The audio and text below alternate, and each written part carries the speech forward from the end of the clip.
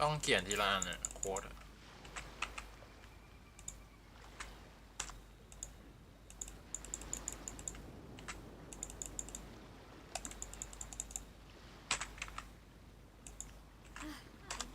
Love Spina di Rosula's logo. It was designed by my mother. Have you noticed how it's shaped like a heart?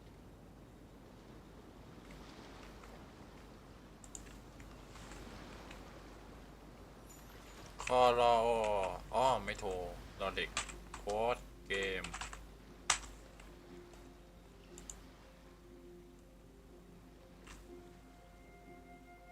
เลือดยังออกอยู่อะพูดถึงโค้ดเกมฉันใส่บ้างดีกว่า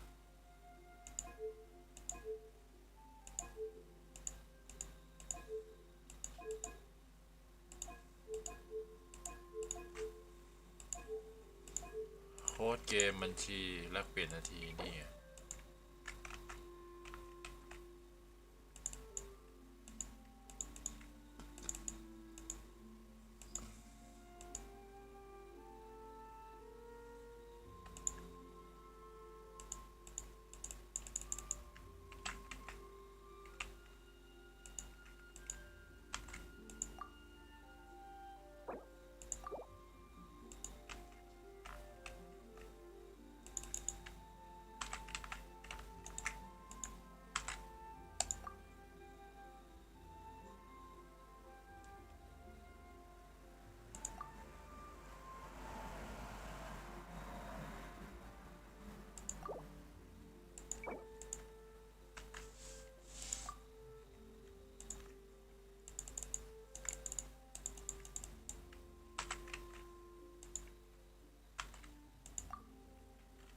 เซิร์ฟเวอร์ไม่ตอบสนอง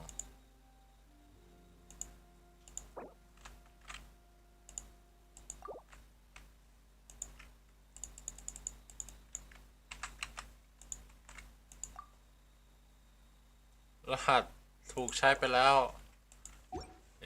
ไม่ได้แจกหมดเหรออ๋อนี่ไง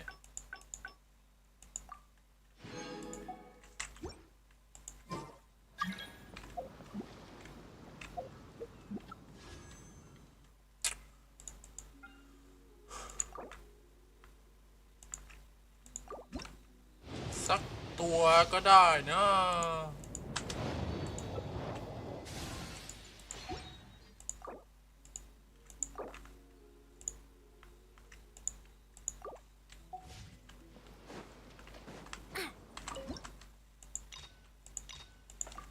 Come on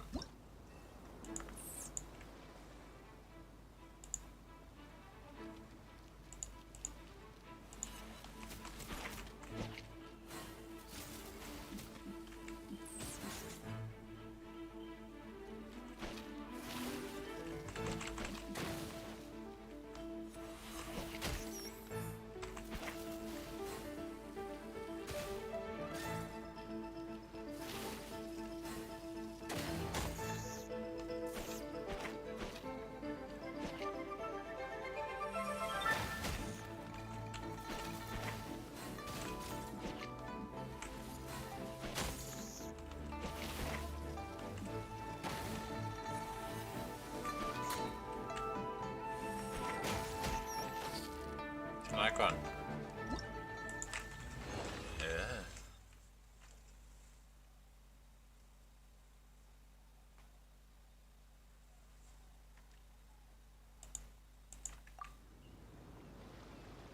Yanfei's Oni Kabuto is so strong! What has Madam Ping been feeding that thing? See?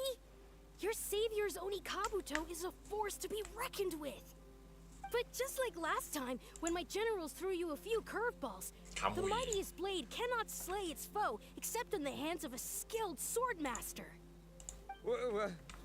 Wise words, Grandmaster. อยู่หรือเปล่า Oh, okay. อยู่ละ Good thing my compadre kept it อยู่ together. ทำไมอะ Wow, what a blast! I ลอง could เพลง get ดู into this whole กระติกโฟม beetle วันไหน battling thing. กระติกโฟนไม่เอาคนในไลฟ์สตรีมได้ Thanks ไหมเนี่ย everyone. I'm gonna stick around ตอน and แร learn กๆกัน some นัด more. กัน5 คนเรากลายเป็นอย่างนั้นได้ไงเนี่ย เล่นกระติกโฟนนัก2 ชั่วโมงก็ได้นะไลฟ์ต่อ1 ครั้ง Don't know อ่า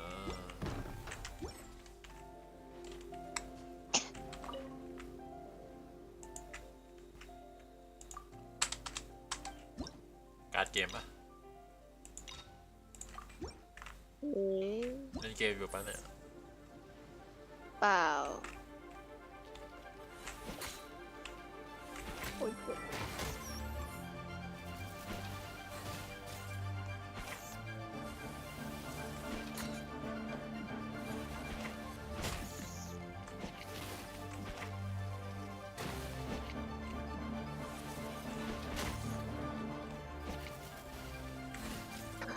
ปุ๊บจิ๊บปี้จิ๊บปี้จับปะจับปะอู้เจอมีแมวเพียบเลย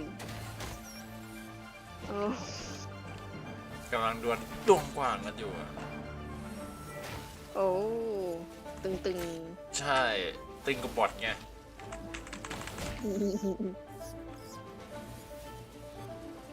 คุณไลฟ์อยู่หรือเปล่า ไลฟ์อยู่รู้ได้ไงอะ ถามเฉยๆ ไม่คิดว่าจะไลฟ์จริง ไลฟ์ปลอม ไลฟ์โปม สู้กับดวงกวางที่เป็นบอทอยู่ มันมีสกิลอะดวงกวางเราไม่มีอะ จับทำไมอ่ะ ชนะแล้วมันลุ้นนิดหน่อยอะแมงตีกันนะโอ้มีพี่คุณมาเชียร์ผมด้วยอะว้าว ติดอยู่ ติดอยู่ ติ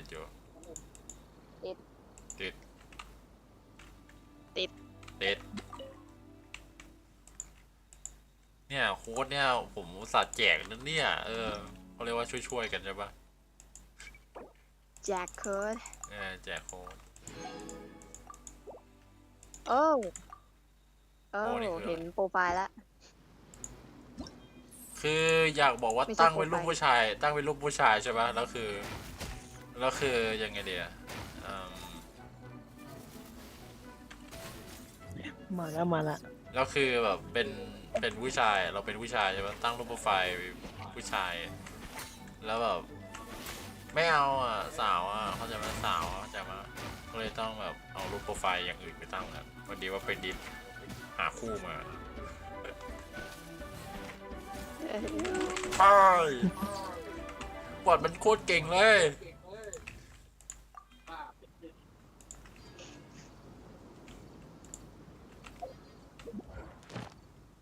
ล่าสุดเป็นเล็บขบ อืม หนองแย่มาก เล็บครบผมได้เคยาแล้วนะ ตัวธาตุไฟอ่ะ ตัวธาตุไฟที่ใช้ดาบอะอยากไล่เล่นจังเลยนะ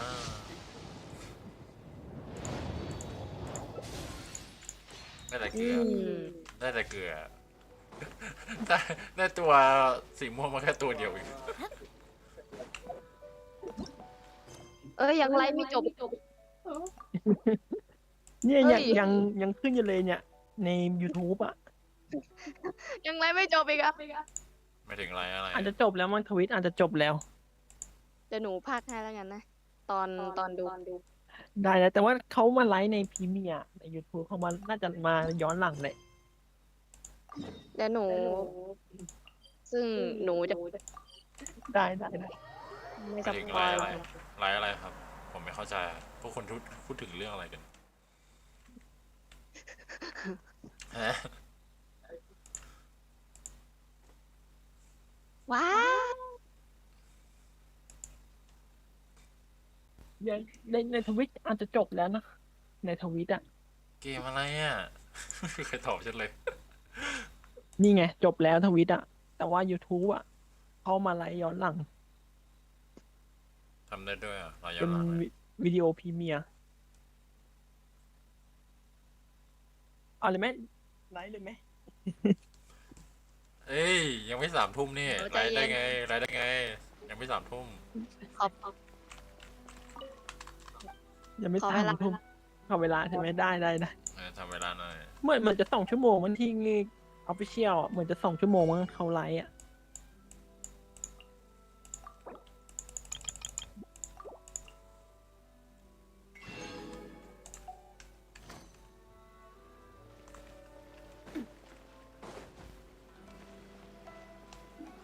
อันนี้พยายามจะไม่ดูนะ ดู ดูใครอะ ดูแค่หน้า ดูแค่หน้าเฉยๆหน้าช่อง มันน่าช่อง มันคือตัวละคร อะ ให ไร ม่ นะ ใช่ อะ ไห ไร ม นะ มันคือตัวละครใหม่ใช่ไหมตัวที่ผมเอามาตั้งรูปปกเนี่ย ใช่แล้วตัวละครมันเป็นเจ้ามงบน สายฟ้าซะด้วย ตอนแรก เจ้า คิด มงบ ว่าน มี กับ แค่ เกมมิ่ง ตอนแรกมันมีแต่เกมมิ่งไงแล้วแบบอยู่ดีก็ไปเจอตัวนี้มา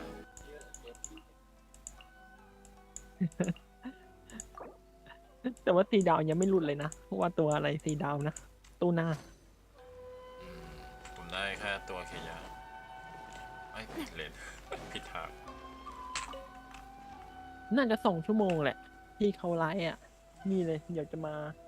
ไลฟ์ดูย้อนหลัง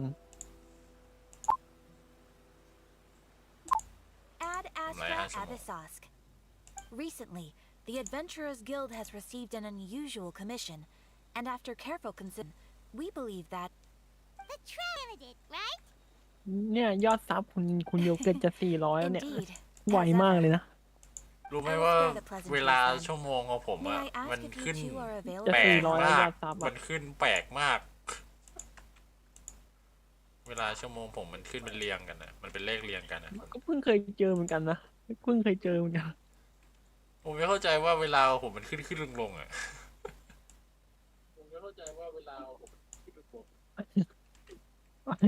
เพิ่งเคยเจอแหละขึ้นลงเนี่ย ใช่ ปกติมันต้องแบบว่าคงที่ ไม่ผมก็คิดว่า1 เดือนคือมันจะเอารายย้อนหลังมาค่อยๆขึ้นค่อยๆขึ้น แต่มันคือมันเอาลงคลิปตอนนั้นเลยเหรอ อ๋ออืมเดี๋ยวต้องรอดู ถึง มันอาจจะบั๊กก็ได้นะ ถึง 4,000 ชั่วโมงเมื่อไหร่ บอกกันด้วยนะ ได้โอ้โห4,000 ชั่วโมงต้องลงคลิป ยัง บ่อ ไม่ ย ถึง ยังไม่ถึง ผมยังไม่ถึง ๆเหมือนยังไม่ถึงเลยยังไม่ถึง 2,000 เลย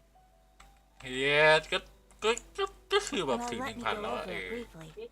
ก็คุณกำลัง Our พูด prize ถึ for ง this ใช่ job ไหม is the Yashiro Commission. Apparently, Rift Towns are attacking the roots of Oh, the sorry, sacred that- sakura that- that- nearby that- Mount Yogo in great numbers. Rift Towns? On Narukami Island? We are not sure where exactly these creatures come from, but this time, they are attacking in alarming numbers with great aggression and a clear target. The sacred sakura is of tremendous importance to Inazuma. I trust you are aware of this already. แล้วโอเค มันคือตัวละครนี้ต่างหาก ดูแค่ For a นี่ long เฉ time, ย the sacred ดูแค่ sakura has PV been เฉย absorbing ที่นั้น filth from ที่เหลือ Inazuma's ก็ยังไม่ได้ leylands ดู to นะ maintain เพ stability ราะ in ฉะ the นั้นกา land. ชาฉันก็ยังไม่รู้หรอก If it นะ were ว่าตัว ever อะไรมา damaged, the filth ว่าแบบ would once ตัวละคร again สีดาวมี invade อะไร Inazuma, บ้าง causing great แล้วส่งให้แล้วทาง catastrophe. แชทส่วนตัวนะ That's why this is a ตอนนี้ก็ rather พุท urgent ธากไปแล้วล่ะ case. เย้ Is the Tenryu Commission aware? Yes, and they are already taking action of their own. However,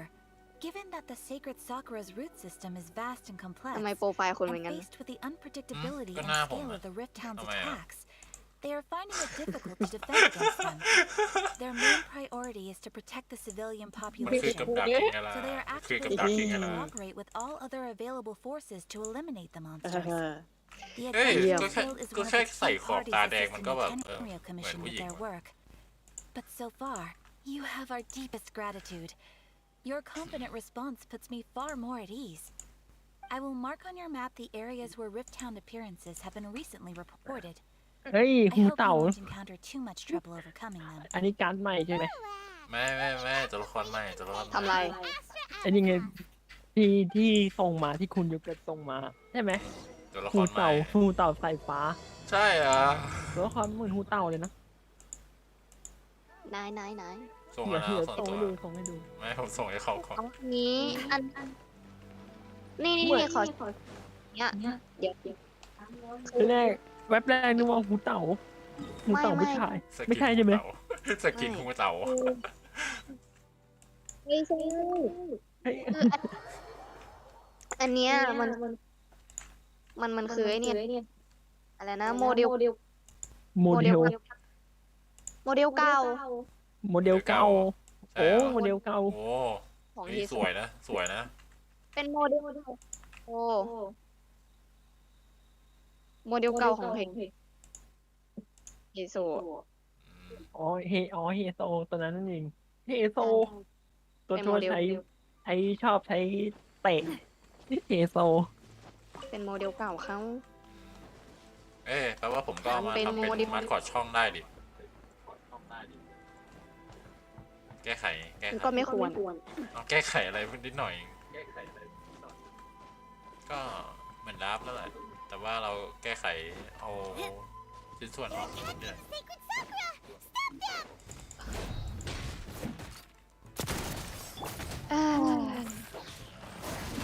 ขึ้นไลฟ์ตอนนี้เลยก็ได้ Wind, hear ขึ้น me. ไลฟ์ เก็บ ขึ้นไลฟ์ใช่ไหม ชั่วโมง ขึ้นไลฟ์ตอน เก็บ นี้ ชั่วโมงหรือว่าทำผมเสร็จแล้วอะที่บอกว่า ได้อยู่ขึ้นไลฟ์ตอนนี้ อยากพาก อยากพาไว้ได้ เฮ้ยพวกคุณไม่เล่นเกมกันอ่ะแต่พวกคุณทำอะไรเนี่ย เดี๋ยวปิดไมค์ก็ได้อย่าปิดไมค์ ไม่เขากำลังพูดถึงว่าไมค์มันสะท้อนแล้วเขาพูดแล้วได้ยินเสียงตัวเองมันเกิดไงเขากำลังพูดอย่างนี้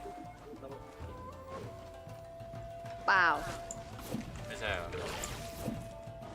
เกลียดเสียงตัวเองมาก มันเขินใช่ไหม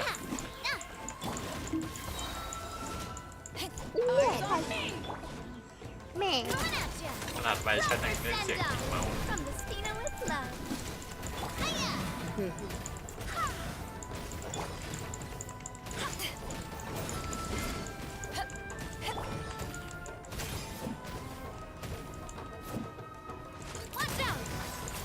มีสะท้อนปุ๊บ Hey there. เข้ากับเสียงสั่นนี่ไงสั่นแล้ว Well, with rocks. Coming at ya. เป็นกำลังใจ เป็นกำลังใจให้เรากำลังทำเควสของ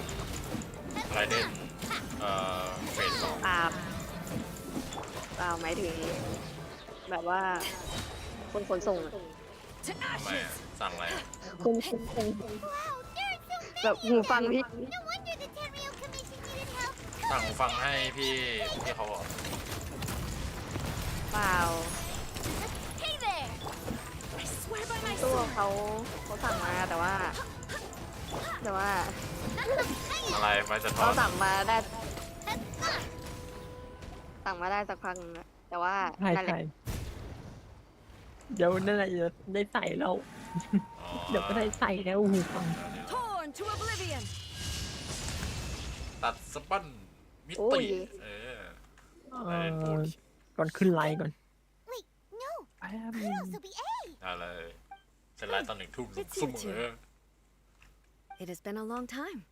We have not seen each other since the resolution of the Tenryou Commission crisis. Okay, yeah, then sounds more like A. It is you, เอ๊ะ right? พวกคุณมีแผนทำอะไรกันเดี๋ยฮะ You มี sure การ made พากย์ด้วยเหร short อ work of them. I'm making early preparations for what is to come.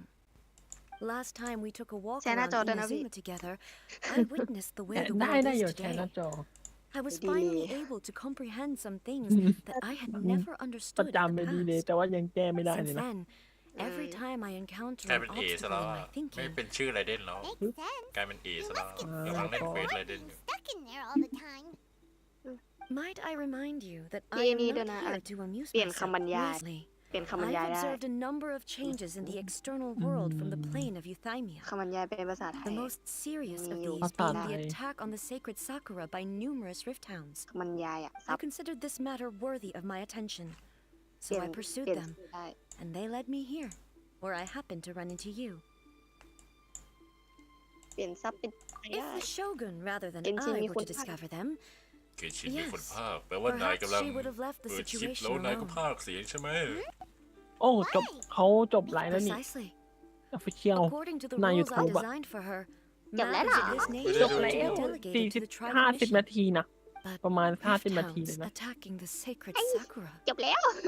มันก็ไม่นานนะ It brings back bad มัน memories of เรียกได้ that ว่า2 ชั่ว terrible โมง disaster. A ดีเลย disaster? พอดีเลยจบแล้วนะ เสีย Yes, แฟนแบบ 51 นาทีที่ผ่านมา ใช่ใช่ 500 years จบเร็ว ago, มากเลยอะ a great catastrophe แต่ไม่รู้ว่า befell จบเร็วเหมื Inazuma. อนกันปะนะที่เขาไลฟ์ใน Everything ท was วิตอะ engulfed in a pitch black fog, and monsters ravaged the land. Countless lives were lost. เอ้ยต้องเขียนว่ายังไงอ่ะคือหมา แล้วกัน เจ็บอ ปัก ยู่ หมุด อะ สำหรับ เราต้องเขียนว่าอะไรรัก ส ษา นับสนุน Barely escaped being Ma. obliterated entirely. อ่า The monsters committed many atrocities on Ah, Inazuma's Chaco soil, Doing and the a man. rift hounds were Yeah, I want always their back. advance guard. Their duty was to tear open a ma. passage through space with their Opo. claws and teeth, and then call in even more powerful หมา beasts. มันคลอดลูกโดนฆ่าน้องหมา6 ตัว หมุดข้อความ อุ้ย อุ้ย เกลียดเสียงอุ้ยตัวเอง โอ้ยโอ้ยโอ้ยโอ้ยโอ้ย โอ้คึก เดี๋ยวไปจัดการแมว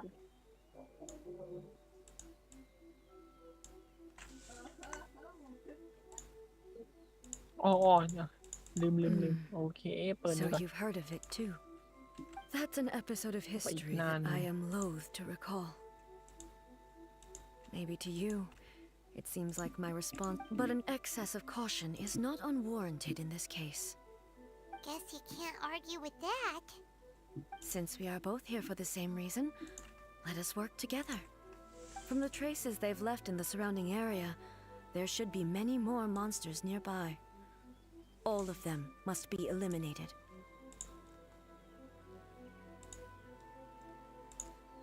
I'm Good way to hit. so safe when we're in Ace Company. Having someone Why, so why? powerful on your team kind of makes Meow, you na, feel na. invincible, เกิดอะไร doesn't ขึ้นกับแมว it? Oh yeah.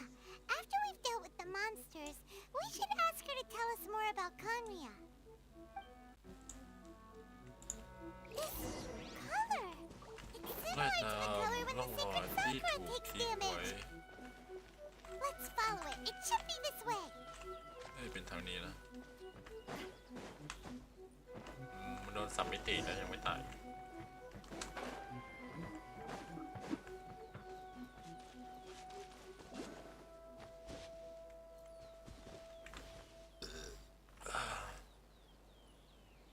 สวัสดีทุกคน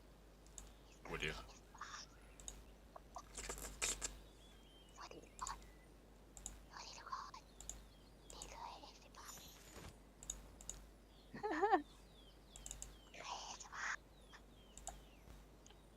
ิบทำอะไรเนี่ย กำลังเปลี่ยนรูปโปรไฟล์ตัวเอง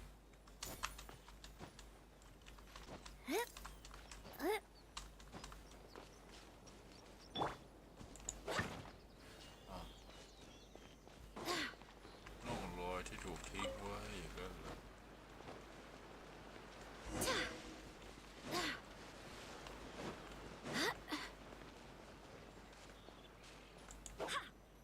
ไม่ตาม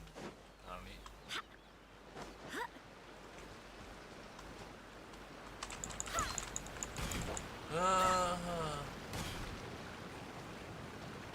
เฮ้ยทำไมเป็นภูมิเพศอ่ะ เอ๊ะภูมิประเทศเหรอทำไมรู้สึกเหมือนสแตมิน่าตัวเองลดเร็วมาก มากันยังทุกคน สวัสดีทุกคนด้วยนะ สวัสดีทุกคนครับผม วันนี้ก็ตามชื่อไลน์เลยนะ ก็จะมาดูแพทใหม่นะ เมื่อตอนเย็นเขาไลฟ์ไปแล้วนะ แต่วันนี้จะมาดูที่หลังเพราะว่ามาดูไม่ทัน The ก็จะได้ damage is ไป not too ดู serious. กันพร้อมๆกันนี่ The แหละ Yashiro Commission will be able จะ to ได้อร nurse รถร the ส root กว่านะ system back to health. นี่ก็พยายามจะแบบว่าจะไม่ดูเลยนะ ก็เลยจะมานี่แหละ มาดูพร้อมๆกันนี่แหละ And how come เหมือนรู้สึกว่ามัน glowing? น่าจะมาวันไหนนั้นเดือนหน้ามันน่าจะเดือนหน้าแหละแพทใหม่นะ มาเดือนหน้าแล้วก็ทักทายก่อนสวัสดีนะน้องอัน แล้วก็ดีครับคุณน้องไดที่ คนแรกจะเป็น Why would they น้อง appear ก่อน here?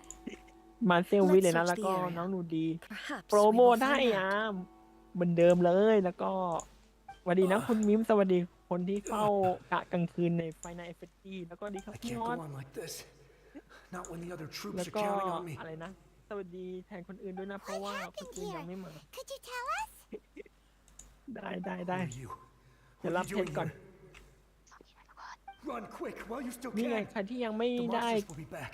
ไม่ได้กรอกโค้ดก็อย่าลืมนะอย่าลืมกรอกนะ I'm telling you, หมด there's พรุ่ง no นี้ escaping them. ที่ยังโค้ด We will defend โค้ดละ Inazuma 100 เพชรนะ3 until โค้ our ดก็ dying 300 breath. 3,000 อย่าลืมไปกรอกกันนะกรอก You don't know? กรอกฟรี กรอก Inazuma ฟรี is ไม่มีค่า engulfed in ใช้จ่าย darkness. ผมบ่ได้อยู่ Beasts and horrify ใครอยู่ในดิส every บ้างก็ last trace of humanity's น้องหนูดีแล้ว existence. ก็ I คุณโย tell เกิ you, ร์ตนะ2 คน they'll devour it all. สวัสดีครับ มาครับทุกคนมา จะมา Nothing seems to be going on ดู around แพ here. ทใหม่กัน Not right now. แชร์ But จอ they'll be กัน back. The almighty shogun is gone. เดี๋ยวก่อนแช So ร์ is จอกัน Kitsune Saigo. There is no one left to rely on but ourselves. พี่ลอง I ทำเสียงกระ don't ซิบ know how long we can hold out for. อะไรนะอะไรนะ If we have Don't worry, I'm right here. กระซิบ กระซิบใช่ไหม กระซิบ the shogun, you're back. ก็ทำเสียงกระซิบอะก็กระซิบเนี่ย We beg you. แล้วนี่ไง You have to help เอา us. ไปที่หน้าจอ You แล้ว have แล้ to วก็ save Inazuma. Only the glow of your supreme lightning can dispel this terrible darkness. น่าจะอันนี้นะ Or the whole of Inazuma will be reduced to a What hunting shadow? ground for the beasts. ขึ้นไหมขึ้นไหมขึ้น Calm down. จะกุ๊บ The war you Oh. speak of is over. ขึ้น แล้วก็นี่ไง Over. ที่แรกเขาไลฟ์ใน What do you mean? นี่นะ Shogun. ในทวิตนะแต่ว่าเขาเอามาลงใน Look around YouTube you. ทีนึง The grass Thưa, grows tao đâu có green tí mấy and thành. lush, and a soft breeze blows. มา This พี่ is เปลี่ยน Inazuma at peace, เปลี่ยน as เปลี่ย you น will no doubt เปลี่ยนซับ remember. เป็นซับ There are no monsters.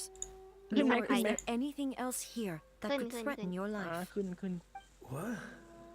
อ๋อไทยแล้ว But ถ่ายแล้วเนาะ how? ถ่ายแล้วมา Just moments ago, they were เดี๋ยวอย่าก่อนนะ everywhere. อย่าปิดเสียงเบาเสียงเกมก่อน I saw ทำ them ไม tear my เอ้ย comrades แล้ว to ทำไม shreds มันยัง with เป็น my own eyes. ยังเป็นภาษาอังกฤษอยู่นะ Hey, calm อันนี้ down. ไงต่อซับมันน่าจะขึ้นตอนที่มันที่ทีมงานพูดแหละ I think I understand. อ่ะปิดเสียงเกมก่อน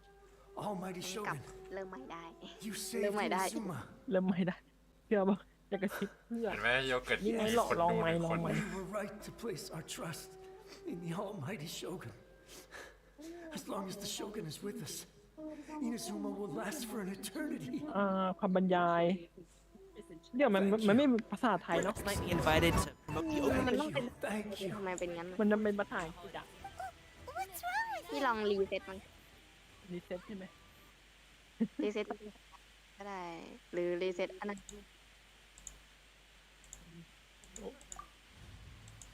He's แก gone. รู้หรือ Paimon can't even begin to มันเป็นภาษา understand what that อัง was กฤษ all อะ about. มันยายลองปิด Feels so sad and ปิดแล้วเปิด hopeless. ปุ๊บนี่มันก็ If ยัง I เหมือน am เดิม not นะ mistaken, นี่หมายถึง the หมายถึง sacred ปิด sakura ซับ can แล้วก็ absorb and purify the แบบ filth เรา in the ไป ley กด lines. ไทยอ่ะ After the rift hounds Thầy. attacked, ใช่ an entity Thầy. filled with strong filth ไทย มันก็ไม่ would be ได้นะ highly มันก็ไม่ aggressive. ได้ But when purified, เอ๊ะ it presents in the Ế form bẹt. of a memory. เฮ้ยแปลก Purified filth quickly ไม่เป็นไรนะ dissipates ไม่เป็นไรนะ and มัน will มัน be ไม่ได้ absorbed. มันพัง So ไม่ the ได้ memories of the ones that Phạt died are đây, all khai appearing bọt at này. this moment? นี่ไง Yes. มีคนพากอยู่ That soldier was one of Khai the bọt many này. thousands who made the มีคน ultimate พากอยู่ไม่ sacrifice. ถึงจะไม่มีซับไทยแต่ก็ What มี he คน was พากนะ describing just now แต่ is precisely แน่ the นอน disaster that happened in Inazuma วันดีนะน้องหนู 500 years ago. เสียงจะขาดในเมื่อพี่ไม่พูดนะ Yes, เสียงเป็นไงบ้างเสียง Inazuma โอ was เคไหม facing many great crises at that เสียง time. มันจะขาด Some were local in origin, while others came from the now fallen kingdom of Kamiya. The disaster in Inazuma caused me great concern. I felt that I had to step in before it was too late, otherwise it would spread to all of Tevat. But my friend, Kitsune Saiku, reassured me that I had nothing to worry about. She would shoulder the responsibility of protecting Inazuma and mobilize all forces at her disposal to combat the threat. I could tell that, Oh my although god neither of us acknowledged it, we both knew that the road ahead would likely end in tragedy. รู้สึก So, เหมือนไอ้ที่ตอน Inazuma เนี้ย was เหมือน attacked at พี่ the สาวมาก same เลย time แบ as บ when the disaster happened in Duduk. Kamiya? รู้ Indeed, สึกเหมือน ไม่เหมือนตอนแรก Countless monsters suddenly appeared throughout all of Inazuma. In the end, Kitsune Saigu sacrificed her life to protect the people. I never had the chance to see her one last time. But I would like to believe that she kept her promise to me until the very last. But even then, Inazuma was left more devastated than we could have ever imagined. Those terrible tragedies left great wounds that are still felt to this day, ความเย็นชาของฉันมันเริ่มหายไปจริงเหรอ and in my heart. ถ้าหายไปแล้วที่คุยกับฉันล่ะ Yes. For the longest time, I couldn't bring myself to face the pain of that loss. All my martial might was in vain. Though I could conquer Tatarigami and vanquish monsters, I was helpless against the ravages of time, powerless to keep the ones I cherished alive.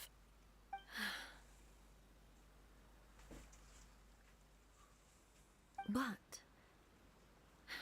after my clash with human ambition, I thought long and hard. When I traveled around Inazuma with you, อันนี้ไปเดิน I ชม caught a glimpse เธอ of ก่อน how the เลย nation has progressed over the centuries. A glimpse of human potential. Everything moving forward inevitably invites further loss. คนในเรื่องนี้มัน But อยู่ถึง also กี่ปีวะเนี่ย new encounters. Just think of that soldier. Despite all the losses he had experienced, he still chose to keep fighting for the sake of moving forward. All those who sacrificed themselves back then gave their lives fighting for a future. But perhaps the future they were hoping for is not the eternity that I once strove for. As Inazuma's god, ในฐา It is นะ high เทพ time I เจ้า honored แห่ง their อิ wishes. นาซึมะ warriors of the past เรา who จะหา spilled ที่ your คือหลั blood งเรื่อ on ง this ที่นี้ land. Your noble souls now rest in this. I will never forget you and all that you did for Inazuma. He's taking all this pretty hard. ดูหนักอึ้ง Come on. Let's keep investigating the damage to the sacred. damage คือความเสียหาย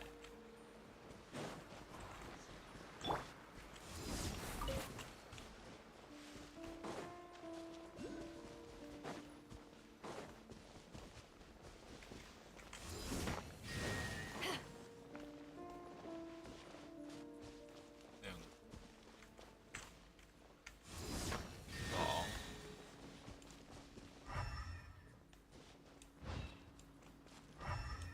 โอเค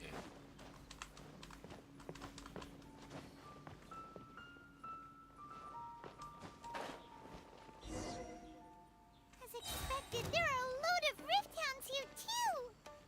เอาแน่ Leave them to me.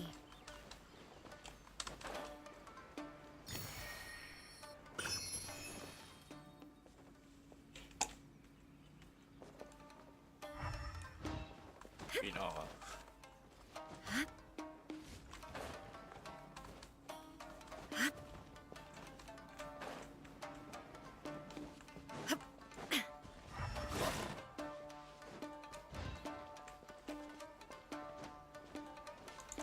Shine down. Ha! Now you shall perish. เว้ยมันเว้ยมันเว้ย Illusion shattered. เว้ยตัวละครฟรีเว้ยมันหาย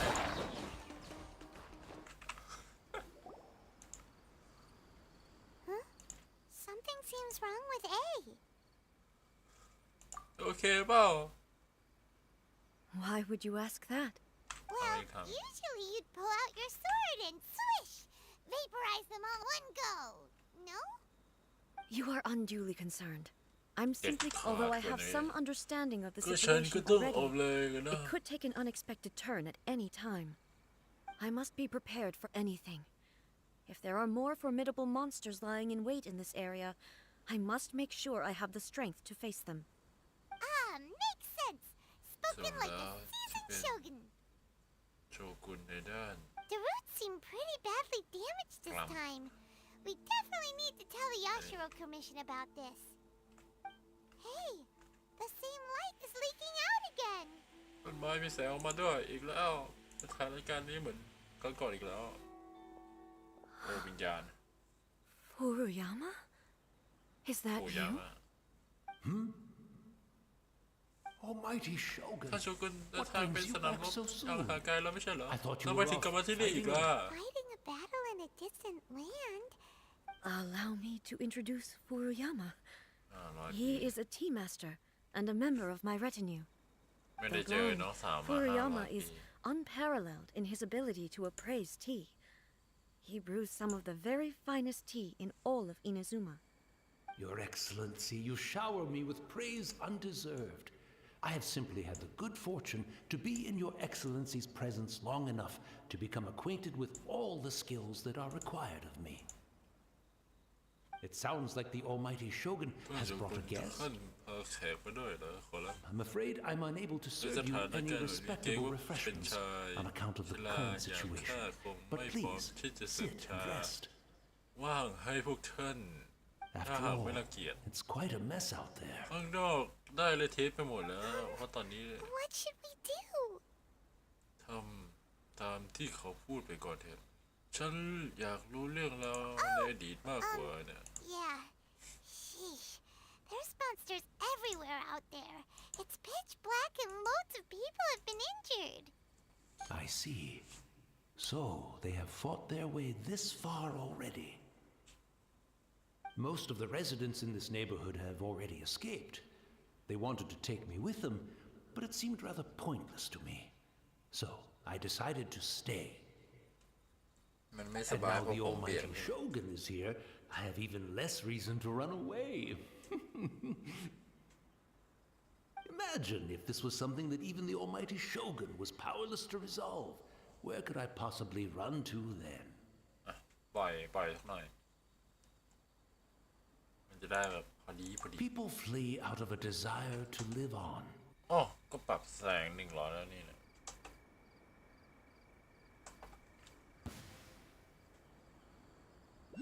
As expected, there are a load of rift hounds here too. Leave them to me.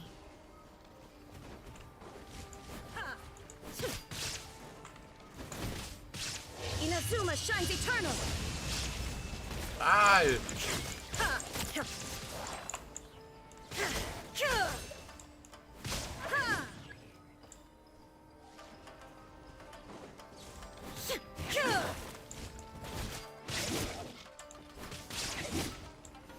There is no escape.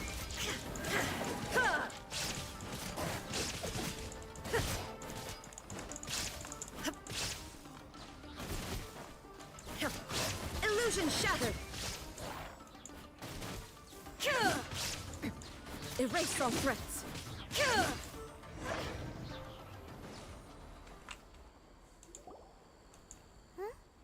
Something seems wrong with ฉัน Egg. จะไปหานายนะโยกคนที่แอบส่งฉันนะฉันรู้นะทำไมเธอโอเคเปล่าเหรอ Why would you ask that? อ๋อจำได้ละ You are unduly. Although I have some. ว่าอ I ยู่ทำ must ไม be กู prepared. สู้2 รอบอะ The roots seem pretty badly damaged this time. We definitely need to tell the Yeah. Yashiro เ Commission ด็ก about เล่น this. กูแล้ว Hey, the same light is leaking out มี again. แสงออกแล้วเมื่อคืนยิงแกคนหนึ่งชายแก่นี่หว่าโอ้ท่านยามะโอ้ท่านโชกุนลูกทำไมไม่อยู่ที่นี่ทำไมไม่อยู่สนามรถวะห่างไกลไม่ใช่เหรอ Battle in a distant land? Sounds like this guy's Ah, spoken about 500 years ago too. Allow me to introduce Furuyama. He is a tea master and a member of my retinue. Though blind, Furuyama is unparalleled in his ability to appraise tea. He brews some of the very finest tea in all of Inazuma. Your Excellency, you shower me with praise undeserved. I have simply had the good fortune to be in Your Excellency's presence long enough to become acquainted with all the skills that are required of me.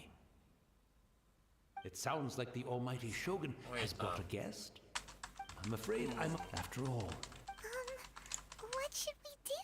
ฉันอยากรู้เรื่องอดีตเมื่อก่อนเนี่ย Sheesh. I see.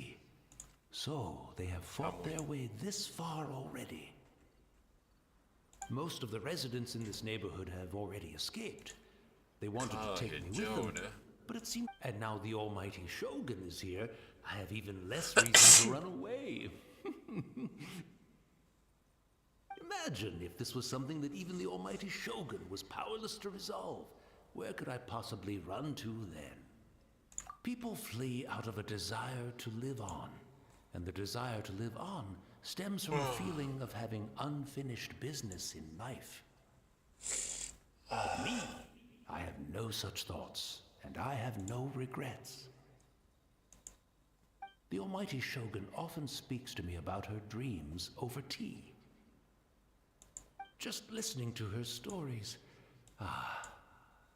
I've been blind for many years, but her vivid descriptions took me on a splendid journey to all the most beautiful places in Inazuma. Over time, I've come to understand her mindset. Quite the romantic at heart, a true dreamer. One thing she always says is, good things don't last forever. Everything changes, fades, disappears completely over the passage of time. And so, people must make the most of the life they have, seize the chance to enjoy it while it lasts, and have no regrets in the end.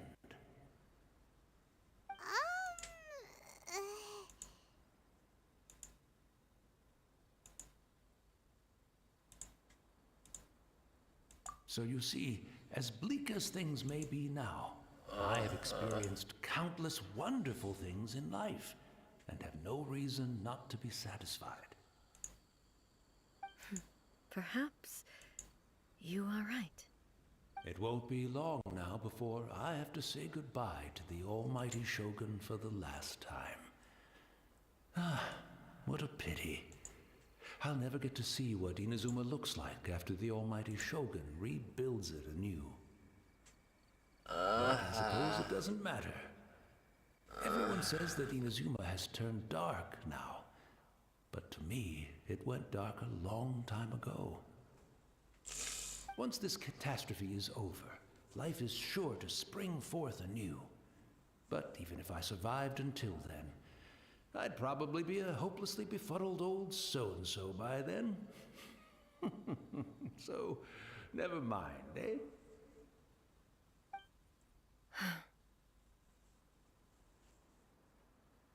Oh, goodness me. Speaking of befuddled, look at me rambling away to my heart's content and forgetting to serve the tea.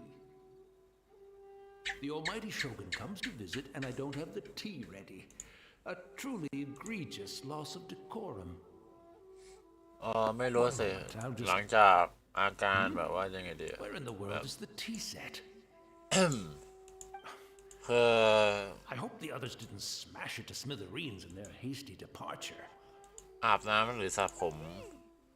ในรอบทุกวันมันจะเป็นอาการอย่างนี้แหละก่อนที่จะสตรีมแต่ว่าวันนี้เป็นหนักเพราะว่ามันรู้สึกเหมือนผมไม่แห้งแล้วก็มาสตรีมมันก็เหมือนกับว่าเราเป็นไข้ประมาณนี้คือเอาผ้าตัวชุบ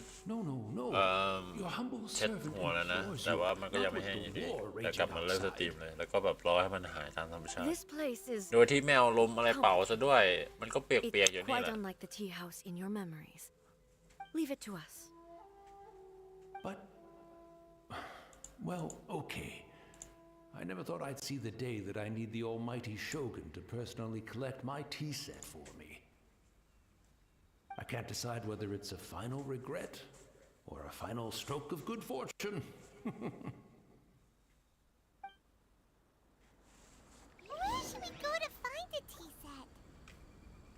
Having a cup of tea isn't exactly the most urgent thing to do right now, but at the same time, this lovely old man from 500 years ago has been through so much, and it makes Paimon so sad. I'm also feeling very nostalgic for his tea.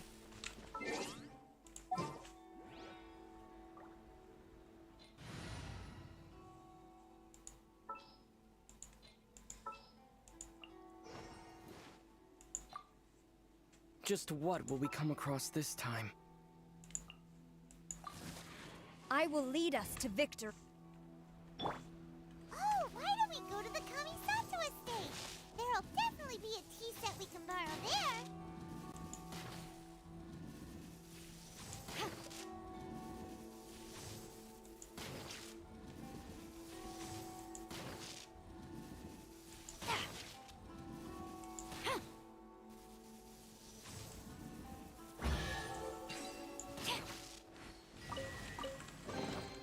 Good. Leave nothing of value behind.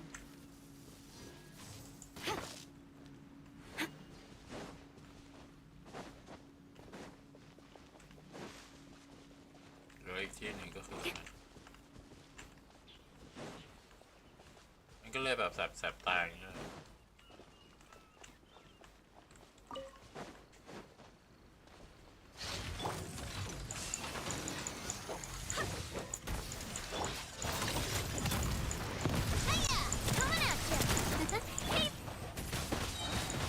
Wind blade! Strike! I will overcome. This one's got your name on it.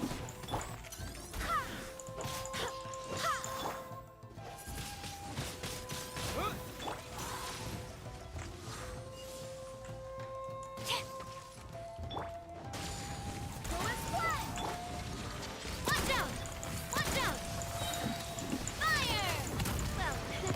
with rock. Glory to the Shogun! Quiver! Coming at ya! With the wind! Watch out! Tap! Flash! I willingly.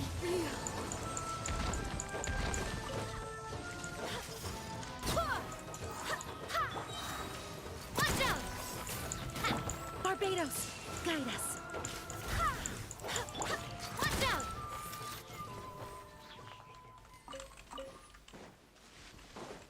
ชิวๆ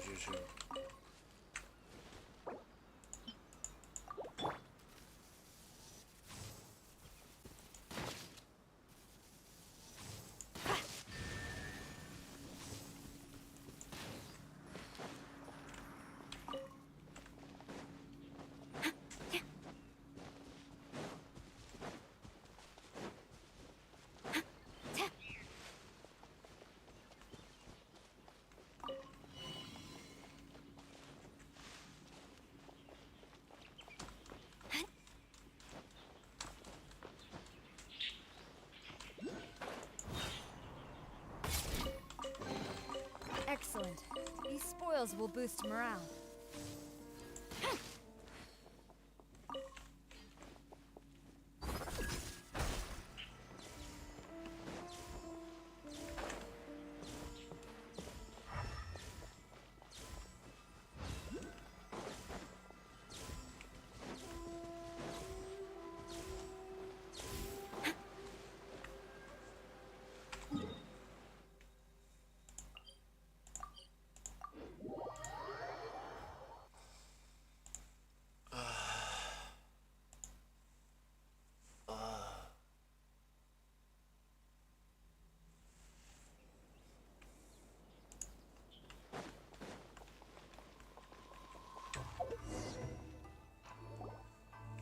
It's the Traveler. And the almighty Shogun. How might I be of assistance, Your Excellency? I wish to borrow a tea set from the Yashiro Commission. Oh, sure. I'll fetch that for you right away. Please step into the courtyard and have a rest, almighty Shogun. Oh, and I'll inform my lord about your visit immediately. Ah, and the tea set. I'll bring that here as soon as it's ready. Be at ease. I'm not here to see Commissioner Kamisato. Actually, No. I am your humble servant. I daren't think of my own convenience when the almighty Shogun graces me with her presence. I'll deal with it right away. well, it's not often we have the chance to chat. I'm sure you must. Right. Paimon wanted to ask that too. The almighty Shogun that he described didn't sound anything like you at all. I seldom had the time to drink tea. Any free time I had was spent practicing martial arts. So, in the vast majority of cases,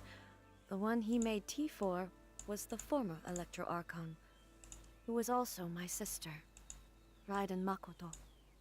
He may well have had an inkling about there being two Raiden Shoguns,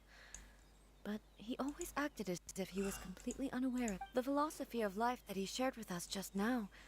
That was Makoto's view on reality. She always saw things that way.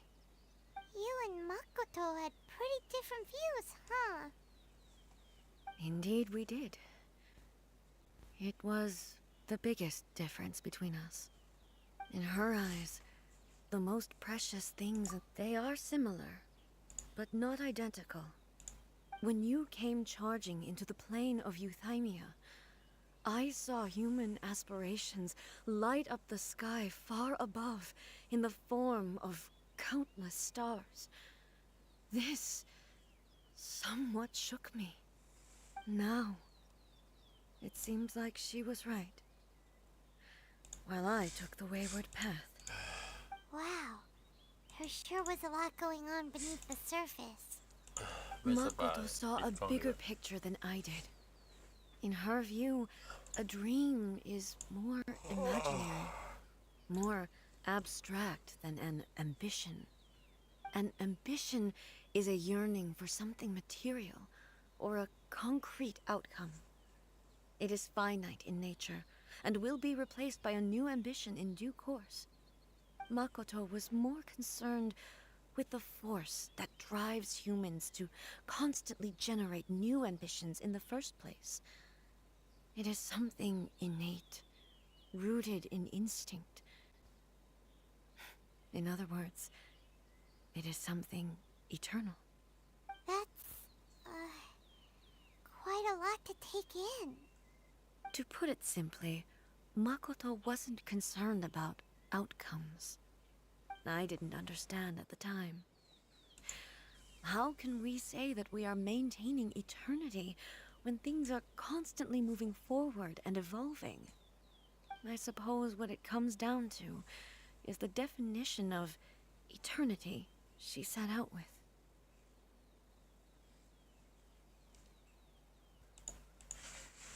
Yes, it does.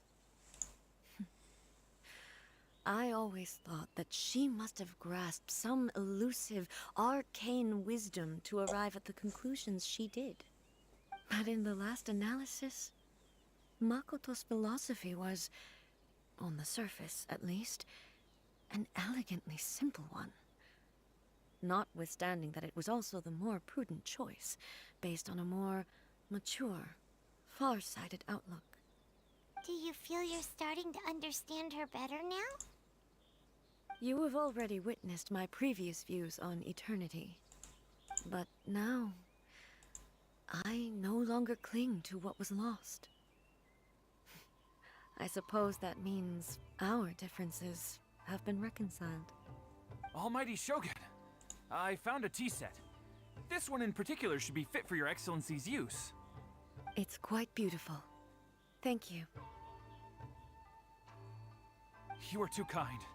A humble servant such as I does not deserve the gratitude. It's all good, sir. She's actually pretty chill. Let us return. We ought not keep Furuyama waiting too long.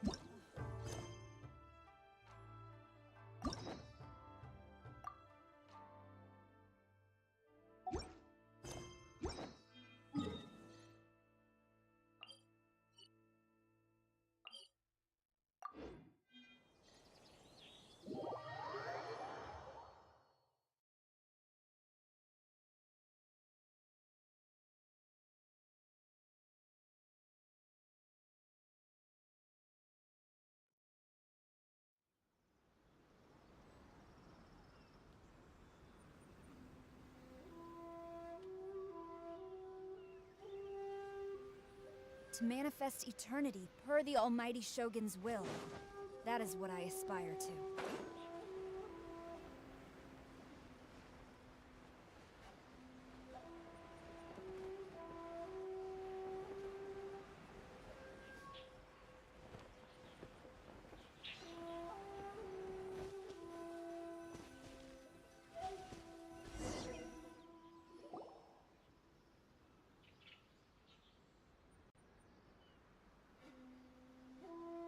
Hey, where'd he go? He wouldn't have gone looking for a tea set himself, would he? Or perhaps the ley lines did not have the power to sustain him for very long, as was the case with the memory we saw earlier. So we won't get to drink his tea? We didn't even have a chance. The information held in the ley lines is complex and disorderly. The fact that we were able to meet him to begin with was a miracle of fate.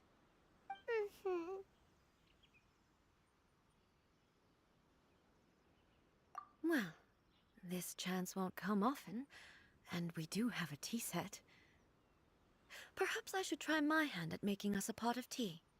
I've watched Furuyama brew tea on many occasions. I doubt I should have any major problems doing it myself. The tea is ready. Please give it a try. So many thoughts were racing through my head as I was brewing it. I'm not sure how to explain it. You're right. But the things we've seen today have brought back many memories for me. I've been reminded of many people, too. Kitsune Saigu, Makoto, and all the other friends who I watched pass even further back. Back at the Yashiro Commission, I kept the conversation reasonably lighthearted. But now, I'd like to broach a heavier topic, if I may. The events of 500 years ago not only robbed me of my friend, Kitsune Saigu, they also took Makoto away from me, for good. She died in that disaster too? Yes. She went to Conria alone, without telling me. Unlike me, Makoto was no martial artist. Whenever similar crises had arisen in the past, I was always the one to face them in her stead. But this time, the circumstances were so grave that Makoto had no choice but to leave me behind. Or perhaps it was more that she went ahead of me, put herself in front of me, so that I would remain hidden. In any case, by the time I realized what was happening,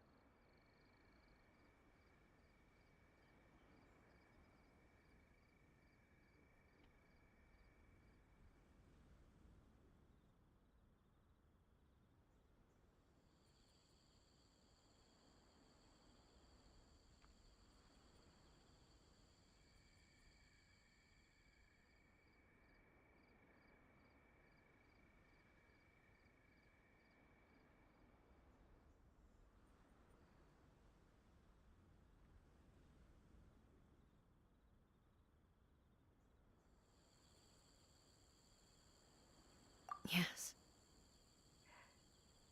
It was too late. I arrived only in time to hear her dying breath. She had already lapsed into unconsciousness by that point. So all I could do was enter into her mind. As far as you're concerned, it would be somewhere similar to the plane of Euthymia. It was there that we bid each other a final farewell. I cried bitterly. Even in those final moments, I couldn't understand her actions. Why did she go to Conria first, and not I? Why did she keep me in the dark about it? Was it to shield me? It was there and then that I resolved to pursue eternity. As a testament to that decision, I saved her realm of consciousness. That's quite a story. When I returned to Inazuma, I was shocked to find that a great sakura tree had appeared on Mount Yogo. The tree that you know as the sacred sakura.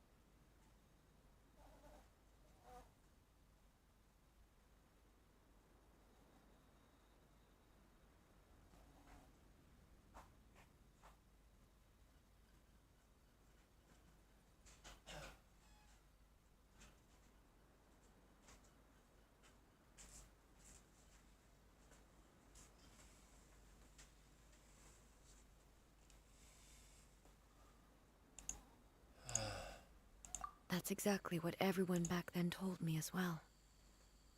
That it had existed since time immemorial. They were so matter-of-fact about it, and couldn't at all understand what I was so surprised about. No one questioned it. And yet, its presence contrasted so starkly with the area as I remembered it.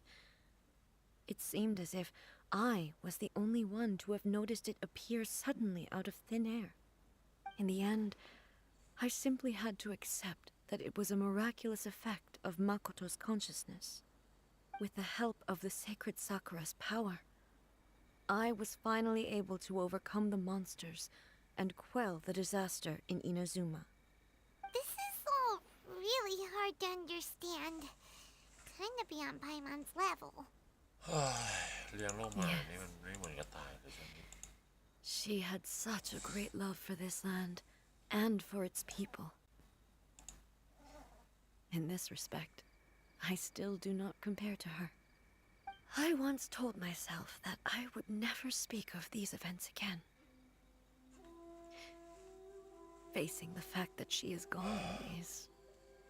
unbearably painful.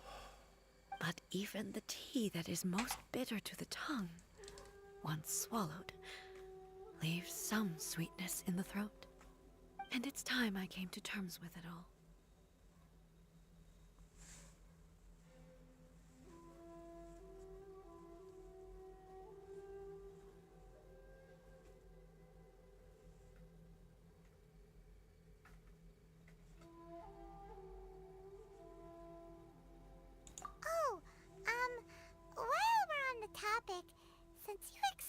experienced that battle in person.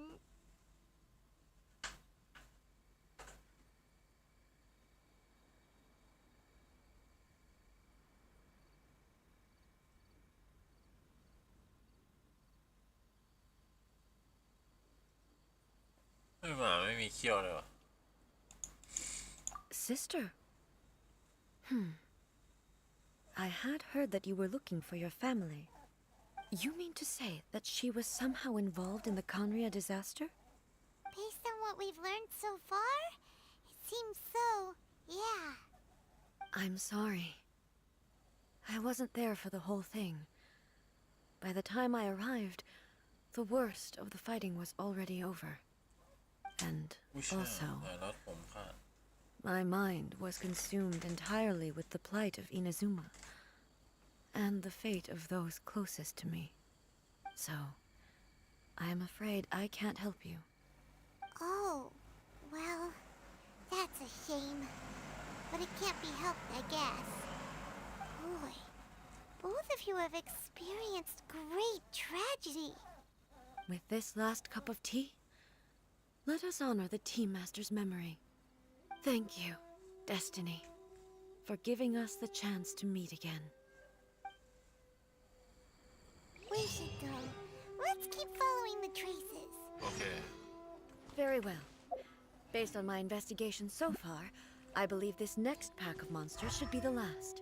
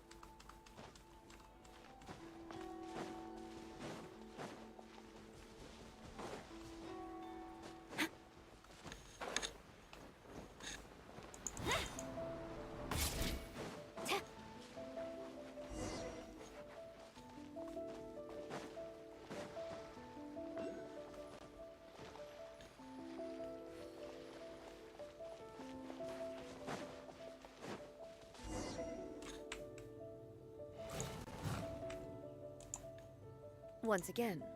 please leave them to me. Hey! Are you sure you're alright? You're scaring us! Fear not. Fighting is what I do best. โยจบนี้ก็ว่างแล้ว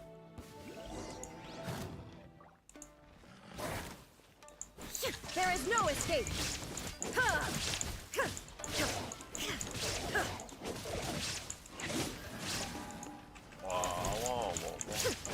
Shine down!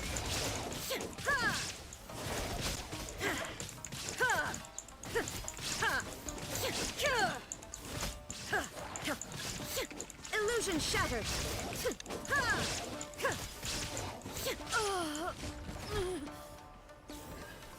Are you alright? I'm fine. จะรักษามันไป Now you shall perish! Illusion shattered!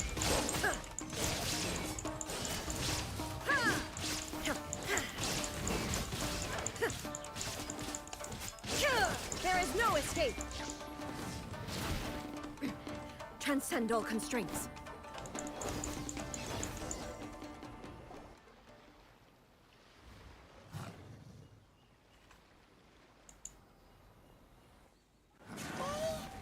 Maybe you should leave this one to us.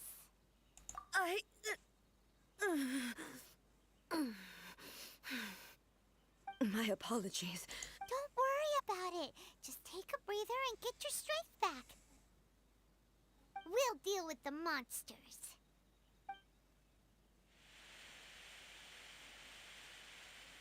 Look, that's the same light again.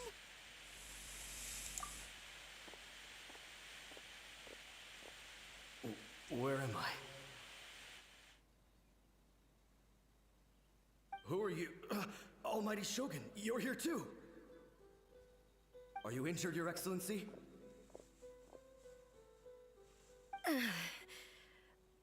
I'm quite all right. Just feeling a little stiff. We, the Shogunate Samurai, will defend the Shogun until the very end.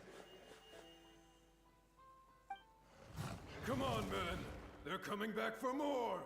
Let's get them. Don't! It's too dangerous. Danger is our duty, ma'am. If we were the kinds to shy away from danger, we never would have taken up arms to begin with. No need to worry, Almighty Shogun. When the situation looks bleak, we will draw on the power granted to us by the gods. Is that a vision? It certainly is. I know the gods are omnipotent, and their willingness to grant their power to humans means they have high expectations for us. If the Almighty Shogun is in trouble, now of all times is the moment for us to honor that. So that's how samurai of that era understood visions, huh?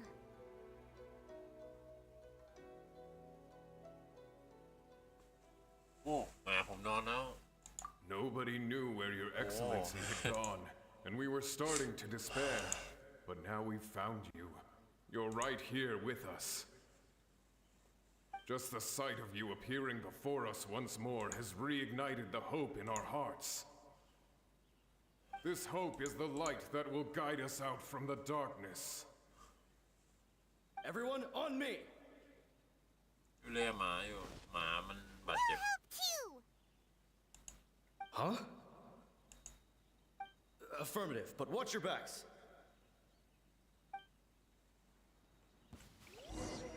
Protect the Almighty Shogun!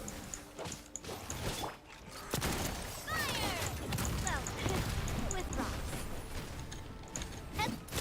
Hey there! ทำไมมองไม่ได้แบบ Watch out!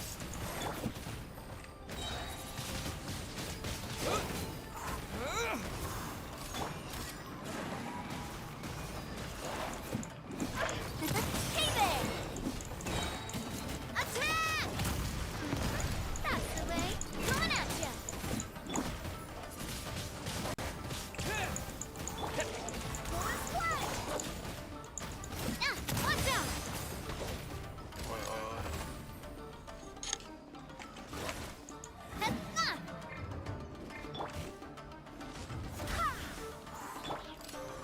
Coming at ya!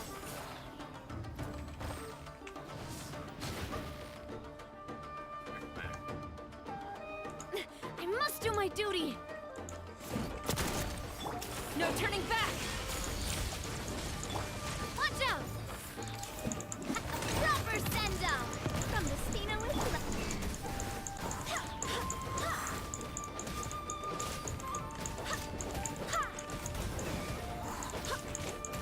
Wind, hear me! With the wind! Coming at ya! Quiver!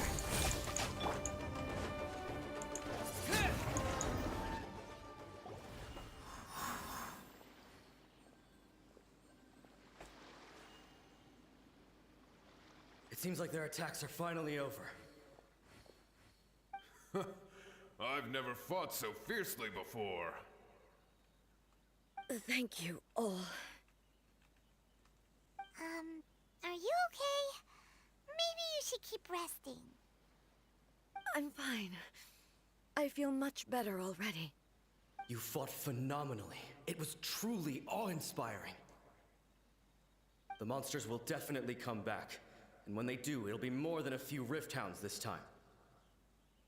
Quickly, escort Her Excellency back to Inazuma City, and regroup with the General's forces as soon as possible. When everyone sees the almighty Shogun safely returning, their spirits will be lifted. Well, what are you guys gonna do? We will stay here and guard against the monsters' advance. We cannot afford to let them get any further. We are brothers in arms. As long as we stick together, we can face any number of monsters that come our way.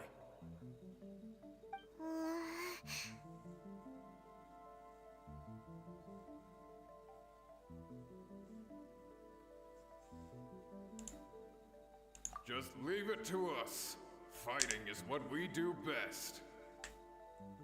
But the almighty Shogun is the only one of us with the power to change the present state of affairs. Only Her Excellency can turn back the tide of despair and lead us onward into the future. No matter what kind of threat faces Inazuma, we will always place our faith in the almighty Shogun. Oh. Thank you all very much. I promise you that I will create a bright future for Inazuma. I should not have left it this late to make this promise. But from this moment forth, know that I shall be true to my word. Don't worry, Your Excellency. We will never doubt your word as long as we live. With you leading us, we will claim back everything that Inazuma has lost. Glory to the Shogun! Glory to the Shogun! They're gone. It was both. The people's sacrifice has always caused me immense pain. But in dwelling on the tragedy, I overlooked their splendor. The grief blinded me to how brightly they shone in their final moments. The result being that in the centuries since their sacrifice, I have dishonored their will. You could take the view that whatever I say to them is meaningless, because they are but disembodied memories held in the ley lines. But even so, they are due a resolution. Well,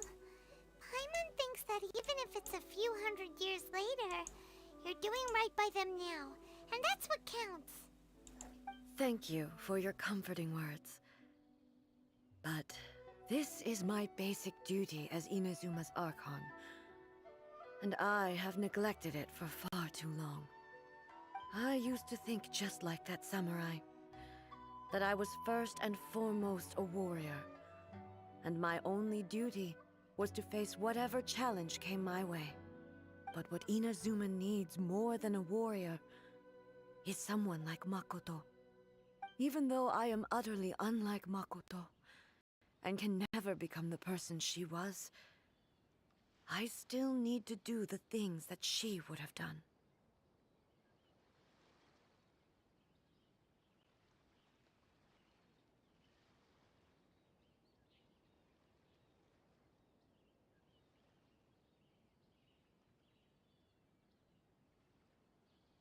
Yes, they are. They are strong and resilient, and have much to be proud of. As the Raiden Shogun they revere, I should not be the one to hold them back. Well said. Sounds to Paimon like you figured things out. Change will come to Inazuma, and with it, new possibilities. This will take time, but eventually, the future will bring healing to the scars of the past. No matter how long it takes, I am committed to bringing this. Now that we've dealt with the Rift Towns, this matter is halfway resolved. It does not appear that the threat will escalate for the time being. I will leave the Tenryo and Yashiro commissions to handle the follow-up work, such as investigating the origins of this incident and tending to the root system. Alrighty then, let's move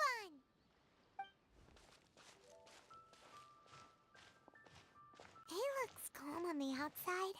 but Paimon bets her emotions must be all over the place right now, huh? She seems to have changed a lot since we last met her. พี่ อ๋อ พี่เจ เริ่ม โปร กิ โม จ ท กรรม ไหน ให้ พี่ ห เจ นู What's ฮะ wrong, eh? อะไรนะ โปรโมทไหนพี่เจไอจี IG ชื่อ JXYIB underscore นะครับถ้าไม่เจออยู่หน้าเบ อื อร์โทร ม นี้ เอ ขอบคุณครับขอบคุณค่ะแคลยศ ขอบ ส่ คุ ง ณ มา ค่ะ ให้นะครับ ครับ ขอบคุณที่มาร่วมกิจกรรมพวกหนูนะ ขอบคุณ ถ่ายรูปก่อนนะ เฮ้ยพี่เกิดเร็วจังเลยอ่ะพี่ไม่ลงนะ ฮัลโหลพี่ ยังไม่ลง ส เล วั ย สดีครับ สวัสดีครับ What's going on? Are you feeling unwell again? เสียงเขาได้หรือว่าหนูกันดาวะ My body. ได้ยินไหมครับพี่ ได้ยินไหม I ได้ can't ยิน move ค่ะ it. ได้ยินค่ะได้ยิน It looks like โอเค ได้ยินค่ะ the ชื่ออะไร situation คะ is more serious than I thought.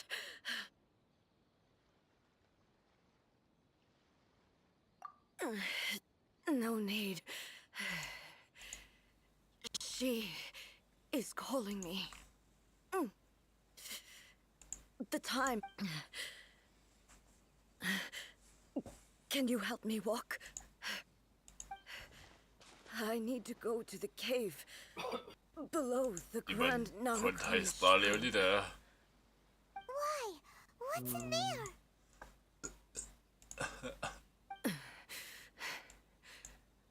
A battleground. ถึง One where I shall sever ties with the past and take the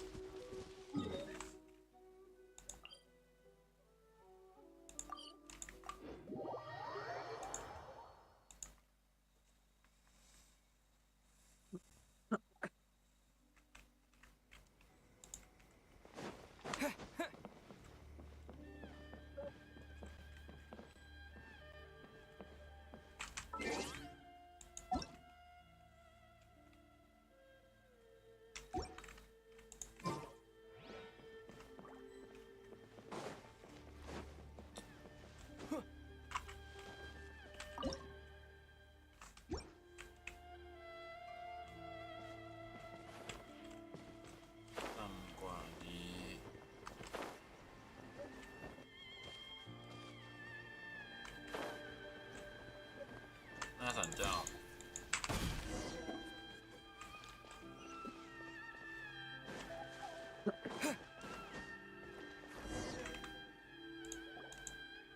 We're finally here. The entrance should be nearby.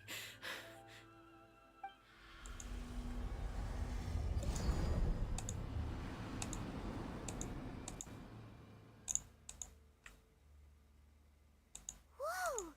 Where'd that Torii gate come from? It's getting worse again. This is a place I once sealed off with my own hands. กับมือ The entrance to Raiden Makoto's. It looks like she will no longer allow me. Huh? What are you talking about? เจอนี่คื And อ who is... หมายถึง ลูกชิ้น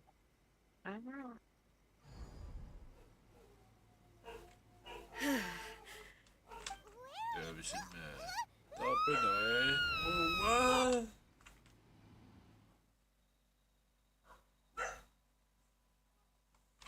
มาเนาะ ว่าฉันตื่นไปด้วยเนี่ย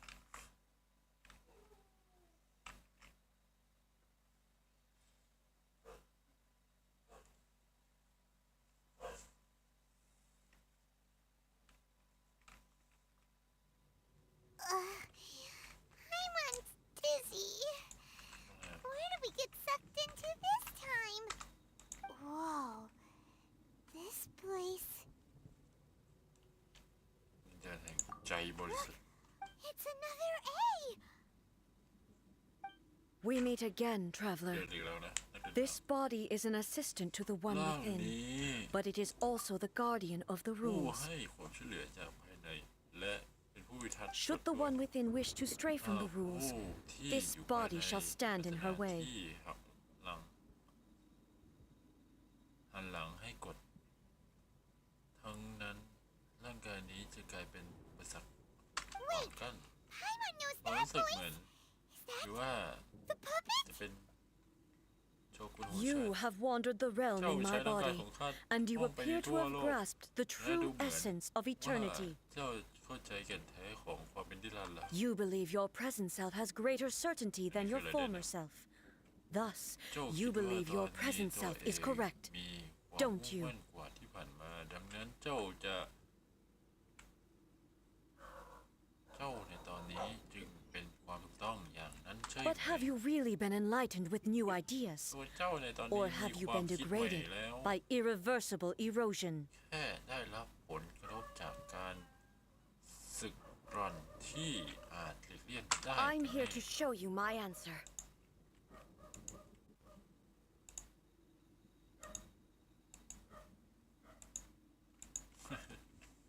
มีประตูใหม่สิ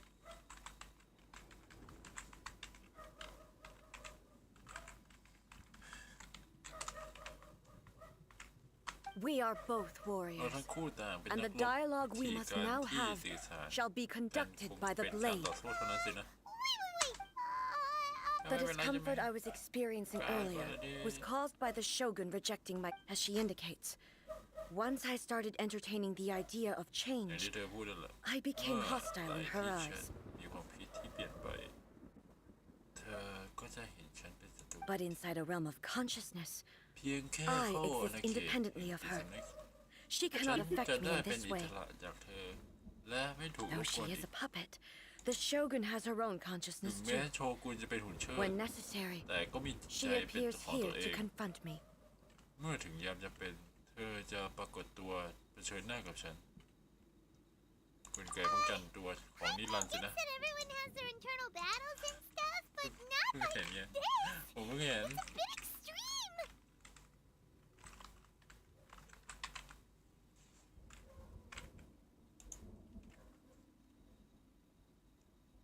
ไม่รู้ว่ายากแค่ไหนจะทำแต่ใครจะคิดว่าสถานการณ์จะต่อสู้ตัวเองแบบนี้โชกุนกับโชกุนต่อสู้กัน The rules I set for the shogun are... No. I would not try to change her if it wasn't necessary. ฉันจะไม่พยายามเข้าใจเธอหากไม่จำเป็น Isn't there any other way? Can't you talk it through or something? Look, they both just want the best for รอแหละ ดู YouTube My form is a symbol of supreme majesty, in which has been vested power over all the realm. It is the cohesive embodiment of all that constitutes the Raiden Shogun. It inherits A's pain, the pain of inevitable loss that comes as she moves forward. ได้สู้กับตัวเอง So ไรเดน too does สู้ it กับไรเดน inherit her determination to reach eternity. Every action undertaken is for the sake of resisting ทุกอ erosion. ย่างก็เพื่อการ Determination, courage, ศึก love, ก่อน hatred. All of these will be degraded and distorted by the incessant flow of time. Only rules shall remain constant for eternity. มีเพียงกฎเท่านั้นก็คง Those เป็น were นิ my รันดร์ไม่ thoughts เป when ลี่ย I น created you. นั่นเป็นความคิดของเธอสร้างขึ้น They มา are ไม่ใช่เหรอ towering obstacles that I มั have น no ได้กลาย choice เป็นกำแพง but สู to ง overcome. เพื่อให้ You ฉัน wish ก้าว to ข้าม make ไปให้ yourself ได้ my enemy? เจ้าจะเป็นศัตรูกับ I am ข้า your past, the ข้าคืออดีตของ everlasting เจ้า law, the guardian ข้า of คือกฎที่พิ eternity. จารที่ไม่อาจเปลี่ยนแปลงข้าคือ And ผู้พิทักษ์ของ I นิรันดร์ am she who promised a dream to her ส่วนฉัน subjects. คือสัญญาแห่งความฝันของเราผู้คน In the end, even the proud and Cool, I mighty did. Oni maiden was cut down in disgrace. โอ้ยไรเดนสู้ไรเดนเว้ย Though your blade has been cleansed of her blood and filth, never shall it shine as brightly as it once did.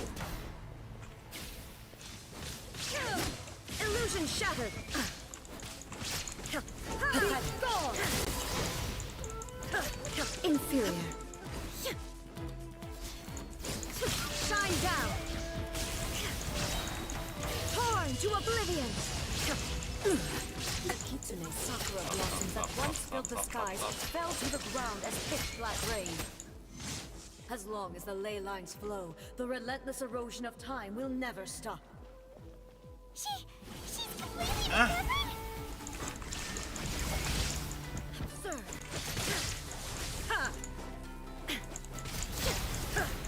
Weak.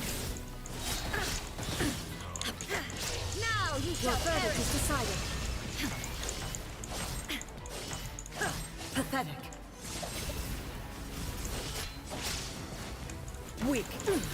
The divine lightning that envelops all of Inazuma will ในที่สุด fade แสงแห่ง silently into สาย the ฟ้าปกป้อง clouds. ในสมะก็ There ยาว shall ไป never be ก็ another. ไม่ได้เก็บแม่ Never. For the ไม่มี rest of คนที่ time. สองอีกแล้วไม่มีคนที่สองต่อไป Insolent. Inazuma shines eternal.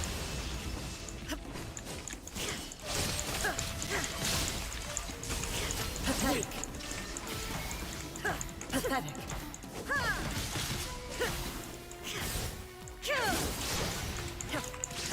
Inferior.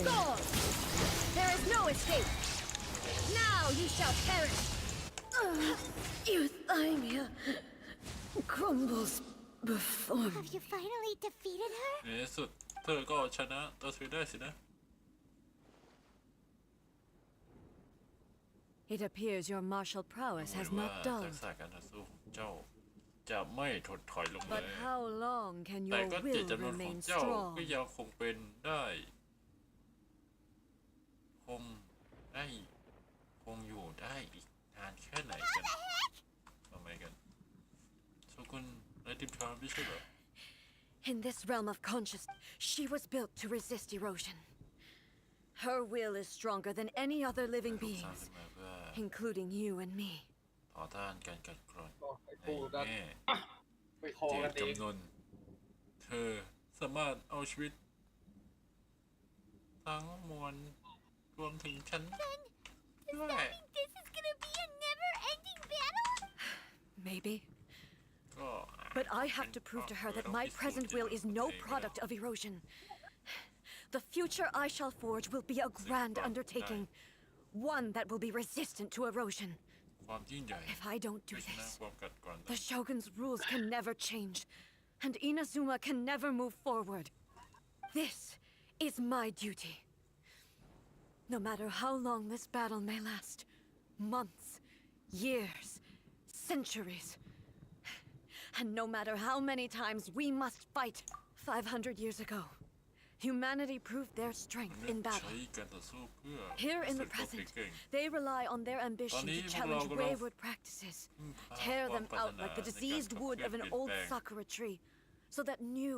healthy branches might spring to life in their place. เหมือนดั่งต้นไม้ It is about time that I learned to trust. I understand that.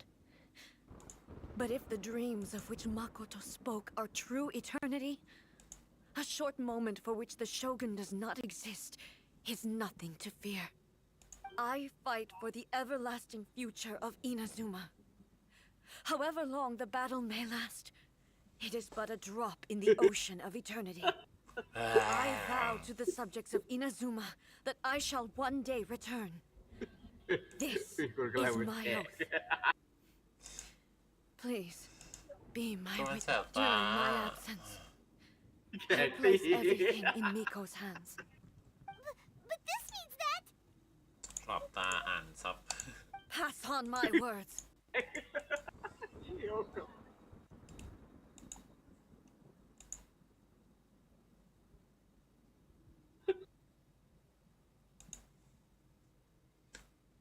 ส่งเขาพูดฉันด้วย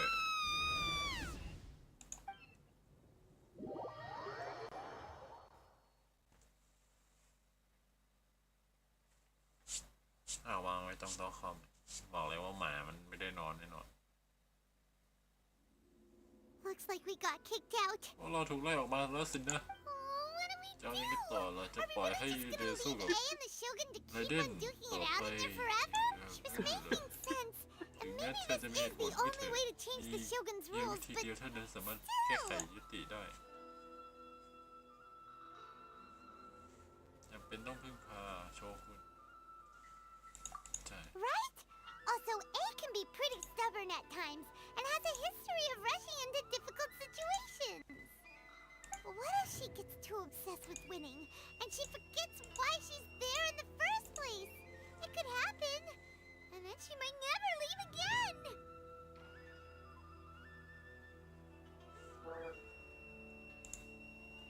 จากลางกันเร็วกันไปแล้ว Yeah, เรายัง we ไม่จ should บ help her out, like we did last time. The quicker she gets through this, the better. Is there any way we can cut down how long she needs to spend in there? Or, you know, help her win the fight? Well, whatever. We can't let anything bad happen to A while she's in there. Oh, but we also can't get in there anymore. Okay, well, first things first. We gotta find a way back in. Oh, come on, brain juice. Don't feel Paimon now.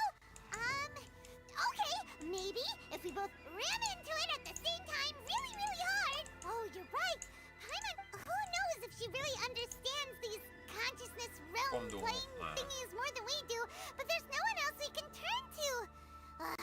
All right, up the mountain we go.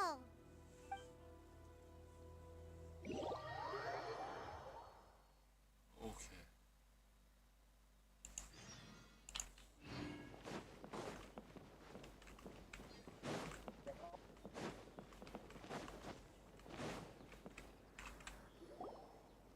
Someone's not in the best of moods. Let me guess. You're all tangled up in another situation and need me to unravel it for you. I hope you realize how lucky you are. If it was anyone else, I don't think I'd have the patience to keep greeting them with a smile after the first few times. But you're always smiling. That was a figure of speech, do you understand? Nitpicking my turns of phrase. Oh, yeah. Something really big's happened. It's A. She...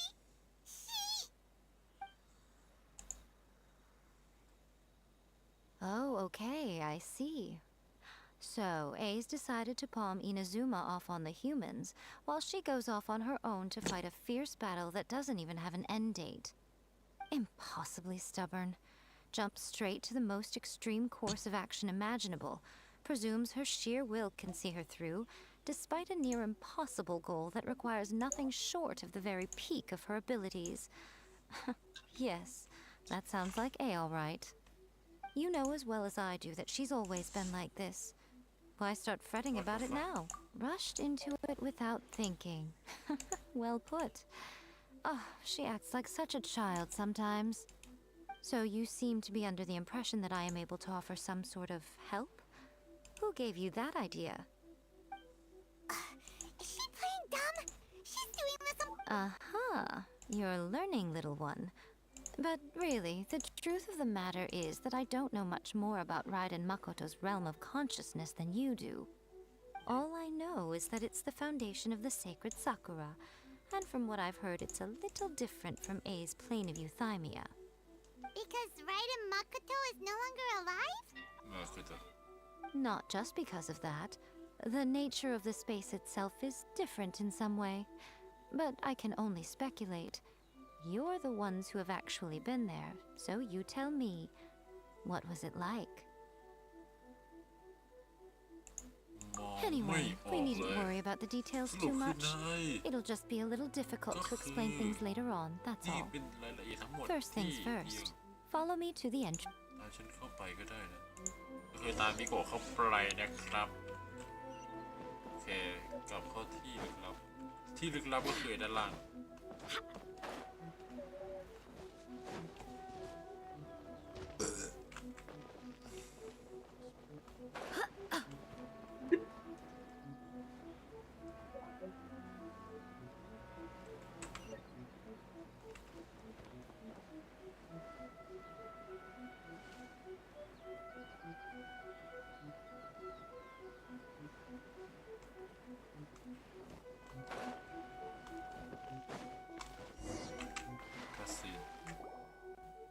Now then, I always have my ways. It's just a question of how วิธี crafty นี้ I แม้ need อยาก to จะ be. เล่ไปหน่อยก็เถอะ To the outsider, the realm of consciousness is a very abstract concept. โชคดีที่ฉันรู้จัก Luckily, I'm A's familiar, so I can sense. In other words,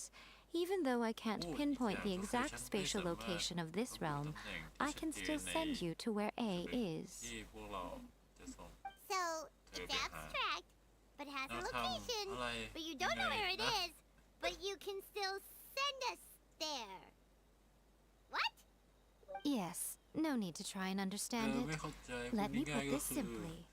ตอน Right นี้ now, สิ่งรอบ she's ตัวของ surrounded by เอ chaos. กำลังมุ่ง Everything is วายไปหมด turbulent and ทุกอย่างปั่น disordered. ป่วนและยุ่ง If เห you ยิง try to force your พวก way เราเข้า in, ไปใน you ข้าง could ใน be อาจ swept จะ away by a ถูก giant wave that sets you down in an unknown corner of space-time. สำนึกก็ได้ This is precisely why when entering the plane of Euthymia, it's much safer if you place your consciousness in a physical object first. กินแล้วครับ Alright, well, time out. Suit กินก่อน yourself. มาสตรีมด้วยค Worst รับ case scenario, all we stand to lose is A. So what's the big deal? Paimon had it up to here with both of you. Oh, fine. Paimon. Oh, well, if you're quite sure, then of course. Now, I shall send you on your way. เสียง เสียงตอน I say. Oh, nothing. It just ไม่มี seems อะไรหรอกแค่รู้ extraordinarily สึก chaotic, วุ่น that's วาย all. มากความสงสัย My ของเธอ suspicion, by the way, ได้รับ remember การ to ยืนยัน focus แล้ว constantly on your heartfelt จริงสิ wishes when ตอน you ที่เข้า enter สู่ inside. อย่าลืมจดจ่อ Only a strong ความ enough ปรารถ will นา can prevent you from being swallowed by the เพียง giant waves of abstract ใต้ space. Only อ่าน now ไม่ then, ออก the door's open. โอ้ย Hop อ่าน on ภาษา in. ไทย I'll stay outside and provide what stability I can. I'll be ready to respond if anything happens. คนแย่ๆ I'm placing my อ่านภาษา god ไทย in ไม่ your เก่ง capable hands. For my sake and for Inazuma's, please. Bring her back. Nico, you better know what you're doing. เราเพิ่งพาเธอได้ไหม That's enough chatter. Get to work. พยายามเข้าเถอะ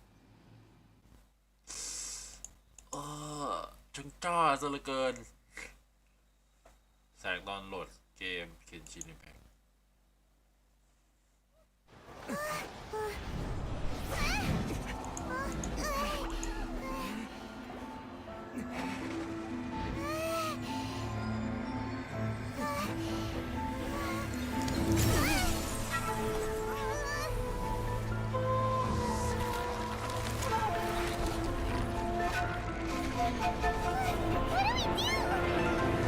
Remember to focus constantly on your heartfelt wishes when you enter inside. Only if you are strong enough can I deliver you to the right destination.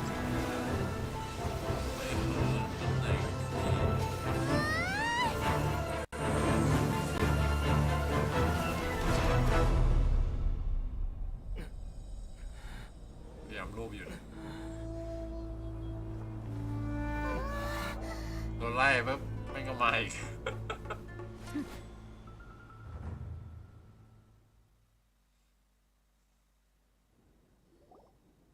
Huh? กลับมาทำไมฉันไล่เธอออกไปแล้ว How can this be? ไม่ล่ะ ช่วยเธอยังไงล่ะ Turned. How were you able to get back in? And แถมยังดูไม่เปลี่ยน how come you have not changed at all in all these years? นายพี่เธอไปถึ This งอะไร is a duel to การต่อสู้ครั้ remember. งนี้ชวนให้คิด It ถึง is จ as ริง if we have returned to the ๆเรากลับ moment when the ย้อน laws of กลับไป eternity ตอน were เกิด first แห่งนิรันดร์ได้ established. ก่อขึ้นที่ Your กฎ will ของเธอได้ today เปรียบ is กับ as ตอนนี้ strong เลย as it was back then. Over countless battles, not Like once a have you lost, andท่านไม่ never เคย have พ่าย you แพ้ shown เลย the สักครั้ง slightest hesitation. แต่ไม่เคย Had จะ I ลังเล made แม้ all enemies แต่ of วิธีเดียว eternity stand against แม้ you, ข้า you จะเส still มอ would not ศั have ตรูนิ wavered. รันดร์ทั้ง For your ซึ่ง firm เราจะ commitment to สามารถบัง enforcing คับ the ใช้กฎ rules, you ได้อย่าง have เคร่งครัด my admiration too. เธอควรคุณค่า You bring honor เธอคว to ร the ชื่นชม title อะไรสักอย่าง of นี่แหละอ่านไม่ออก Guardian of Eternity. ดูเอลไหมครับ ได้ครับ Now แต่ these ว่า two ผมรอเล่ return นในเรื่อ once งนี้ more ก่อน to this space. เป็น Then เควสตำนาน let this be our final duel, the conclusion to that which began 500 years ago. Final duel? Huh. So you're finally หรือ willing ว่า to... ในเรื่องเธอ Stand back, ถ traveler. อยออกไปนักทานเราจะจบทุกสิ่งอย่างนี่แหละถอยไป I'm going to be the start of something new. The time our duels took to fight was long enough to witness the rise and fall of nations. The energy that พลังงานในการ consumed, เราจะ great enough โอ้ to ประสาน vaporize จะ the ปวด ocean แล้ว and turn แล้วเปลี่ยน day ทั้งวัน into กลาง night. วันแล้วเป็นกลางคืน And the will they demanded, sufficient to penetrate minds and crush dreams. You have endured. I will endure forever. คงอยู่ตลอด Witness the final calamity. ดี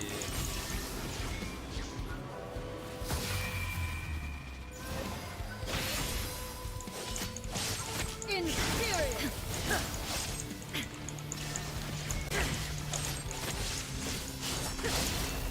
โอ้ยเกรงขาเว้ยหมาอยู่ข้างๆฉันเล่นเนื้อเรื่องเล่นถึงเนื้อเรื่องไหน This ครับ is the end. ถึงเนื้อเรื่องก็คือมี You have วาน won. มัน I believed you were อยู่ที่เมือง incapable น้ำ of มันทะลุออกมา transcending จาก the past. ศาลเลยอะแล้วก็ But it seems my จบกันตอน belief นั้น was อะแล้วก็มาเล่นเนื้อ baseless, เรื่อง and I แค่นั้นแหละ underestimated your spirit. But a will that cannot be eroded has no way to embrace the future. You need not worry about the future, and you aren't alone. I know your power more than anyone else. No. Had I relied upon my strength alone, I would have lost this duel for sure. Yet, my reason for fighting redefined my martial prowess and redrew my limits. งั้นก็จบเนื้อเรื่อง I now อ่ะ carry แล้ว the ครับ gaze of the myriad of expectant ประมาณว่า eyes ยังไม่ that จบครับ look พอ to ดี the ว่าผม light ยัง in ไม่ได้ the สู้ heavens. And whenever I ยังไม่ think ได้ of สู้ this, กับวาน I แต่ว่า feel something stirring within มันต้องรอเว Muso ลา Ishin. ถึง8 โมง The แต่ว่า blade ผม that I เชียร์รอ inherited ผม from ก็เลยลงไลน์ Makoto ไปก่อนแล้วก็ seems ยัง to ไม่ be ได้ไลฟ์ trying to guide me, สู้กับวานเลย to encourage me. I noticed it also. Just now in the ที่ heat เห of ลือเควส battle, ตำนานสินะ it seemed to unleash a new and unfamiliar เควสเนื้อ power. เรื่องนิดหน่อย This เควสหลัก power นิดหน่อย is แต่ว่า beyond the limits of my เราก็ต้องใช้ understanding. เควสตำนานช่วย This ตอน blade นี้กำลังเล่ belonged น to Makoto. Perhaps it can only respond to me เทพ with สาย its ฟ้า full ค power นโปรด when I truly understand and believe in her. When I clasped Muso Ishin in my hands, I had the feeling that she was by my side once again. นี่มี It แม was ว at once a familiar feeling ดูชีแซลมอน and a ทอดสนิ strange ท one. ตายเป็นนิดได้ตายไปหมดแล้วเหลือแค่หมาของ Makoto ตัว barely wielded a blade in her life, and yet her blade brings me closer to her. You have my approval. Your present will is not the product of erosion. I shall no longer stop you from attempting to modify the rules. หญิง From ค this ราน day forth, ลึกร่างกาย this นี้ body จะ will เป็น remain ผู้ your ช่วย assistant. ของท่าน I won't design any more rules that can never be changed. ตั้งกฎใดๆที่ไม่สามารถ You เปลี่ยน used to แปลงได้ represent my past, เธอ but from today onward, แทนอดีต you are me. เธอคือฉัน Makoto never saw me as a fearless weapon. Likewise, I should not regard you as a mere tool. You truly have changed. I suppose this is what humans call growth. I understand. I shall become your shadow, just as you were once Makoto's shadow. The duties I perform will not change. เงาของมา But โค as a โตะ warrior, ชาโดอะไรสักอย่าง I นี่แหละ look forward to มา the โคโตะ chance ก็ to คือ fight อะไร like สัก this อย่าง again in the future. Do you say this because you have not yet reconciled yourself with your defeat?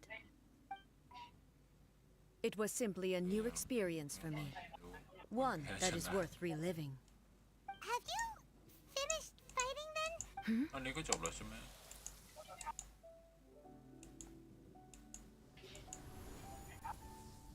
มาโคโตะกำลัง Hello, A. เปล่งแสงสวัส And ดี greetings, those who have come to. I am Raiden Makoto, the previous Electro เอ Archon, เดนมาโคโตะ who failed in นั my กสายฟ้า duties คนก่อนที่ and ทำห left น้า you ที่ all ของ to ตัวเอง pick ไม่ up the สำเร็จ pieces. ทำให้ตัวเองปุ๊บ มาโคโตะ มาโคโตะ I'm so happy. ข้าดีใจ You've มาก gone so ข้า far. I รู้ว่า always knew he would เป็น make it เจ้าจ here ริง in the end. ๆมันเจ้ามาถึงตรงนี้ได้แน่ I left a faint fragment of my will in Muso Ishin. A convoluted way to อ่า reach อะไร you, โค but ตรกากเลยอะ well, you held such deeply entrenched อ่ะ views at ภา the ค time. ไรเด่นตอน You พูดอ wouldn't ยู่ have listened to a word I said. There was no time to wait for you to have a change of heart.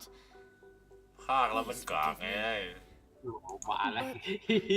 ไอ้ You never mentioned this to me. Everything happened so suddenly. ดาคิตากลายเป็นเขี้ยวกุดไปแล้ว ทำไมคุณI've นัทเขา always เล่นแบบ felt terrible เงียบ for มาก having เลย to อะ entrust ทำไมคุณนัท you เขาแบบ with ไม่ all เล่น of แบบ a sudden. แบบจริงจังซะหน่อยอะจริง I จัง should กับ have been the one เก to มคน impart ไทย these สไตล์เดียว ideas อะ to you, a little at a time, to dissuade you. Did you know what was about to happen in Conria? I had some sense of it. That place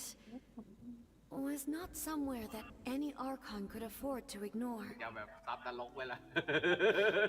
In my present form, I can no longer perceive time. I don't know how long we have been separated before this reunion. And I don't know what Inazuma, but I know that this must have been an extremely arduous สับ journey ที่ for ฉัน you. อ่านไม่ออกไงล่ะถึง And จะ I'm ไม่ดูสด sure ใช้ you ก็ must เถ have อะ wanted to shed tears many times along the way. โจ้มา Don't look down นาย on มันนอนตรง me. นี้อะคิดว่านายมันนอนตรง See? หน้าโต๊ะคอม You ฉันเลย admit ดี it. กว่านะนอนตรงขา It was ฉันแล้ว with ฉัน this ต้องเกรง possibility ขา in นี่สิ mind that I left a parting gift for you. Something Ngon to đây là giá soothe trị. Inazuma's pain. เนี่ย Here, take it. Before my last shred of consciousness fades สี away. นี่ไล่กลับที่เดิม But it is you who must take the most important step. มัน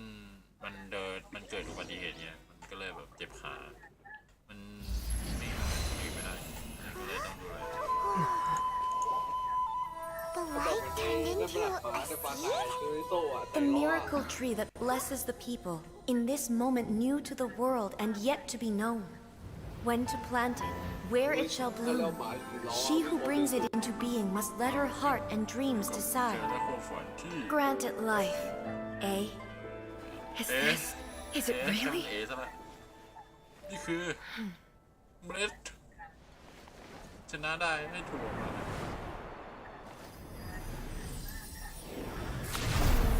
Eternity extends time into infinity. Dreams illuminate each moment within. When both shine in unison, the sacred sakura blooms from the darkness, finally free from the clutches of the heavenly principles. Now the nightmare has dissipated, and reality is made whole. The vision we both yearn for is still further ahead. My only regret is that I cannot witness Inazuma's future, nor can I walk this journey with you.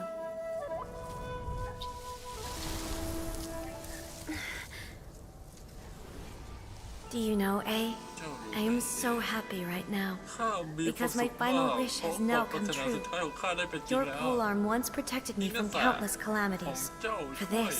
I've always felt indebted to you. อ่านไม่ทัน Though I could never repay you in full, this sacred sakura will buy you some time until you are ready to awaken and embrace the new. อ่านเองได้ What do you แต่ think? พูดไม่ได้ Did it do the trick? This time, it really is goodbye. Hey.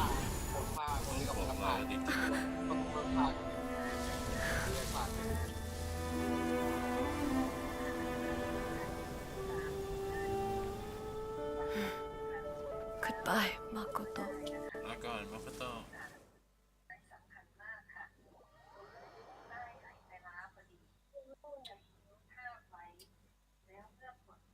แล้วทำไมมันต้องจ้างชื่อเหมือนในตัวละครนั้นเหมือนไอ้นั่นด้วยวะ ไอตัวที่เป็นผู้ชายหัวขาดหน้านะที่เป็นฉากเรือสวยนะ So the A of the present เดี๋ยวใช่เหรอ planted the ใช่ sacred sakura มาโค in โตะ the ที่ realm มัน of แบบเป็นผู้ชายที่มันเป็น consciousness, and it took root ฮา in เล the มอะ Inazuma แล้วแบบ of อยู่ the ดีๆมันก็โดน past. แบบเมียตัวเองแท No งแล้ว matter ก็ what you ปาด make of คอ it, อะไร it's เงี้ย quite incredible. จบอันนี้ไปทำอะไรต่อผมว่างไงผมก็เลยไปทำอะไรก็ได้5 ชั่วโมง ผมเก็บเวลา Her ด้วย understanding of eternity is เป็นการเกม much ก็ได้ more อะไรก็ได้ profound than mine. และอย่างตอน5 ทุ่มผมมีนัดว่าจะไปเปิดเสาให้หมดทุกเสาแล้วก็มีบริการมาคุ้มกัน When you begin to touch on eternity, มีแค่นั้นแหละ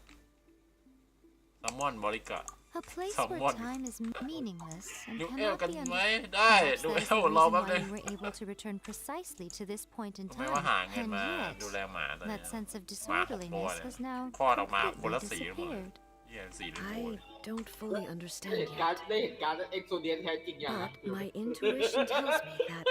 the reason for everything การ์ดมันยังไม่ครบ is ตาม seed. จริงมันมีคลิปออกมาแล้วไอ้การ์ดนั้น Well, I'm not convinced that it was Makoto's power alone. I know what you ห mean. มามันเจ็บอ่ะหมามันสั่นอะมันโดน Perhaps ทำ a ข้างใน higher หรือไม่ power ก็ really โต๊ะ was คอมกูมัน involved เย็น in เกิ all น of ไป this. แล้วหมามันก็สั่น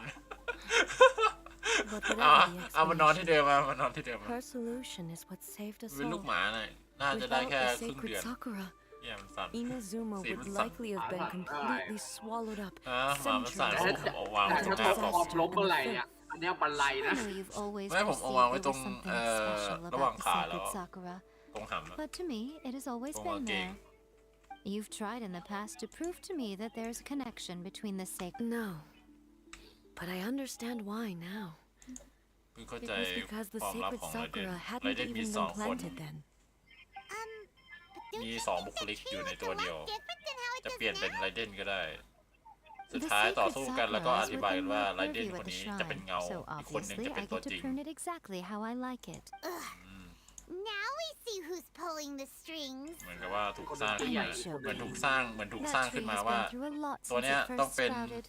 We คน have อ the ย่างนี้ loving คน care อ of ย่างนั้นคนอ Kitsune ย่าง over นี้ the แล้ว ages คน to อย่างนั้นน่ะ thank for how it มีความ appears คิดใหม่ today. เว็บคนอย่างนี้ก็ไม่ยอมคนอย่างนี้ก็ต้องสู้กันแล้ว And ไม่คุยกัน obviously ดี I ๆ played สู้ my กันอย่างนั้น part too. It's fair to say that very little time passed between the moment you came out of that realm and the moment you re-entered it. But in that same time, centuries of battling took place on the inside, did it not? Traveler, if I'm guessing correctly, you were repeating your wishes to yourself in your mind. At that time, I could sense A's whereabouts, but I also sensed anomalies in the flow of time within that space. Suffice to say, time added a whole new dimension to our search. Simply establishing a location was not sufficient. Fortunately, your will was strong enough that the turbulence carried you to the moment in time most likely to be the intersection of all that you were wishing for. The flow of turbulence may well have been influenced by Makoto, but it took everyone's efforts combined to ultimately help A. So this time, it looks like thanks are due to you. เป็นไร Does that mean it wasn't by chance that we ended up at the final duel? I thought that the flow of มัน time คือ was ชะ the ตา same กรรม on ที่ the หลีกเลี่ยง inside ไม่ and the ได้ outside. ใช่แล้วมันคือชะ So ตา it กรร was ม a ที่ ไม่ great ไอ้ shock หาว to ไม่ me อะไร when the มัน traveler หาแบบ reappeared. แบบพลิกกด My first thought หาว was อย่างเงี้ยได้ละ has a หาว great disaster befallen หาว Inazuma? หา But เป็น it คน turned โดน out บีบ you ไข่ had come to rescue me. You came for my sake, to help me reach the best possible outcome. You too have my thanks. You have done much for me, อายุ and I will never forget it. ขณะนี้เดี๋ยวขอส่งให้ได้ให้ไอ้นี่ให้ดูไอ้อะไรวะการเอ็ My กโซ body เดีย has fully แบบ recovered, เขาเรียกว่า and the การครบ Shogun's ชุด will ที่ no แท้จริง longer fights against me. Always thrilled to hear you're in good health. รู้ป่าวว่าหมาใน But ทา I ง was really คนใน asking ทาง about ห your มามันจะ emotions. หมามันจะดิ้น Have you managed to calm down? หมามัน After all, มีอะไร you saw Makoto in there, ที่ didn't มันดู you? แบบแปลก I only heard her voice. I wouldn't say I saw การ her. เอ็กโซเดียมี I'll be 5 ส่วน fine. มี 6 ส่วนต่างหาก It brought a few things คุณน่า back, เห็นอะไรใช่ไหม of course. หน้าอกไม่มีไม่ใช่เหรอ I've made my decision มี to หั move วมี forward. แขนซ้ายขวา I have to say, ขาสองข้างก็แค่ this เป็น has reminded me once again just how ไม่ brilliant ขาดส่วน Makoto กลาง was. ส่วน She กลางคือ directed all the ways in ส่วน which เกิน ส่วน Inazuma's เกิน adventure ส่วน could กลางคือส่วน unfold, เกิน all the way back then. She even factored my ไม่อันนั้นต้อง immaturity อันนั้น into her บอกเลยว่า plan. ส่วนนั้นน่ะต้องล็อกโซ่อย่างแน่นหนาเลยนะ It's all thanks to her that Inazuma lived to see this day. คือมันแค่ถือก็ได้ ไม่ต้องแบบลงซัมมอน5 ตัวก็ได้ It was thanks to everything you did. เชื่อปะเนี่ยแหละใบสุดท้ายที่ยูกิตามหา คืออะไรอ่ะพยายามซูมอยู่ ไม่อยากเปิดคลิปอ่ะ Thank you. Today, at long last, you and Inazuma finally emerge from the shadows cast by the events of centuries past. Makoto and you are Inazuma's past and future, and both are indispensable. It's rare to hear such comforting words from you. I graciously accept them. Oh, come on. You only think it's rare because you never used to listen to a word I said. Makoto said Great minds think alike, hmm? I wonder, does that qualify me to maybe take the position of Shogun for a couple of days? Actually, no. Forget that. Far more trouble than it's worth. We will have to end the frivolities there. There is much work to be done. The Shogun and I will closely review the Inazuma of today to find out where things currently stand. Then, we will give careful consideration to the future. After that, I will abolish the Sakoku decree.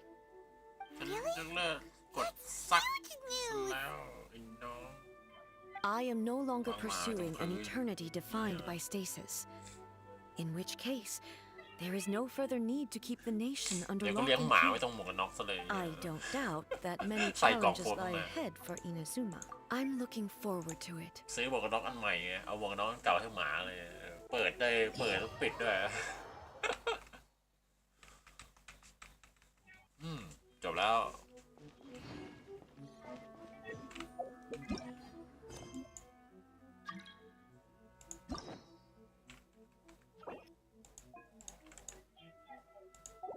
เรื่องเราก็ไหว้ต้น ลมใส่พิฆาตดวงตาโอ้ยทรมาน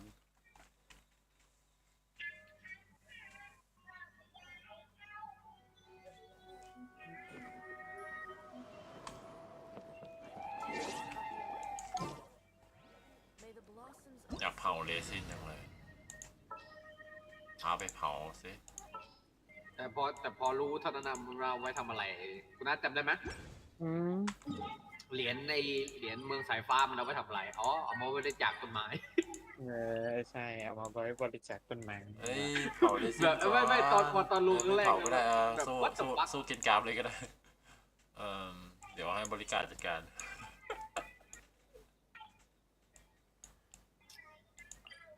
เอามาเพื่อโดนการฉันก็จัดให้ตามถ้าว่าบริจาคไอ้ต้นไม้ใส่ต้นไม้ไหว้แปลกอะไรกันนั้นนี่ดีกว่าไหมเมืองน้ำเอาบริจาคให้น้ำพุหิมะก็มีหิมะก็มีไม่ได้เพิ่มมาเมืองหิมะก็มีหิมะก็มี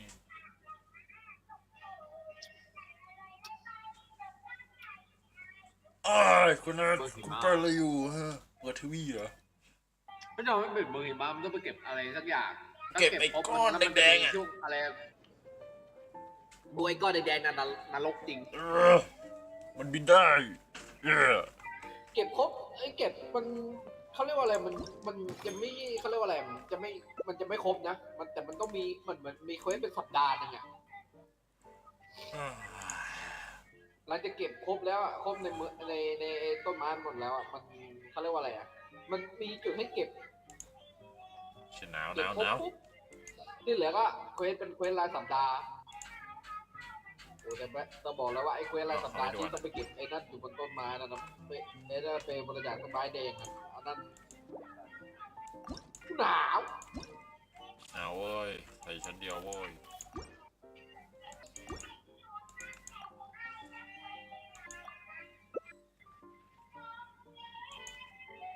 เอาหมดธรรมดานะฮะ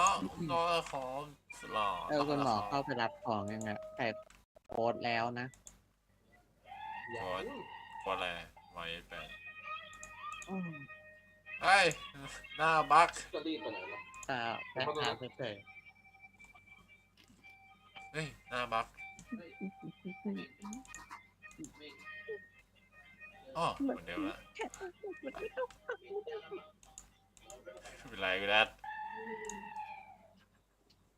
แม่งกรูใส่ไลท์เพื่อนแล้วตอนนี้แม่งเสียงกรูเนี่ยเธอเป็นลูกสาวของฉันเสียงมันเข้าไลท์ไม่ใช่หรอกเป็นกรูก็เข้าหมดไงก็เข้าหมดแล้ว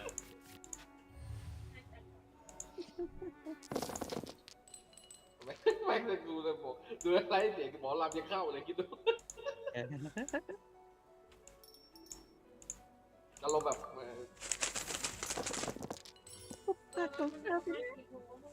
คุณนัทผมขอสัก100 ซับได้ไหมผมจะถึง500แล้วอ่ะ เดี๋ยวกระโดดในด้านนาวีก่อนจำไม่ได้เหรอรอบที่แล้วก็หาอะไรหาว่าปรับไลท์ว่าดฟักก็เลยที่ไม่ได้ทำอะไรเลยว่าดฟักหาปรับไลท์ AI ไอ้คนอ่านนะ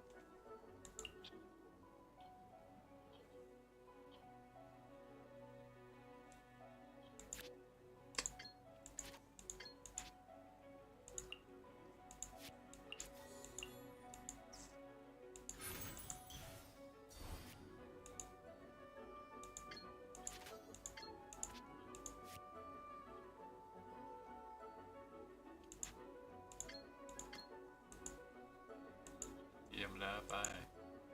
โอ้ The wind rises. โดนกัดเกมครับ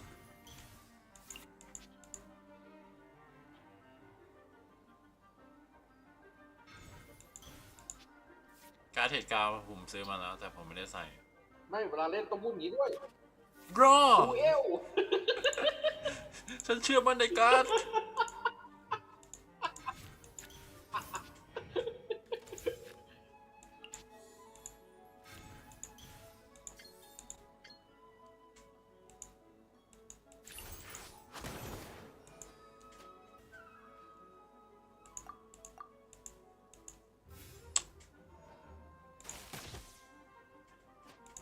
คุณอา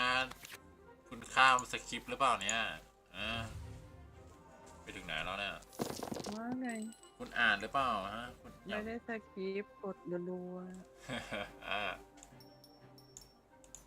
ไม่ได้สคริปต์แต่กดรัวๆ What the อะไรวะวัดเตอร์ ไม่ได้สคริปต์แต่กดรัว รัวๆเลย ใช่กดรัวๆเลยกดคลิปเลย ไม่เวลาคนนั้นกดคนนั้นต้องโอล่าด้วยนะโอ้ลู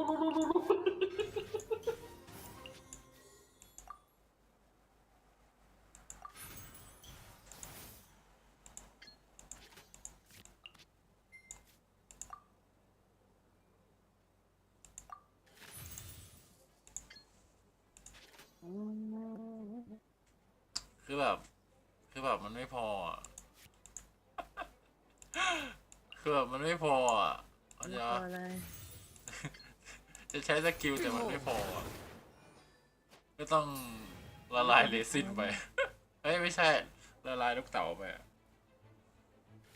ละลายเลซิสวัดเตอร์เอล ไม่ผมเรียกเป็นลูกเต๋าอ่ะ ละลายเลซิสวัดเตอร์เอลเล่นเกมการละลายเลซิส หมดแล้วไม่มีสกิลแล้วจบเทิร์น อารมณ์แบบผู้พัฒนาแบบวัดเตอร์ฟักเล่นเกมการละลายเลซิส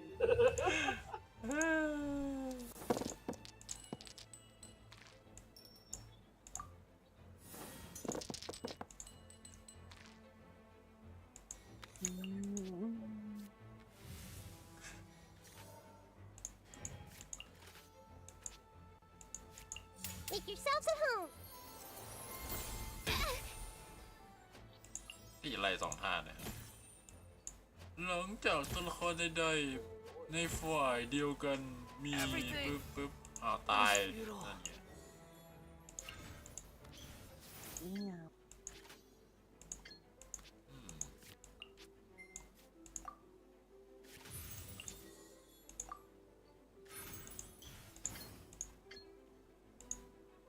Animal test 6308.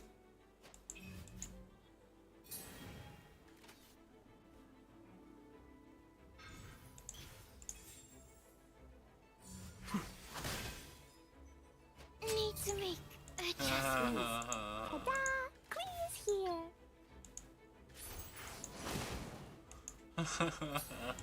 โอ้ยโอ้ย นี่ไงเขาเรียกว่าเนี่ยเวลาตัวละครตายส่งลงสู่ศาล ตายแล้ว ส่งสุสาน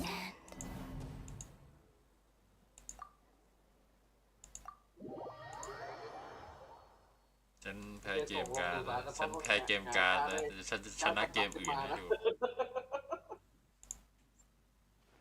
ฉันขอส่งไอเดนลงสุสานและชุบชีวิตขึ้นมาใหม่ด้วยการชุบชีวิต มันใช้ไข่ดาวในการชุบชีวิต เพื่อเชิญโลเอเจนต์เพื่อโจมตีรัฐโดยตรง Toodaloo. โอเคไหมคุณนัท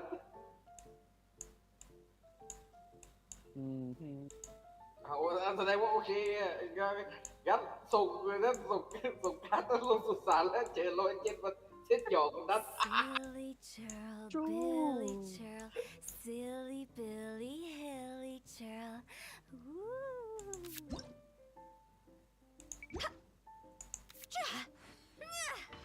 แต่เจอโลเอเจนต์โดนเช็ดหยอกคุณนัท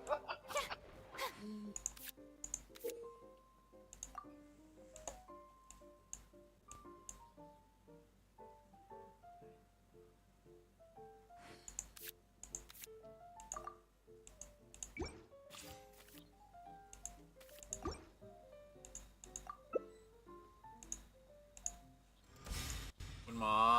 ไม่เอาไม่เอาไม่เอาไม่เอาไม่เอา แนวอะไร จวนการ์ดเกมชนะผมได้ชนะเขาได้ผมให้100เอาวะล่ะ มีคนทางแพ้ขึ้นเสียง ไม่ถ้าคุณนัทแพ้ก็คุณนัทก็ไป Very well. ทำตามสัญญา I shall put my official duties to one side for the moment. แม้ว่าเงินเดือนเพิ่งได้ คุณนัทนะ ทำงานมาตั้งหลาย นัทดู ปี ไว้เลยนะระวังไว้นะโลเอเจนต์น่ะอาจจะโผล่ตรงไหนส่วนไหนก็ได้นะในบ้านนะเราบ้านไม่ดีอ่ะ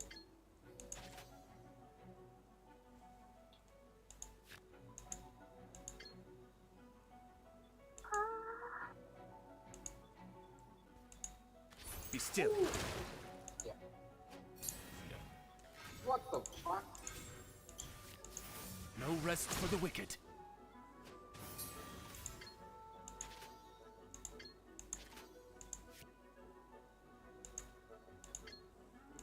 What the hell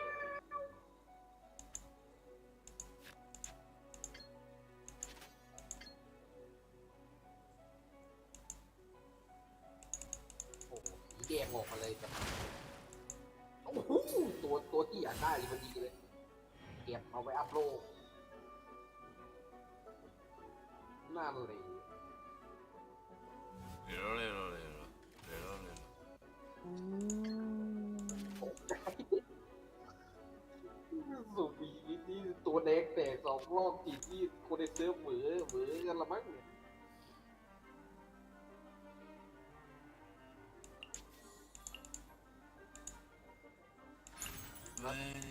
ว่าไง คนนั้นได้ไปดูไอ้นั่นอย่างไอ้อะไรนะไอ้อะไรนะไมครับไมครับ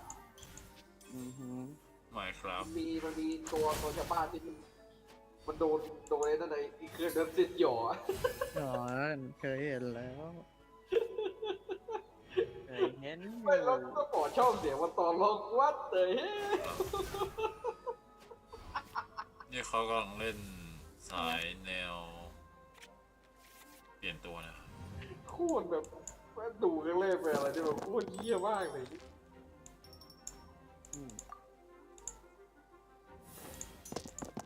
คือเวลาแบบอยู่ในหน้าดูเอลอ่ะมันต้องแบบทำหน้าจริงจังตลอดเวลาอะไรอย่างเงี้ย ทำหน้าแบบพิมพ์ โอ้เมื่อวานยังตบเด็กอยู่เลยอ่ะโหเมื่อวานฉันยังตบเด็กเลยอ่ะวันนี้ฉันต้องมาตบผู้ใหญ่แล้วเนี่ย ทุกคนแม่งอายุเยอะ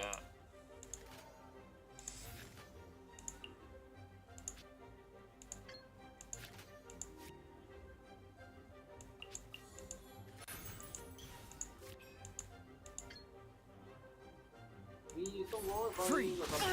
สุกทีนี่โอ้หน้า มาเกลือเด็กเลย127ใบSR จะออกแล้วมันตัวอะไรมันจะออกล่ะสุ่มไปนี่บอกเลยเข้ม ผมได้แค่ตัวเดียว ผมสุ่มไป 20 ครั้งผมได้ตัวเดียว นี่เลยเนี่ยชาเลนจ์เนี่ยคุณนัทนี่ไงคุณนัทยังไม่ทำตามสัญญาในชาเลนจ์อ่ะถ้าสุ่มแล้วไรเด็ดไม่ออกคุณนัทต้องไปเติมสุ่ม แม่ดู ตามนั้นนะตามนั้นนะ ไม่ผมพูดเล่นชู้ อันติชัวร์ไม่อะ จะเอาชาเลนจ์นี้มาเหรอชาเลนจ์ถ้าไม่ออกคุณนัทตัดไข่ ให้กูร้องครั้ง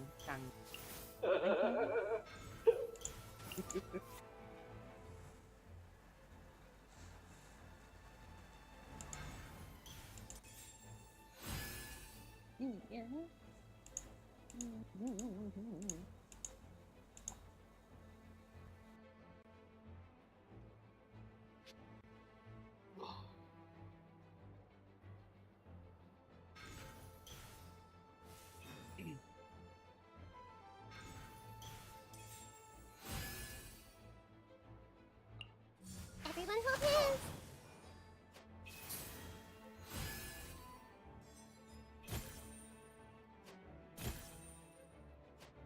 ไฟฟ้ากับมังกรน้ำแข็งยังไม่ออกโอ้ยได้แต่มังกรไฟมา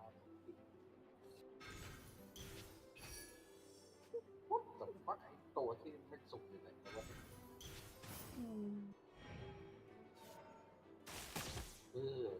พลังหายโอ้ยตาย I'm not done.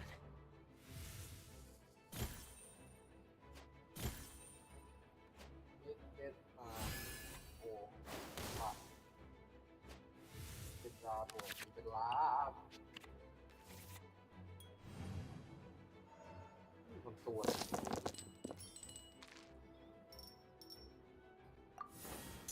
มันจะกินแล้วมองไม่ออกแล้วมันตัวไหนวะเนี่ย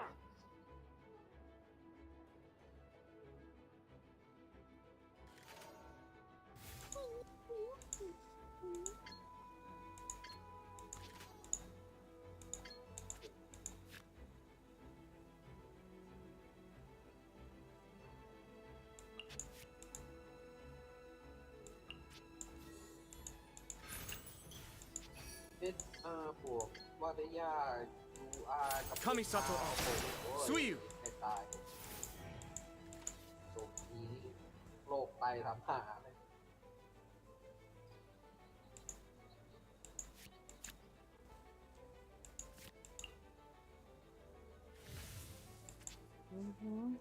Hey! อย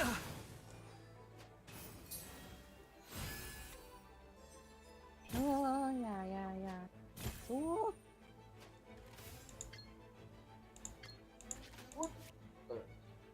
ตัวระดับ UR จะไปอยู่ SR คืออะไรวะ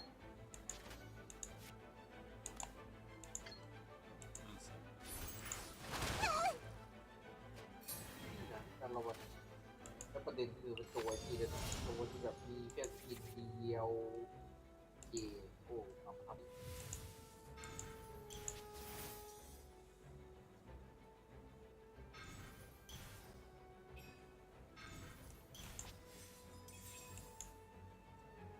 ชื่อตัว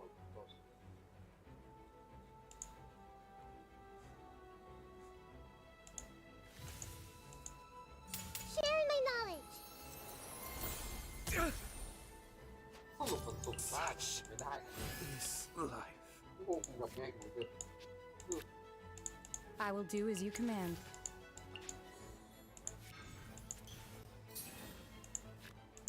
เอาเข้าไปเอาให้ได้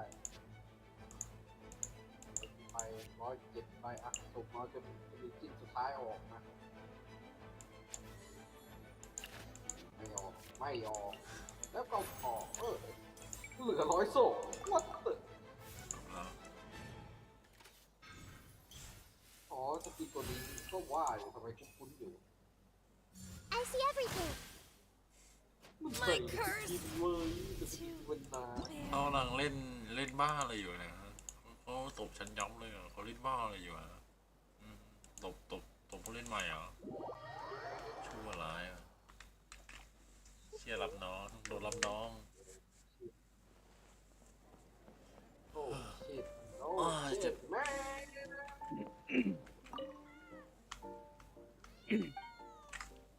ส่งทีนี่นาเกลือแตกเลย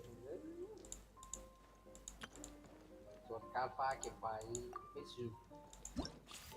ส่งทีโลกใจ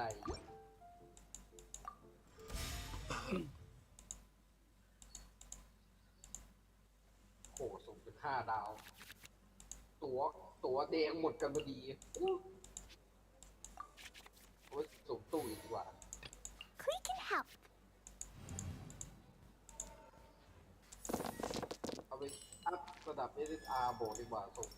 ตัวแดง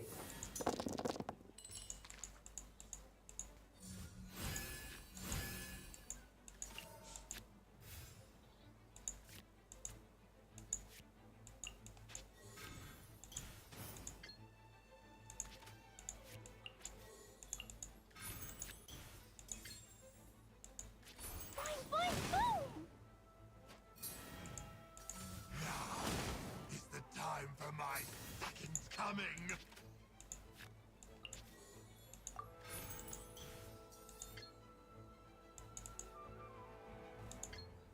Dumpy, dumpy, go! The fate of this world is already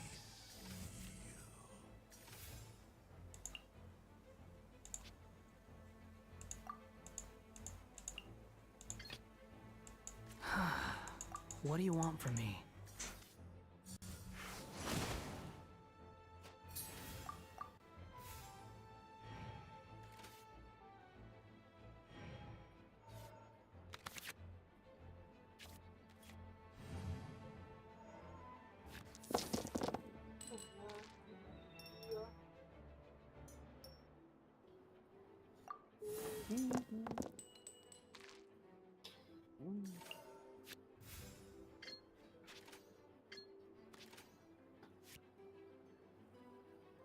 อีกชั่วโมงกับอีกชั่วโมงกว่า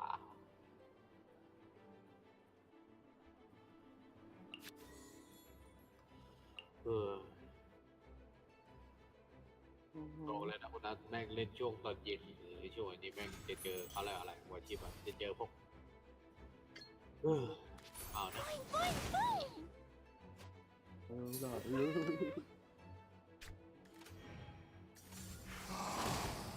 How ง่าย brightly ๆคุณต้องเวลา burns เล่น the คุณจะ truth! ไม่ได้แอนตี้คนจีนหรืออะไรมากเลยนะ แต่มันแบบพวกผู้เล่นคนจีนมัน Blazing delight! The fate of this world มันมีอยู่2 อย่างก็คือประเภทพวกเล่นแล้วปากหมากับไอ้พวกเล่นแล้วใช้โปรแกรมช่วยเล่นปัดจำ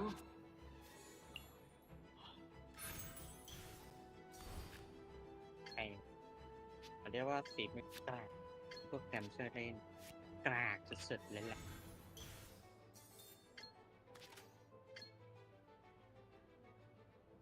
ใครอยากเล่นก็เล่นไปแล้วก็กากเดี๋ยวดี หรือจะเอาแบบนี้ไหมล่ะที่หมอมาเล่นไกเดอร์มาล่าสุดในคอร์บิตี้วอร์ซองโหดไอ้ล็อกดาวน์คนไทยปากแซบจัดเลยรอบนั้นอ่ะถ้าเป็นขิงสกอร์เยอะนี่ไงขิงนักออกแม่งโชว์เลย ไอ้แม่งเล่นคนเดียวไอ้แม่งเล่นคนเดียวกับไอ้นั่นไปเลย ไม่ฝีมือมีแต่ปากแซบเกินไงก็นั่นแหะตามยถากรรมอะโดนเขาเรียกว่าอะไร4-2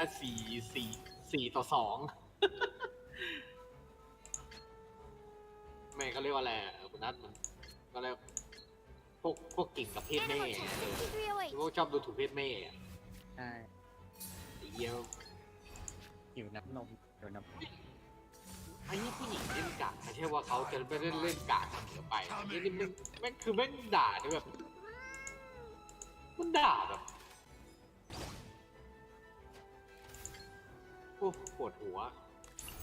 ไม่เรียนเลยพวกมันก็ด่าลมด่าไม่มันด้วยไงก็ไปตัดแอน มันด่าแบบโอ้ยเขาเรียกว่าแบบถ้าหมอเป็นแม่มันถ้าหมอเป็นแม่มันนะมึงหมอจะพูดอย่างเงี้ยมึงไม่น่าเกิดมาเลยที่ดูถูกเป็นแม่เนี่ยหมอพูดแม่งอย่างนี้จริงๆเนี่ยถ้าแบบเป็นแม่ของไอ้คนที่ด่าจริงคือมันด่าเกินไปอย่างนั้นนะ ใช่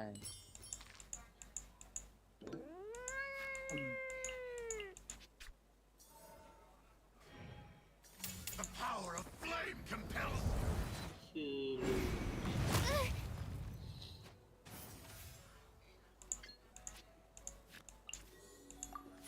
ถ้าแบบแม่นั่งฟังอยู่แบบนี้ใช่ไหมแบบบอกพ่อแม่ไปสั่งสอนถ้าพ่อแม่ไปสั่งสอนกูแล้วมึงไม่สอนลูกมึงให้พูดเลิกดูถูกเพศแม่หมอสอนว่าอย่างนี้เลยเจอแบบเนี้ย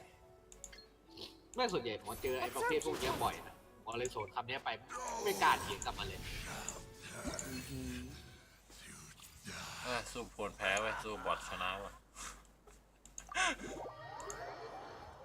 โอ้โหการมันคนละใบกันเลยต้องแบบนี้ดิมันคนละแบบกับผู้เล่นคือเถียงมันผู้เล่นมันมีแบบไม่เหมือนกันด้วยไง ผู้เล่นแม่งจัดของ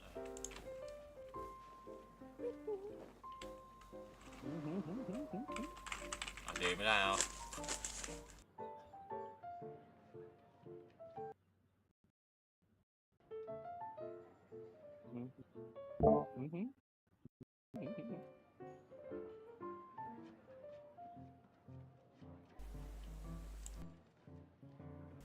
ฮัลโหลโอเค Onwards. We have work to do. แปลกใจเลยตัวละครเอาง่ายๆคนนั้นตัวละครเดบัวใครตัวละครเดียวนะที่ตัวอื่นอ่ะยังพอว่านะแต่เป็นตัวละครเดียวแค่เซโดนตัวนี้เลิกลักแบบจะแทบจะเป็นลมแล้วสุรุกิอะโยคนอื่นเหรอโอ้โหแบบเข้มหน้าแบบดุใช่ไหมพออยู่กับเซนเซอ่ะหน้าคนละอย่างกันเลยหน้าที่แบบเป็นสีแบบแบบเลิกลักอ่ะ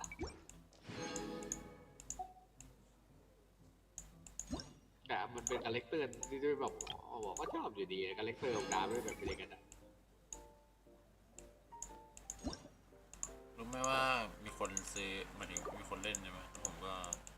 ซื้อการ์ดตามเขาเลยเขาเรียกว่าเรียนรู้ไงเจ้าของวิชาซื้อการ์ดตาม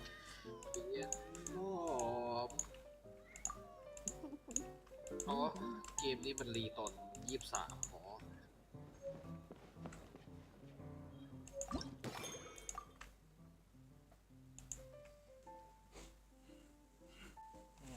เป็นไรวะถูกจังครับ ต่อคำถามไม่ได้เป็นถูก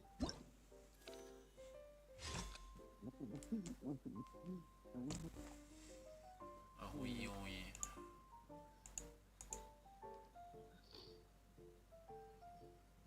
หรือจะแบบนี้ไหมล่ะแบบทุกคนแบบเนี่ยมีการนี้การเดียวบอกแล้วทุกคนแพ้เอ็กโซเดียไม่แค่เห็นการก็แพ้แล้วอ่ะ คือมันต้องสู้กันรู้แล้วว่าแพ้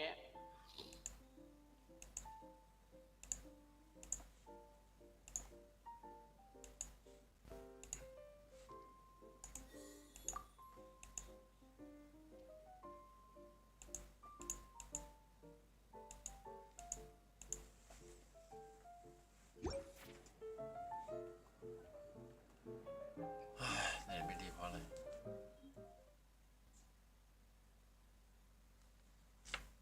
I know experience เด็กใน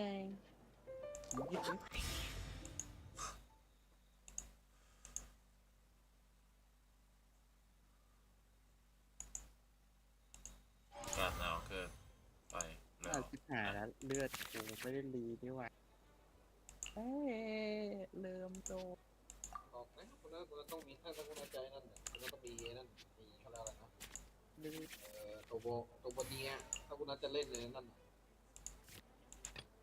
ทีมที่มีโบเนียคุณนัทบอกเลยมันเป็นตัวบัฟที่แบบดีสุดเลยที่คุณนัท ไม่ต้องเล่นไปตามมึงไม่ต้องเล่น You dare overstep your mortal authority? ไปหาคุณน็อตที่ห้องได้ไหมแล้วกูได้ก็โดนลากระวังศัตรูที่คุณนัทโค่นมันอาจจะมารวมร่างคนนั้นก็ได้นะเขาเรียกว่าจองเจริญคุณนะ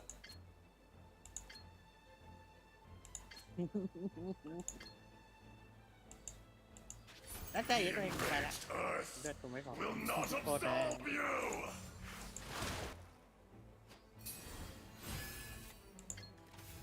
เนี่ยฉันกับผมกูอยู่แล้วอ๋อที่เลือดเลือดตรงนั้นอยู่ใน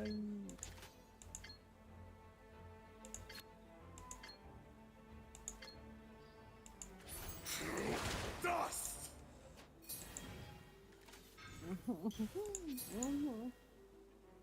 มันตีก่อน ผมได้เคิร์มแล้ว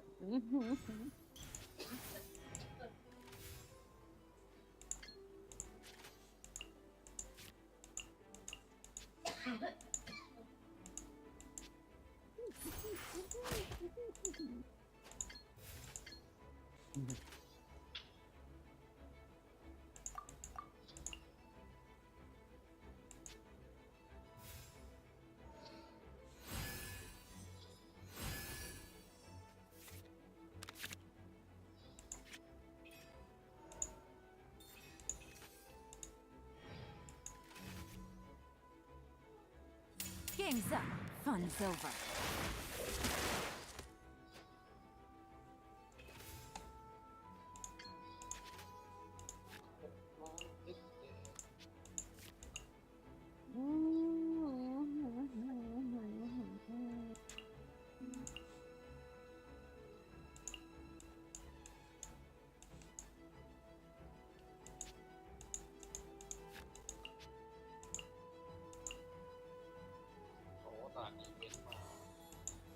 ว่ามันเกลียด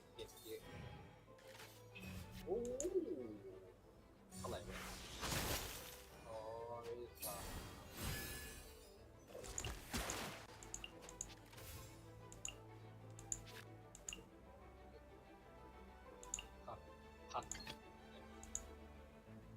Don't fear, Yo-Yo's here.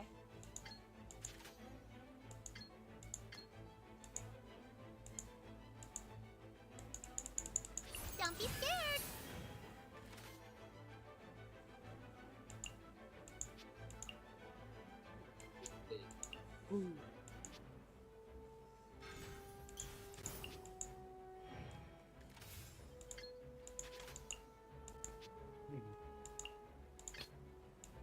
Are you sure it has to be me? Fine. Let's get this over with.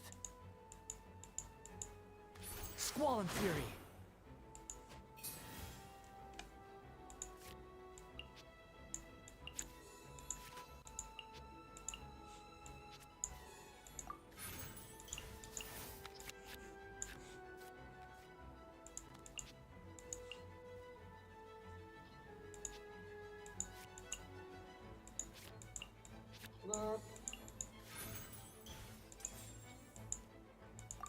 นัดไม่นะคุณนัดหายไปแล้ว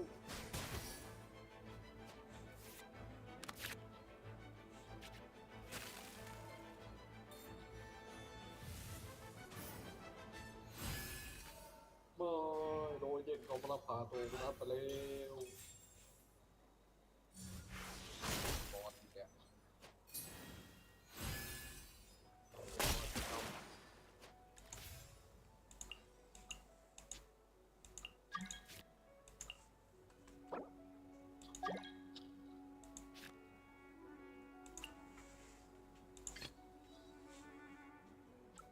You dare overstep your mortal authority? What the? What เสียงอะไรกันโอ้ยเกมดีคือถือ You stand upon your doom, though you know it not.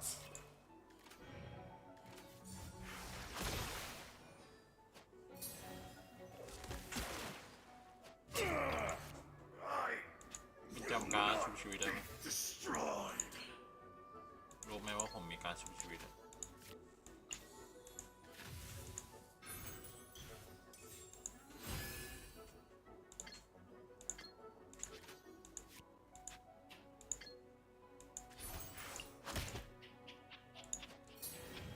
แต่ค่าไล่ไม่พอก็เลยเก็บไว้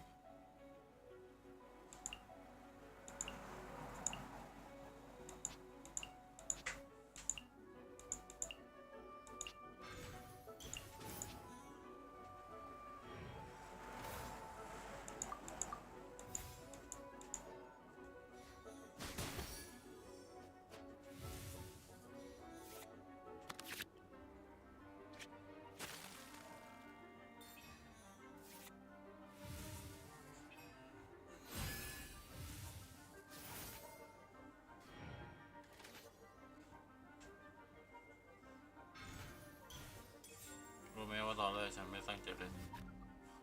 ฉันคิดว่ามันจะแพ้ได้สัก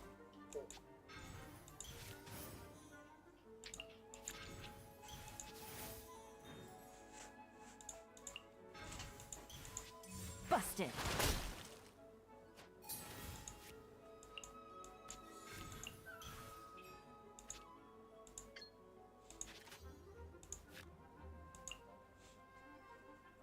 ผู้เล่น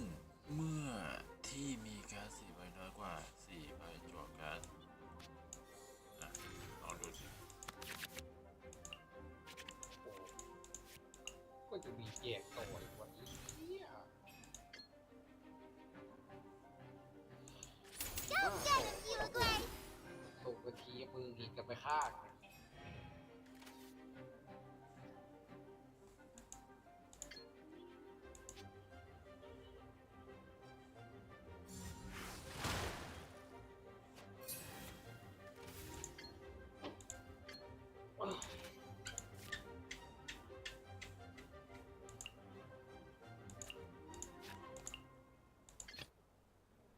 Are you sure it has to be me? Fine. Let's get this over with. What are the odds?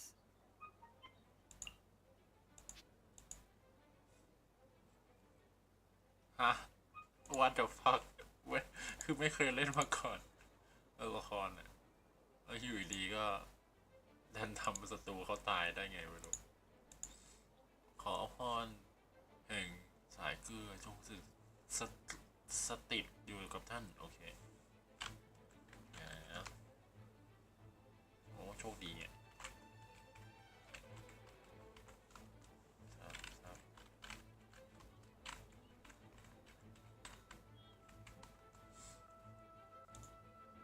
โอเคตาเขารอฝ่ายตรงข้ามเลือกตัวละครที่จะเข้าสู้รอเขาอยู่18 คนที่ไม่ได้รับแอดดิใครบ้าง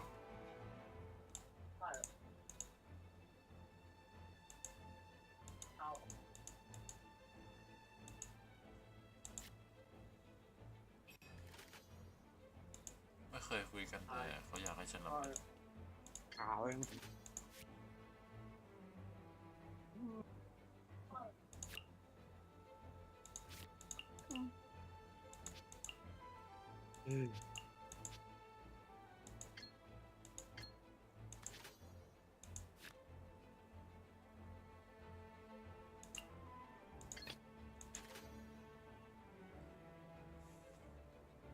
ทีละ1ใช่ปะดาเมจ4พอดี Yo-yo's here. ดาเมจ2นี่ What do you want from me?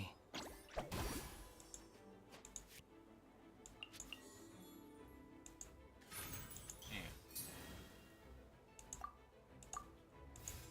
จบก่อนตาต่อไปฉันได้เริ่มมั่งนะหรือเปล่า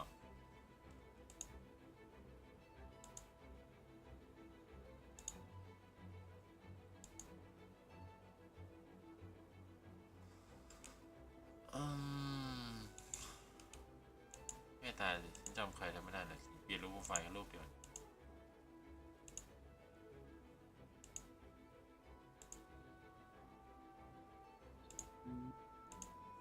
ใช่จะจำมาจากที่ชื่อดีกว่า You've been a ใช่ naughty boy. ก็ผมก็บอกให้ทุกคนเขียนวงเล็บชื่อตัวเองผมจะได้จำได้ไง มาของคุณนัทของคุณนัท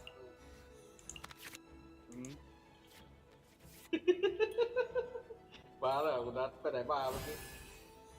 ไปกิน อะไรนะไปหาอะไรกินใต้โต๊ะ ใช่ใช่อาจจะใช่ก็ได้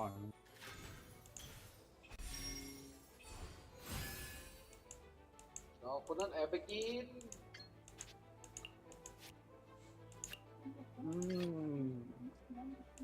You dare overstep your mortal authority? บอกเลยนะถ้าหมอพูดนะทุกคนในไลน์เขาจะรู้ว่าคนนั้นแอบกินอะไร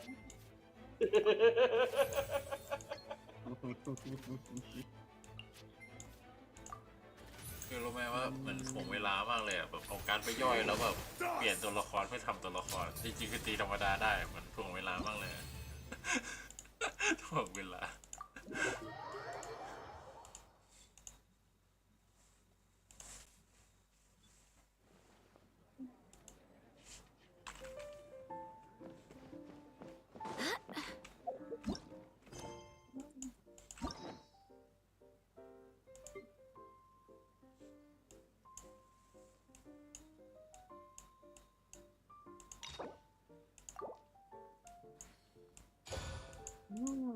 โอเคปลดล็อกเวทตำนานได้เยอะจะได้เล่นทีเดียวเลย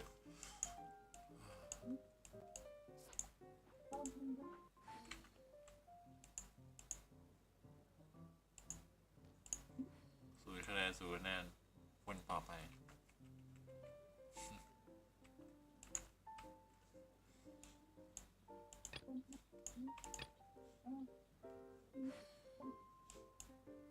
It's time to move on. We shouldn't stay here. 0 คะแนนที่มีความหมายการพิมพ์5เขาบอกว่าต่อเลยฮะโอเคครับคุณจะไม่ให้ผมทำอะไรเลยใช่ไหมเนี่ยวันนี้สุดยอดเลย เล่นในคาร์ดเกม ก็เล่นที่นี่ไงรอมาสักพักนะอย่าลืมดิต้องไปว่าเที่ยงคืนก็ต้องไปเปิดเสาอีก ใช่ผมมีคนช่วยเปิดเสา แล้วประเด็นคืออะไรแล้ววะวันเที่ยงคืนมันเป็นวันเสาร์ได้ไง แต่ก็อยู่ได้แค่5 ชั่วโมงไงผมเป็นคนไลฟ์ผมอาจจะเหนื่อยก่อน จะเปิดเสาร์วันเสาร์ ความบังเอิญก็เปิดเสาแล้วแต่มันได้แค่2 เสาเพราะว่าแบบโอ้โหมันต้องเคลียร์เข้าใจไหมแบบเราไม่ได้เคลียร์เองอะคนอื่นเขาต้องเคลียร์ให้เราเก็บกล่องไว้ยาวๆไง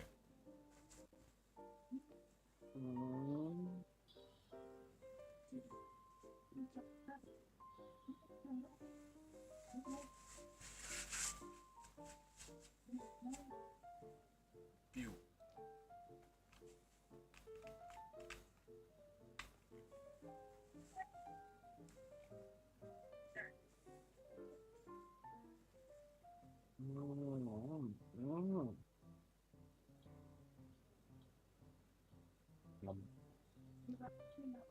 ข้ามนะครับแบบโอ้ ขอฮิวหน่อยแล้วกัน ลูกคอเรสตั้งนานโอ้ยอะไรวะเนี่ยข้ามแล้วได้ของด้วยโอ้เก็บ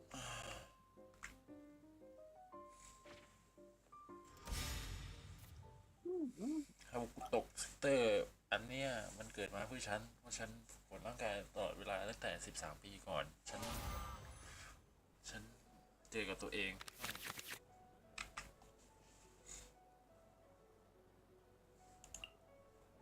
ไม่โปพวกนั้นต่อไปนั่นฝึกกี่เดือนนะ ทหารเหรอ Is it time for me to join you?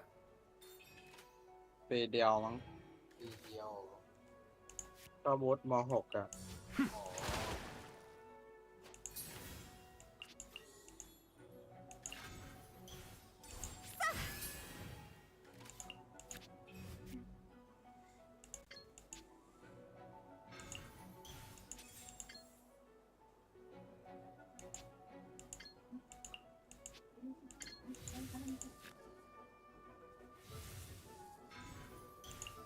The wind knows me.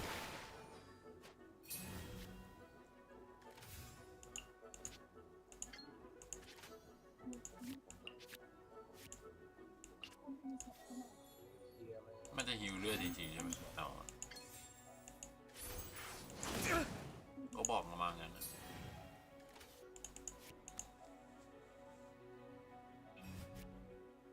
ใช้2ก่อนแล้วก็1แต่ตะกี้เราใช้สกิลเราใช้นั่นน่ะพรสวรรค์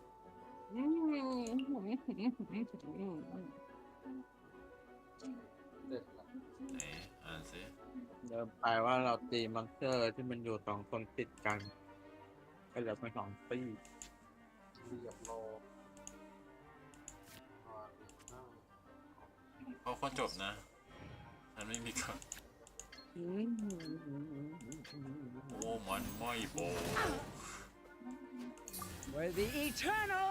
oasis.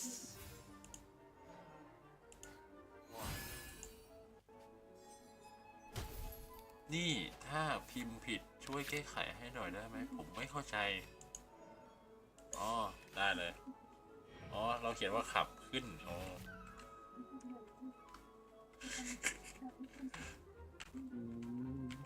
แป๊บนึงพิมพ์อยู่ มาม่าครับอะไร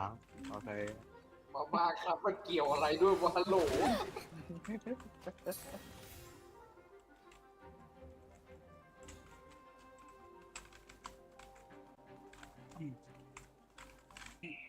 โอ้ยพิมพ์ผิดพิมพ์ถูกเลย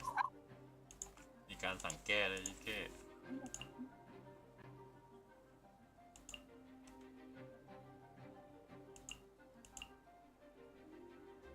โอ้อร่อย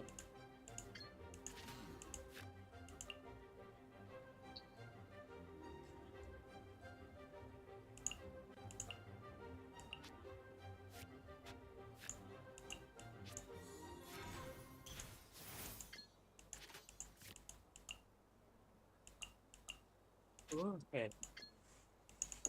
Higher, higher, pants on fire! But the plan was watertight. ก็คืออันติ Bloom as the flowers in Gurabad!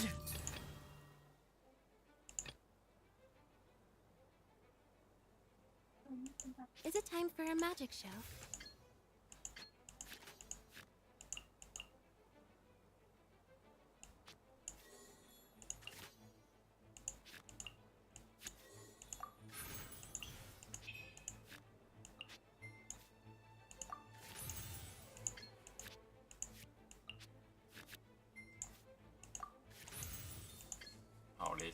Over here! The eternal oasis at long last!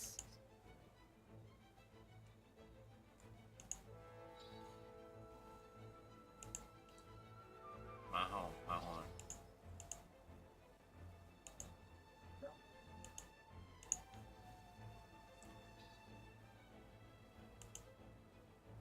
คาแรคเตอร์ของผมคือแวมไพร์ผมนอนในโรงแล้วแบบเปิดช่องมาจริงก็ซื้อโรงมาแล้วก็นอนแล้วก็ไลฟ์สดนอน24 ชั่วโมงนอนในโรงนี่ไง เอาลงเย็นไหม ไม่โรงศพแบบลาคูล่าเข้าใจไหมประมาณนั้นแหละ ไม่กระโหลกกระดาษแปลงใหม่ท่านเด็กไม่ร้อนหรือไงเอาลงเย็นเนี่ย Into the wind.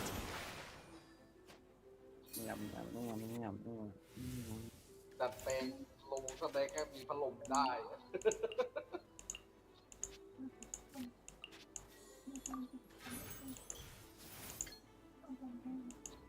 Over here!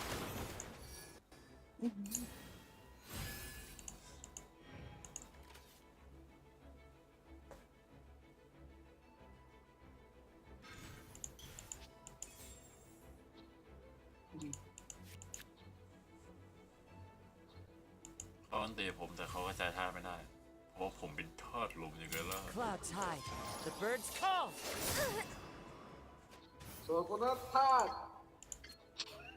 โอ้ชูนะฮะชู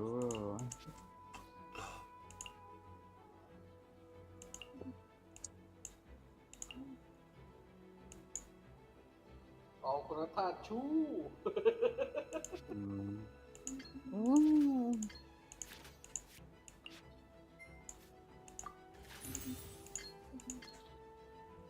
ฉันเองก็ติดได้ Let the magic begin.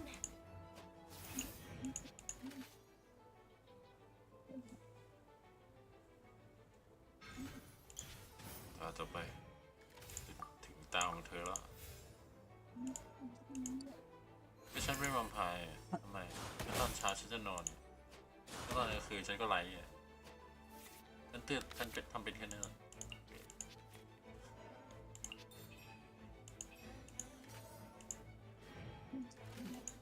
อุ้ยเขี่ยแบตทุกคน โอ้ยโป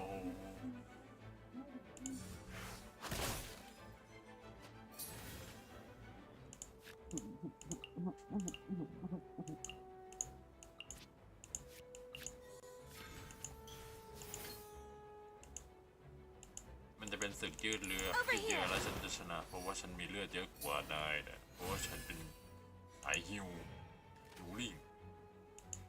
ฉันผู้กล้าฮิวกล้าที่เรา One with nature. คิดดีไม่ได้เลยเพราะตึงเป็นเรื่องนี้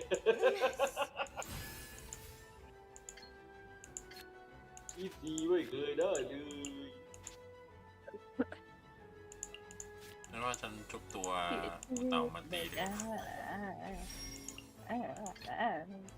Oh, is it time for me to join you? เนี่ยเพราะดาเมจมิโกะมันไม่รู้ว่าแค่หนึ่งแล้วมั้งหน้าสายฟ้า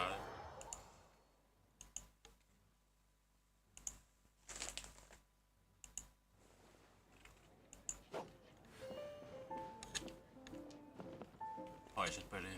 ฉันต้องการฟาร์มของครับเปิดแมปเลซินฉันยังไม่ใช้เลยเหรอ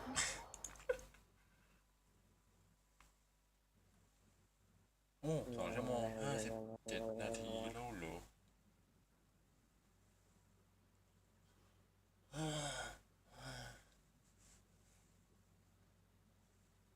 โอ้ยเจ็บ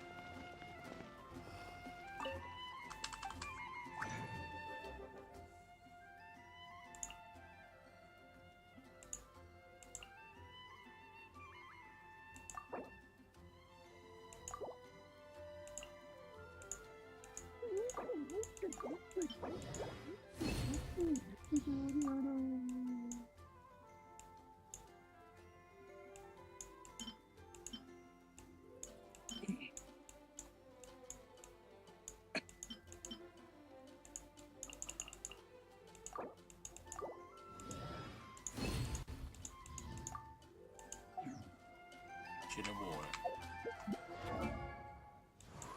ฉันน่ะฉันรัก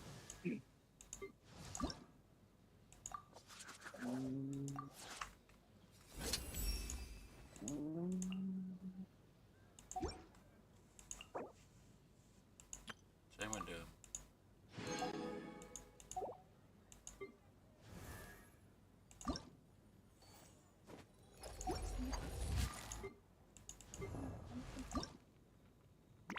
ธาตุไฟตัวธาตุไฟนี่ตัวจัดไป I do hope the Knights of Favon are working hard.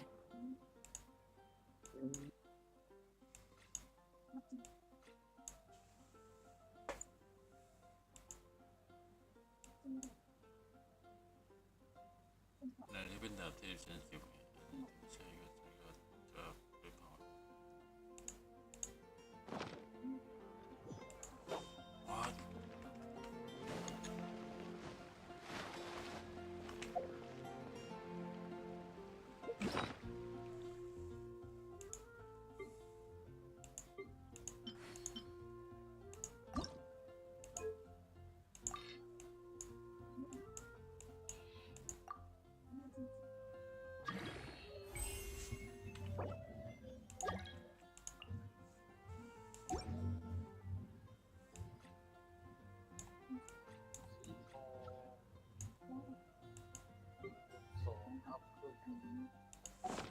มี13 ใบ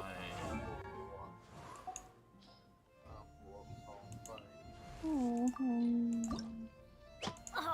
wow! Where did that come from?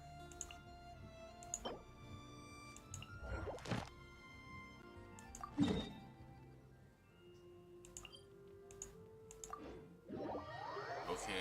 นายมาช่วยฉันหน่อย ใช่ดูเอลใช่ ขอเลเซนหมดก่อน ฉันต้องการอัพตัวละคร มาช่วยฉันตีบอสดอกไม้หน่อยสิ พอเที่ยงคืนไม่มีใครตื่น ฉันจะฟาร์มของให้มัน ต้องไปตีว่าโลกสุดท้ายนี่ไปช่วยนะจริง โลก6อยู่ โลก5อยู่ จะขึ้นโลก6ต้องสู้เลเวล80 ต้องอัพตัวละครไปสู้ตัวละครฉันยังกิ๊กกี้อยู่เลย ที่9นิเวล90แล้วโลกที่เท่าไหร่นะคุณนัท So it's one! เขาตี โดนตัวละครสองคนนั้นไปเรียบร้อย Where did that come from? เป็นคุณนัทได้ต่อเลยโลกเป็นนั้นโลกเท่าไหร่ Silver send up! แม่งยังอยู่ Coming at ya!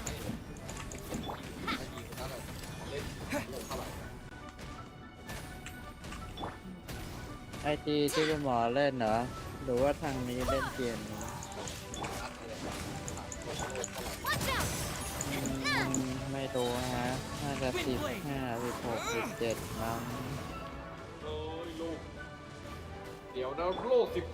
15วัดอัลโหล ไม่ได้ดูเล่นในเรื่องมันเล่นด้วยไม่ได้ดู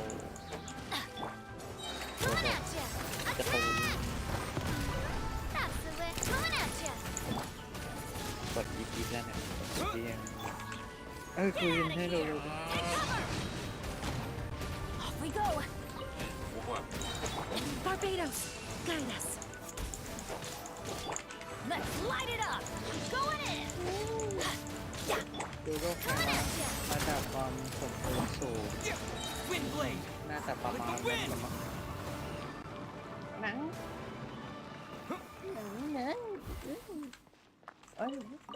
ไปแล้วครับ ขายของแล้วของแกออกมามีโอ ไม่ผมไม่ได้ทำอะไรครับผมไม่ได้ทำอะไรผมไม่ได้ร้องไม่ได้ค้าง เขาบอก ด้วย ว่า นะ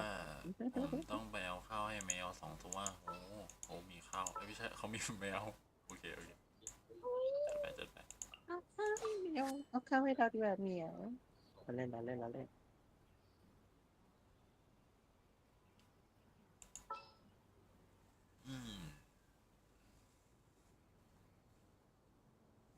ไฟแพ้อะไรแพ้สายฟ้าดิใช่ปะ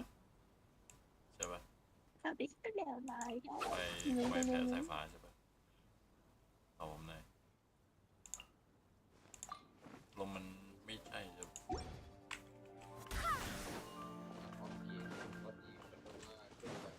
ที่เหลือก็ต้องอัพเองเป็นยูแม่งโกงตลาดแม่งเก็บยากเก็บท่า ยุ่งทำไมแฟน อัพได้เพราะงานแย่มสิครับ โอเค โอ้ขอระดับ UR มาอีกโอ้เท่UR บวกก็ต้องเป็น Onwards. We have work to do.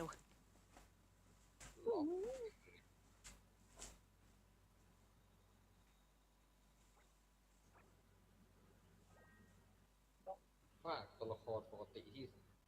ตัวละครเป็นดอลลาร์ที่สามารถเช็คของระดับ UR อีหยังวะเนี่ยแต่ของน้องไม่มีใส่สักอันเลย It's time to move on. We shouldn't stay here. เอ้ยใจเย็นอย่าเพิ่งตื่น ดาวอ๋อจะอัพ4กับ4 ดาวระดับ SR บวกด้วยเป็นดอลลาร์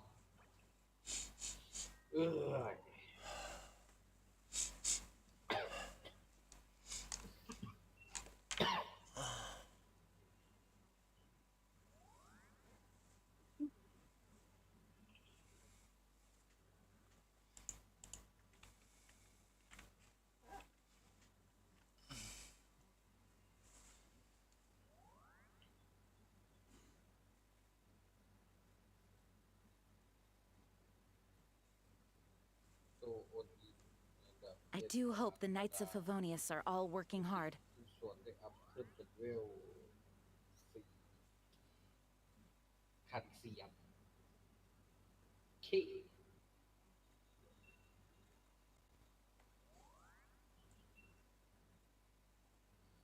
ตัว SR บวกแม่งต้องรออีเวนต์ด้วยประเด็นโอ้แต่ตายทำไมมันต้องอีเวนต์ไม่เข้าใจจริงๆเลย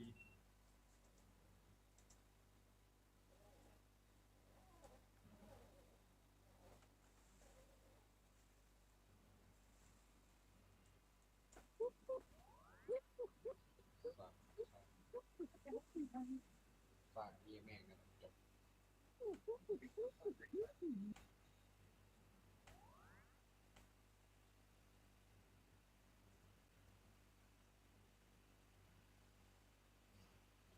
เข้าเกม Onwards. We have work to do. ไม่ถึงจะทำอะไรเลยอยู่นะประตูไม่สมบูรณ์ ประตูรอยเตียงประตูมีรอยเตียงกูได้แบบกาวตาช้ามันต้องซ่อมประตูเร็วไม่งั้นเข้ากินไม่ได้ โอ้โห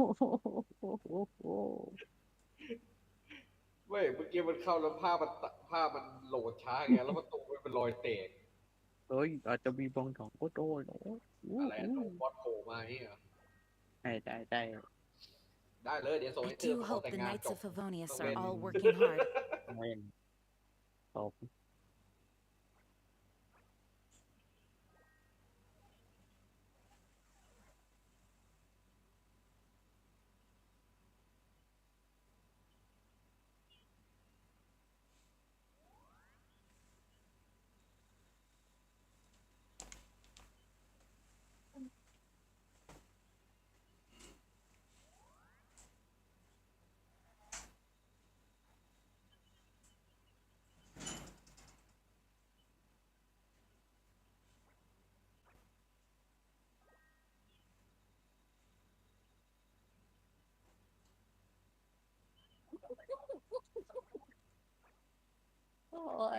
It's time to move on. We shouldn't stay here. ผมจึงเลยจึงเล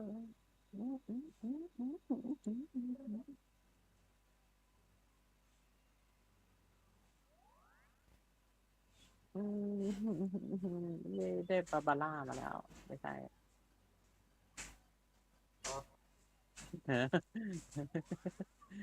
นี่ได้บาบาร่ามาแล้ว บาบาร่าอะไรของคนนั้นคนละเกมฮัลโหลตัวเองนั่งเล่นของไกลตาบาบาร่าอะไรล่ะ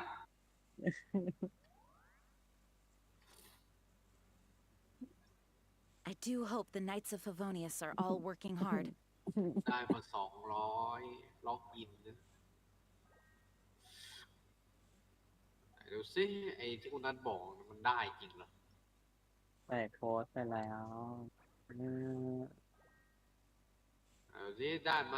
ถ้าไม่ได้คนนั้นเติมได้เท่าไหร่1 2 3 300เนี่ยนะไม่รู้อ่ะก็ใส่โค้ดไปแล้ว300เงินอีก52,000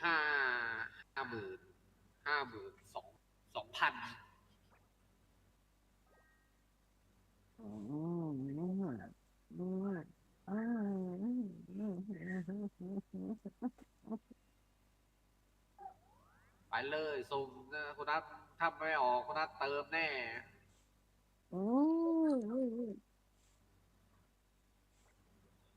น่าสุดได้จนตัวนี้ว่าพอแต่ยังได้เลยเนี่ยสุ่มอันนี้เลยนี่ไม่ได้คนนั้นไปตัดไข่ไปไม่นะ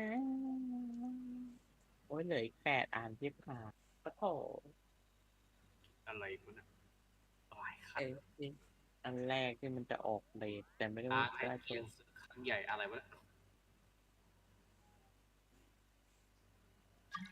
อยู่ดีเธอกลายเป็นพนักงานทำความสะอาดวัตฟังงานประจำ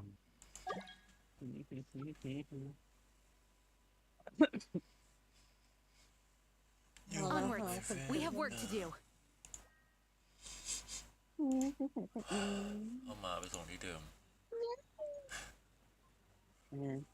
เอามาไปซื้อที่เดิมหมายถึงว่าให้มันนอนกับครอบครัวของมันอยู่กับเรานานแล้ว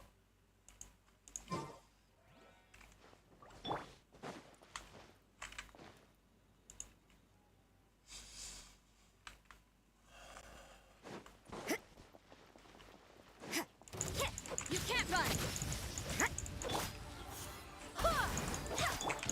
Watch out! Fire! Well, hey, lights out.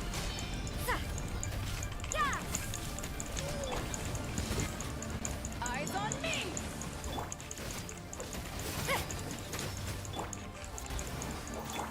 Watch out! Fire! Well, with luck, you can't run.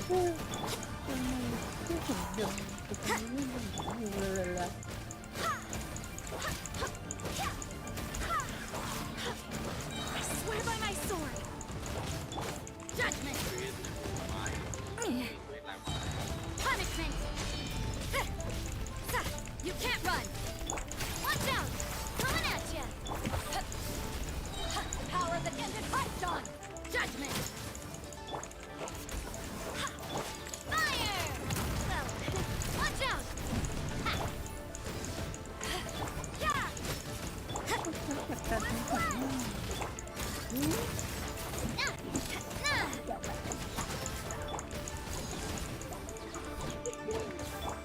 Yeah. You can't run. Shiver. มันไม่ต้องสองคนเป็นคน Hey there. Eyes ราย on การ me. ของคุณมันจะไม่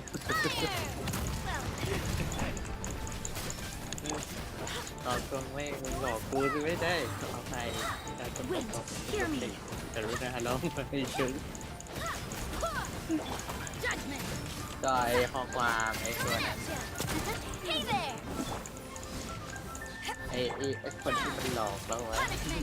ที่มันแอบดีก่อนเข้าเมืองนั่นน่ะมันเพ่งต่อนี่เลยของใครแต่จนลบของคุณลบหลุด That's the way. พ่อฉันไม่ไปนะจุดเพ่งต่อรู้ ผมจะเหลวกรุณาให้คณะตูนุ้ยจึงซอย นะตัวเวลา เดินบอกไปล้างตู้แบบ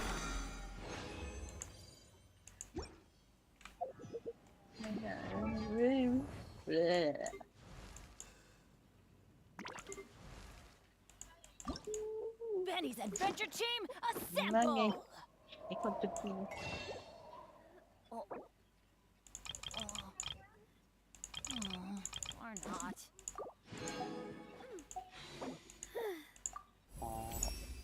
พอมีเรื่องมาหาฉันเป็นเครื่องมือเลยไง Oh, ow. เกิดเคยขึ้นมา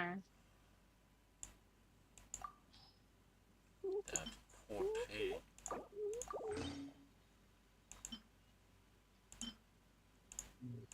แบบไม่สามารถนะ เอาดาบเท่ๆมาใช้ก็ถือว่าดีนะ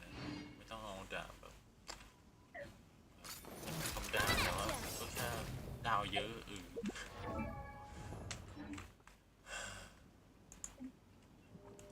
เคยเห็นเวลาก็อารมณ์แบบตัวละครซีหนึ่งแต่ดาบอาวุธตันนะ แบบตีทีที่แบบโอ้ยล้มช้า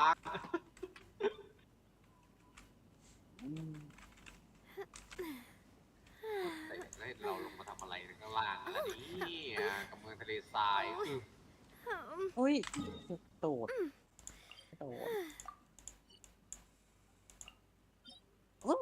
อุ้ยจิ๊บเกือบโดน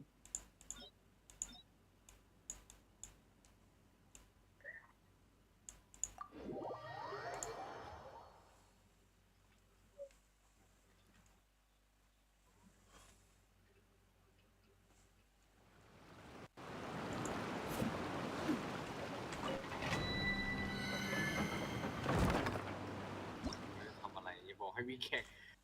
งานแกล้งเด็กเล่นมากเลย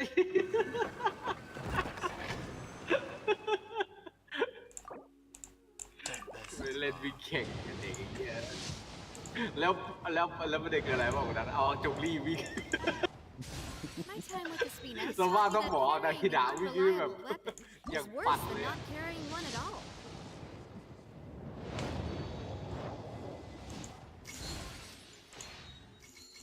วิ่งพร้อมกับระเบิดเงี้ย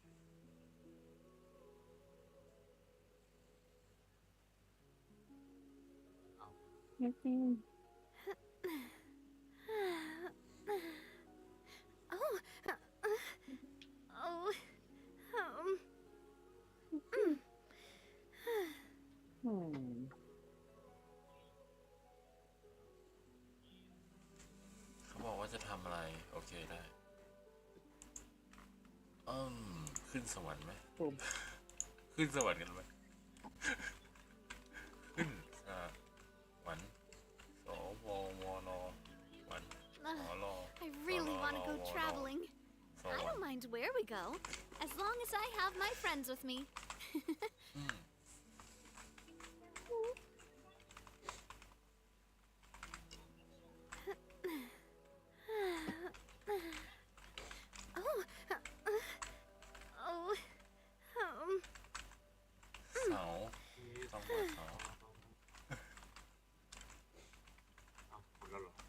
โอเคเอาเรื่องดิสนี่ให้แป๊บนึง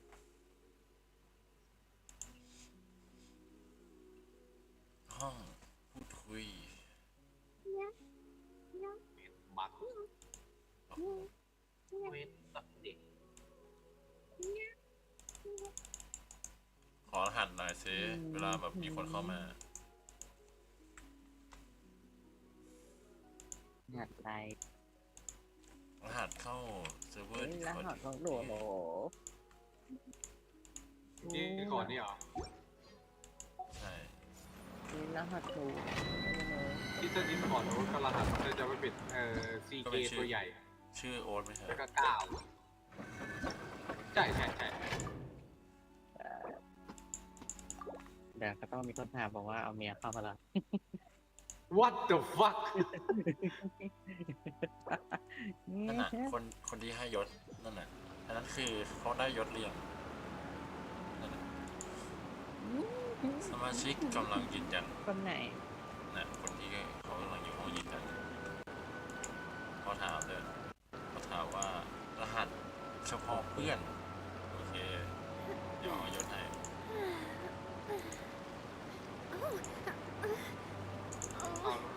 ยืนยันได้ให้ยศเข้ามาเลย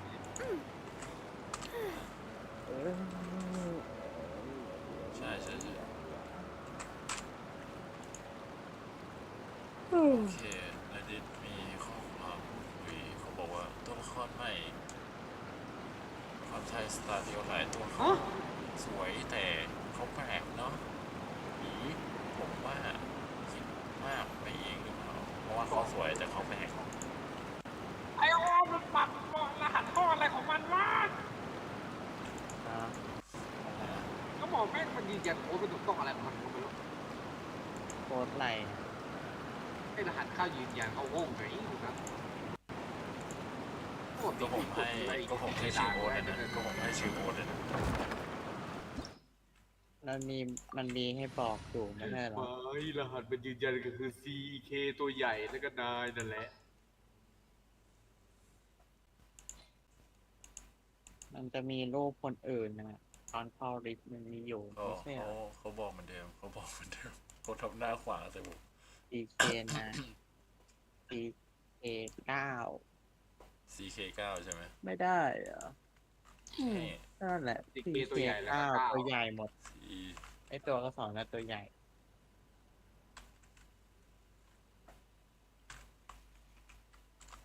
ไหนดูสิเปิดมาไปเปิดเกลือไม่ได้ CK ครับ ตัวใหญ่ จะพาไปขายตัวแล้วแม่งนะรู้ มาถึงก็สีฟ้าเลย รู้ไหมว่าโนเอล I want to ไม่ help. ใช่ความผิดผมครับผมขโมยนะ แล้วก็สีฟ้า แล้วก็เป็นหอกเลย สู้กับบอส แล้วก็เป็นดาบ I won't hold you อั back นสุดท้าย much. แล้วก็เป็นหอก เนี่ย โอ้ย เข้ามา แม่ง เนี่ย ส่งแม่งแล้ว เห็นไหมเข้ามาแล้วเนี่ยแต่ว่าเข้าไม่ได้ ก็ไม่บอกว่าต้องเป็นพิมพ์ใหญ่ทั้งหมดอ่ะทำไมคุณไม่บอกคะ ผมเขียนแฮชแท็กให้เขาแล้วว่าเป็นรีกับมัน ชื่อแต่กูก็บอกไม่ใช่ ความเป็นของคุณนัท ไม่ใช่อะไรกันเขา มันคือความผิดของดิเคทต่างหากนะ ใช่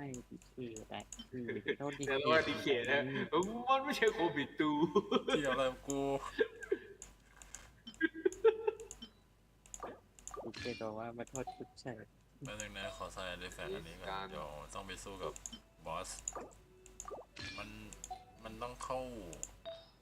เล่นคนเดียวอันเนี้ยแบบขอจัดการปัญหาของตัวเองก่อนนะไอที่เป็นเวก้าเสาอ่ะ เย้ย ใช่เวก้าเสาที่ใช้ธาตุไฟในการเปิดที่เป็นเข็มนาฬิกาแล้วคือมันให้เล่นคนเดียว ไม่ใช่ตู้เปิดตู้ธรรมดาเล่นและตัวทองออกนี่ออกเทียลบไอ้ดีคุณนัท เนี่ย แม่ง กำลังสู้เนี่ย เนาะหายแล้วจะได้ไงตังแต่ โอ้อย่างน้อยเดินเป็นตัวสีดาวที่กลวงออกดีแล้วเดี๋ยวจะลบไอ้ดีละ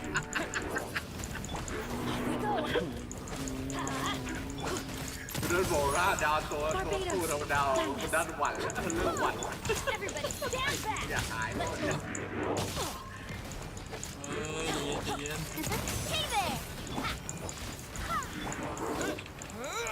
มาขโมยโพสต์อ่ะ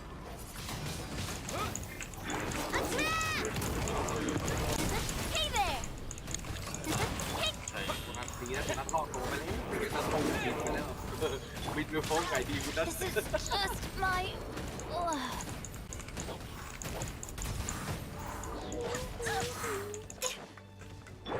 วันนี้เทียบตีแรงกว่านี้ที่หนึ่งเพื่ออะไร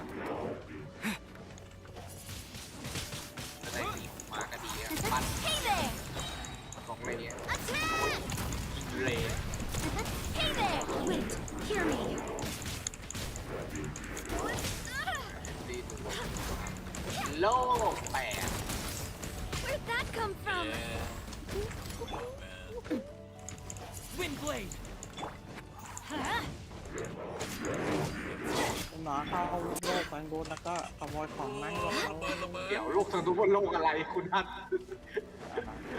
คนละโลกกันเลยนะทางนู้นอะ Barely a scratch. ไกลห่างไกลเขาว่าใกล้กันเลยนะผมก็แปลกแอบผมก็แปลก Disappear. Hey there! No, not me. แกมันน้อยโลกเดียวกันเลยก็เข้าในนั้นกันได้ Why do they Benny's adventure team? I have failed you.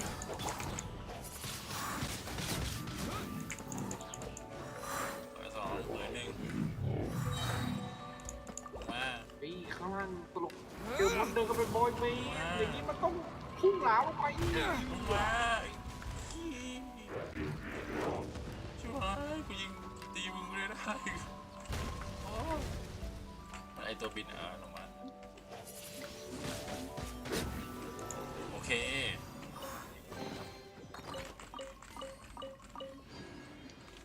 ยากนะวิว60วิว60จังลำบากอ่ะแต่ก็สนุกดีนะท้าทายดีแบบดาบเลเวล1ตัวละคร1ดาวสู้กับเลเวล90นี่ต้องไปเจอนี่ตัวละครอาร์ตองในเมืองน้ำอ่ะคุณน้าไปเจอไว้อย่างกับตอนคุณน้าไปเล่นอ่ะ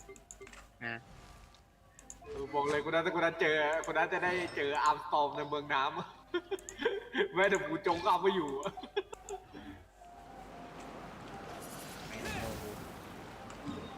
มาเข้าโลกกันเลยครับไปช่วยกันเปิดแมปกัน ไม่ต้องหรอกขโมยของไม่หมดเลย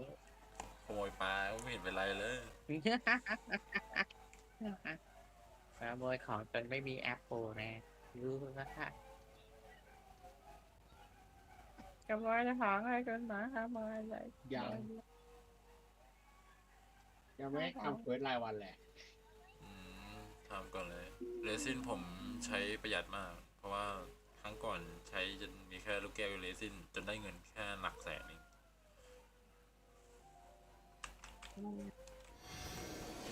ก่อนใจน้อยเดี๋ยวนี้เอาผ่านเล่นครับ เอา เจ๊ไหมคุณนัท เราขอให้นาอินจาไปหมดดิ เอาผ่านเลซินไงของคุณนัทอ่ะ เอาเรซิน ลืมได้ไงว่าต้องไปเมืองของไอ้นี่ก่อนเมืองสายฟ้าไปเอาธนูก่อนยังไม่ได้เดี๋ยวอาวุธชิ้นสุดท้ายทำไมนั่นคาไว้อยู่ไงคุณนัท 65 ต้องไปทุกนั้นต้องไปทุกวัน7 วันน่ะจะได้ธนู นั่น เด็กน้อยคนนั้นชมไปเงาในมือของเขามีแค่20 บาท โอ้โหไม่ออกเลยอะไรเล่นตัวจังอะ เล่นตัวเล่นตัว 67แล้วนะ ไม่สิ่งได้มาก็สิ่งที่เหมือนเดิมก็ยังเหมือนเดิมไม่มีเปลี่ยน เอ้ยดิสนี้ คุณนัทก็น่าจะรู้นะ ได้เล่นมาสิ่งที่เหมือนเดิมก็ยังไม่เปลี่ยน ใช่เหมือนไม่เคยเปลี่ยน แล้วแบบนี้เมื่อไหร่จะได้ทำคีย์ล็อฟรีพอร์ติ้ง มีคนชอบเอาไปทำคลิปแกงมากว่าเหมือนตู้ไม่เหมือนเดิม แต่ที่เหมือนเดิมคือไม่เคยเปลี่ยน ทำอาหารไม่เป็น ใช่แล้ว ทำไมคือเขาห้ามมาถึงไรเดนไม่สามารถครับทำอาหารได้หรอ Major Cole reporting. อยากรู้ใช่ไหมแม่เจ้าอยากรู้แล้วก็นะ ที่จริงอะทำมาทำได้แต่นางถูกห้ามทำอาหารเพราะว่า ลองชิมดูสิลองขอนางเป็นแฟนดูแล้วก็ลองชิมอาหารฝีมือนางดูเอา ไม่ใจก่อน หลายอย่างเยอะปักตะกงอร่อยหมด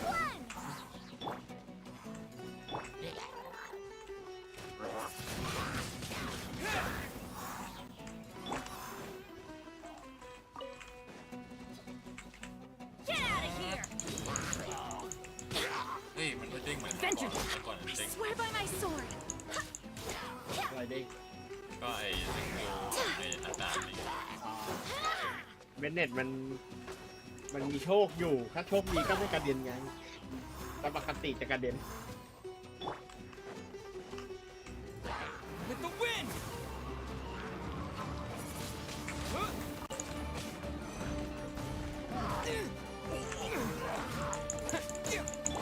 Let's light it up! ว่าโชคอะฉันน่ะโชคดีเสมอแบบกระโดดติดเลยวันเดียว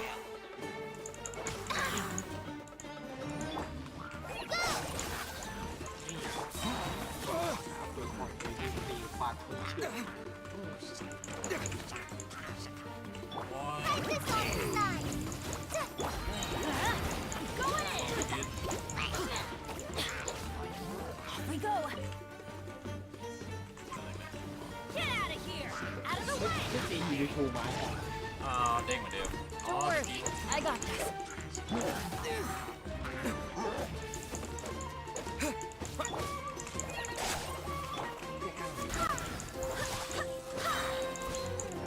Barbados, got this.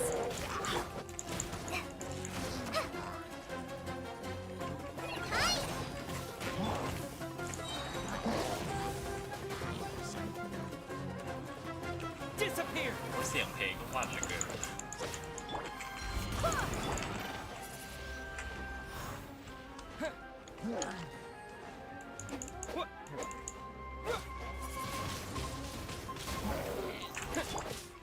Huh?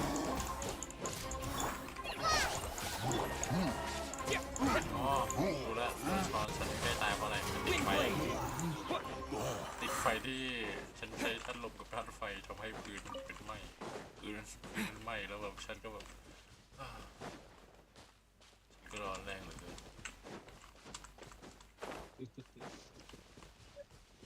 ขอบคุณเลยควรใช้ธาตุสายฟ้าเพราะว่ามันจะได้แบบอะไรนะ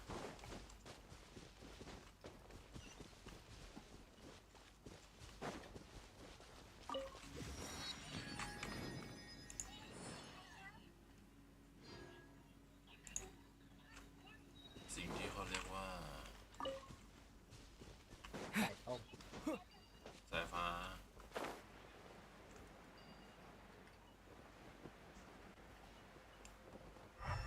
คุณจอยมา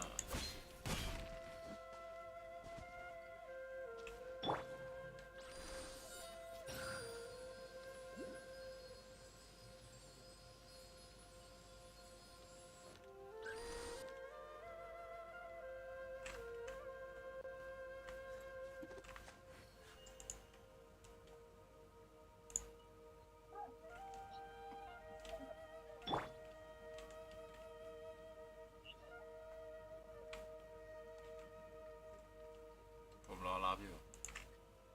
ถ้าคุณโดดลงมาผมรอรับ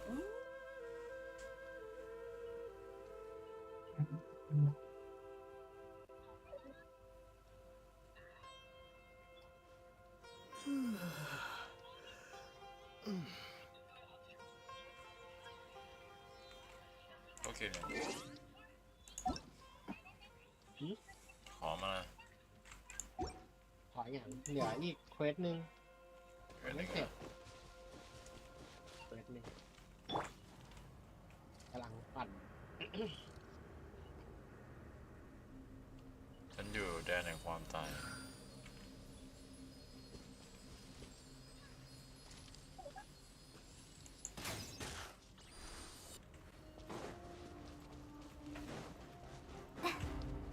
แค่ยิงสกิดอะ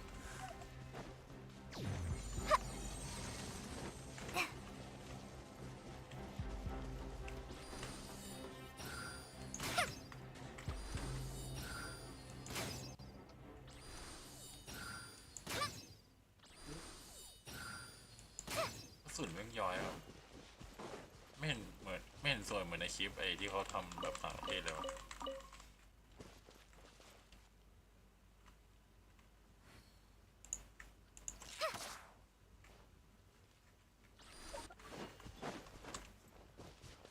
ลาได้สักทีก็ขอให้โชคดีเอ๊ะอยู่ที่เรายิงอยู่ไหนอ๋ออยู่ด้านเลย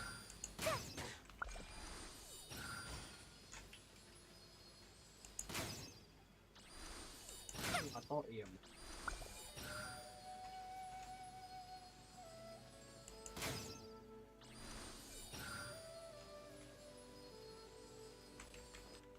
มันจะเซ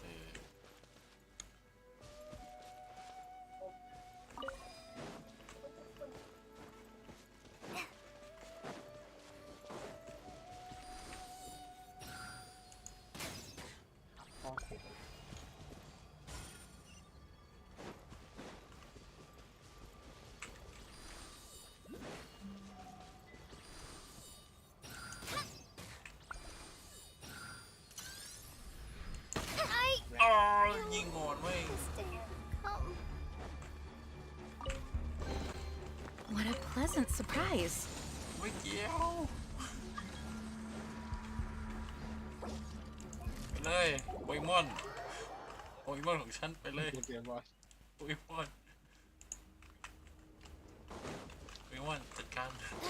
ตายไปแล้ว1 ตัวเลย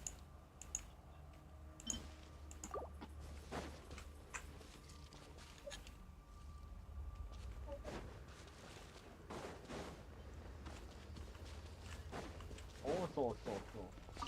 อะไรนะโซน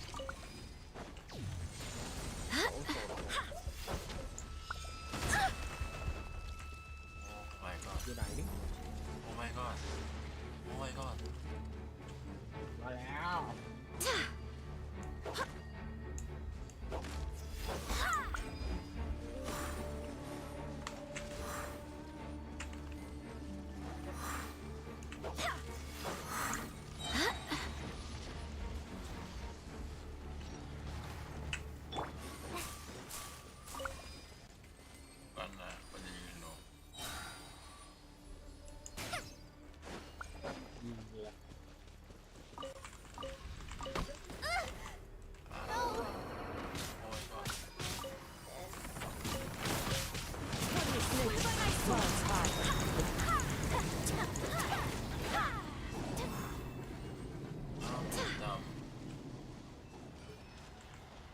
ก่อนไหม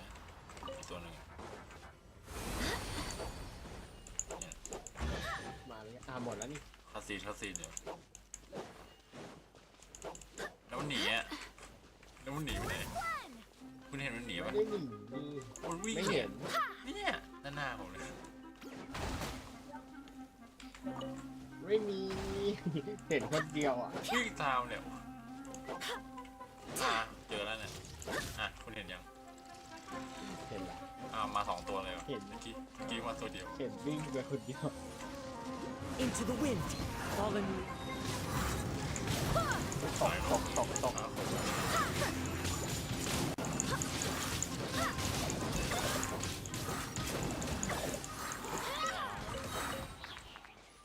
วิธีทำให้คนดูเขาไม่อยากดูเราเวลาเล่นเกมอะเราก็สะบัดเมาส์ตอนฟันได้กันชิงอย่างเงี้ย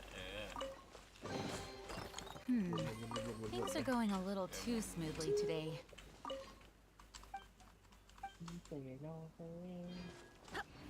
นาคิมิมินิกะนาคิริโมนานิโมนานิโม เอาเทพน้ำมาเล่นดีกว่า เทพลา เทพน้ำ I hope the others find some.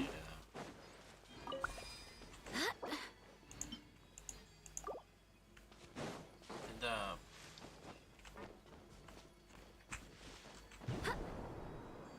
ถึงปะ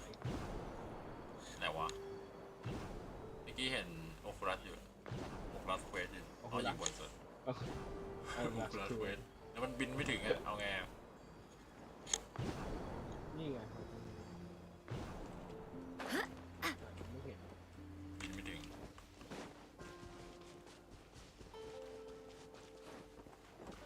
อ๋ออยู่แค่ตรงนี้เองนี่ ใช่ฉันกระโดดแล้วมัน ที่ ไม่ ข้า ถึ ง ง บนนี่ โดดแล้วไม่ถึง รอแป๊บหนึ่งเดี๋ยวเซตให้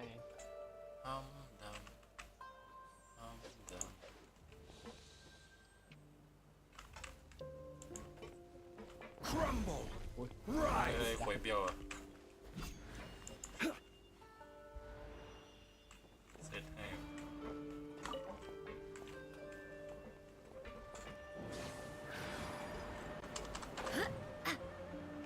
ไม่บินดีกว่า จบแล้ว ไม่คุณชักออกมาก่อนเนี่ยต้องชักออกมาก่อน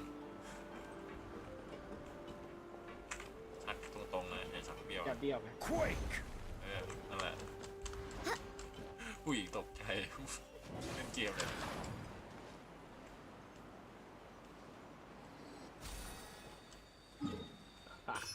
ตอนนี้ผมเปิดแมปแล้ว ไปเปิดตรงไหนต่อ ไปต่อวัดมาเลย วันนี้วันเสาร์ก็ต้องเปิดเสาร์วันอื่นค่อยทำอย่างอื่น วันอาทิตย์เขาบอกว่าสามารถเล่นได้ทุกด่านใช่ไหมหมายถึงฟาร์ม ได้ ใช่ ฟาร์มได้ทุกดัน โอ้โหวันอาทิตย์เราเหลือพระอาทิตย์เล่นซะแล้วมือพองกันพอดีอ่ะ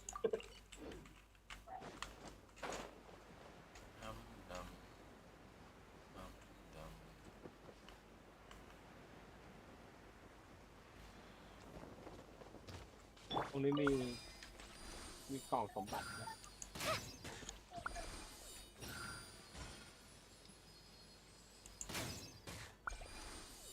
สมบัติ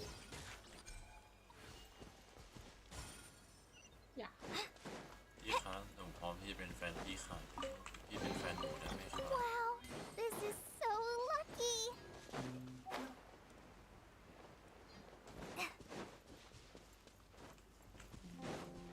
พยายามเข้านะพี่จะมองหนูผิดใหม่กว่านี้ถ้าหนูยอมจ่าย500พี่ค่าเข้าถึงไงในเฟซผม ค่าเข้าถึง ค่าเข้าหาแต่ผมให้คุ้มนะผมให้เสื้อนะแจกเสื้อไม่ได้เอาอ่ะไม่ดีอ่ะ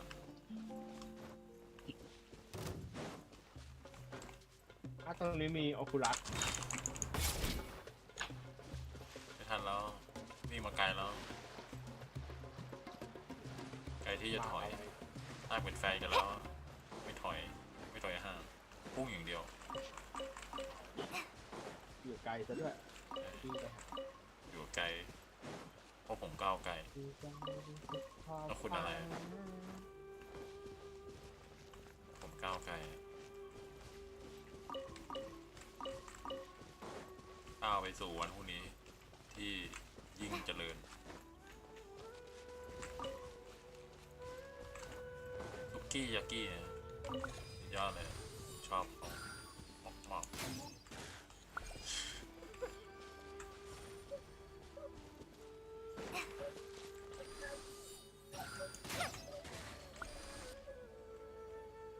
มันมีอะไรไม่ผ่าน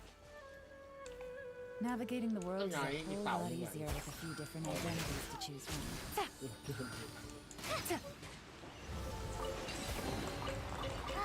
Glad there weren't any poisonous mushrooms inside. เม็ดโซคุรัสข้างบนหัวเรา อยู่ในนี่ในต้นไม้ ไม้นี่ ในดูต้นไม้ รูต้นไม้เอ้ยถ้าผู้ชายเขาไม่มีอะไรเขาเห็นของไม้เป็นหุ่นของผู้หญิงถ้าโลกนี้ไม่มีผู้ชายเอ้ยถ้าโลกนี้ไม่มีผู้หญิงอะผู้ชายทุกคนจะมองต้นไม้กลายเป็นส่วนสะโพกของผู้หญิงจริงหรือไม่ ต้นกล้วย ก็ต่อไม้ระหว่างกลางอ่ะ อันนี้อยู่ข้างบน คุณเห็นแสงที่มันออกจากต้นไม้ The นั้นไหม rain won't slow me down.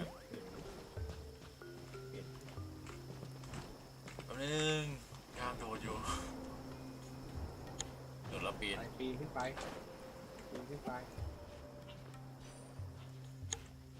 จะแย่งเป็นพลังงานจะได้ปีนไม่ถึง ลมจิ้มอร่อยไหม ไม่เก็บพลังงานเดี๋ยวด้านปีนไม่ถึงหรอก พลังงานแคลอรี่มิสซูรีคอมเมเดอร์ไดมอนด์สปรีมไม่คุณหอได้ ก็ หรอ เจ็บกด X ออกแล้วก็กดตัว T เลย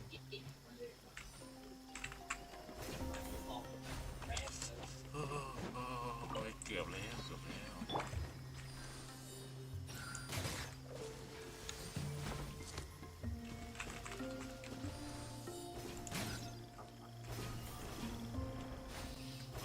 ดำแฟชั่นเกิดมาห้ามดำ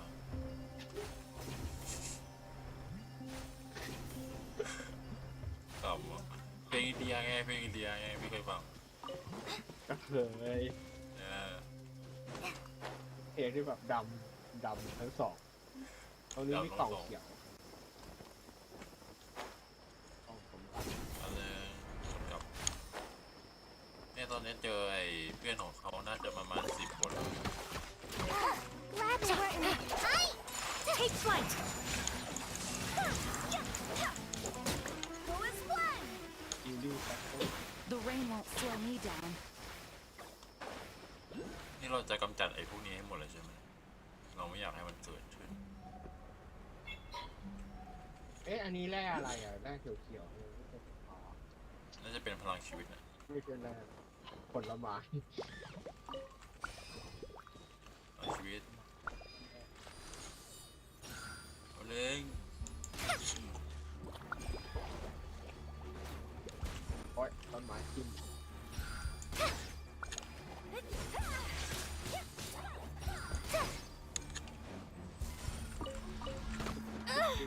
อ้าว This creature. Forever. เพื่อนพึ่งชุบ โปเกมอนมาไว้เอา เขาคือใครกันนะโปเกมอน เรียบร้อย เหลืออีกทีปะหมดแล้วเลย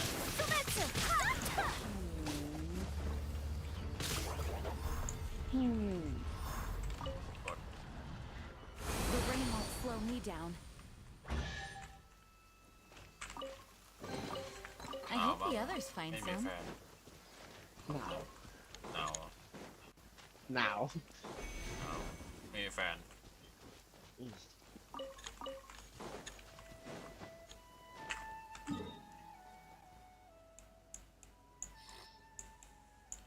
ทรายเลย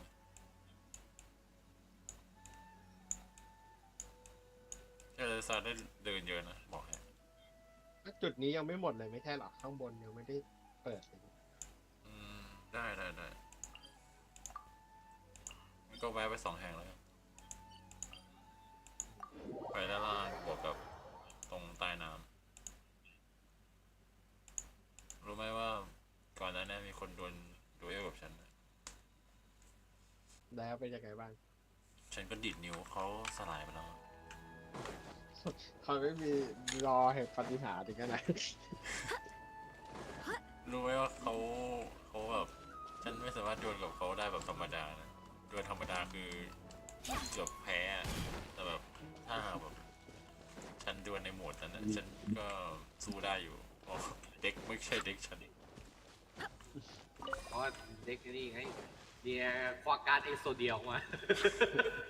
โดนฉีดการ์ดอะ ตัวดิฉันนี่สกิลไว้เอง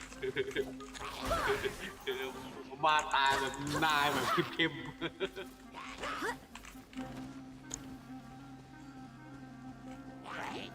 พามอนเดินเล่นไม่โดน ๆมีการ์ดมีค่าไป ดาร์คไวเดอร์ ก็ดีเลย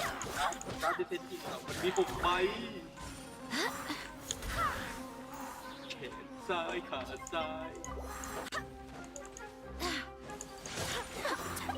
แบบคุณเล่นคืนนี้น่าจะจิบก็ได้ผมคิดว่าผมควรใส่อาร์ติแฟกต์ให้กับตัวละครของผมนะเพราะว่ามันรู้สึกแบบเลือกแค่200อะแล้วแบบผมไม่เข้าใจว่าตายได้ไงไม่อ่ะอันนี้คือดูไลฟ์สรุปเนี่ยผมใส่อาร์ติแฟกต์สีม่วงให้หมดแต่คือผมไม่ได้อัพตัวละครแล้วเลือดมันมีแค่ 2,000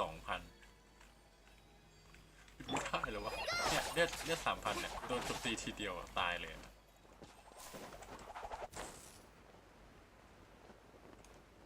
ตัวละครและกระดาษเนี่ย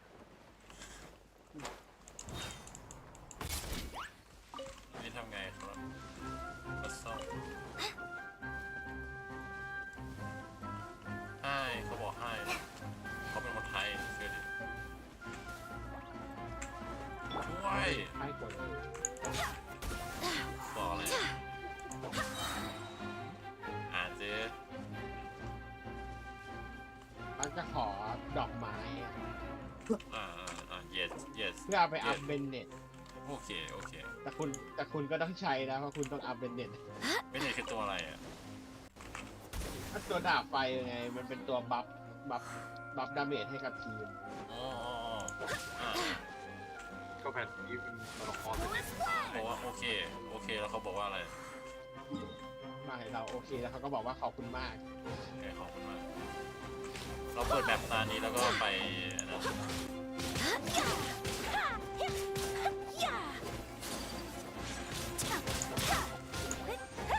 ที่โปรเพเยอร์ไว้ในตีที่ปลายที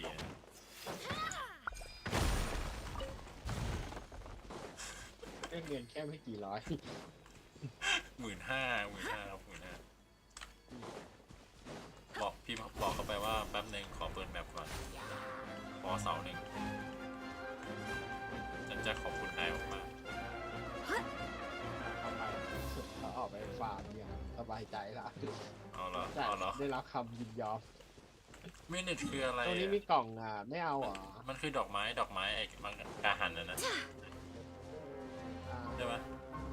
ไม่รู้เหมือนกันจำไม่ได้ ก็มันมีดอกไม้ธาตุไฟที่เราต้องเขาไม่ใช่เจ้าของโลกคือเขาเปิดได้นะ ง่ายมันเป็นดอกไม้สำหรับอัพเวลตัวละครไม่ได้ ไอ้ดอกไม้ลาวิวนั่นนะดอกไม้กาหัน ดอกไม้ตามแบบมันเลยนะ ดอกไม้สีแฉกมันจะหมุนเร็วตามความเร็วแรงลมในแต่ละวันด้วยนะ 3 องศาเซลเซียสแรงปืน32อุณหภูมิความชื้น22 นาฬิกาเก็บกล่องแล้วหาเก็บดีกว่าวันอาทิตย์อ่ะ เห็นตรงนั้นไหมเนี่ยเราจะได้สู้ทุกวันเลยปะเนี่ยโอรัสอ่ะเห็นไหมโอรัส สู้ทุกวัน โอรัสเควสจะปีนขึ้นไปยังไงครับ ก็ใช้พัดลมบินขึ้นไป จัดมา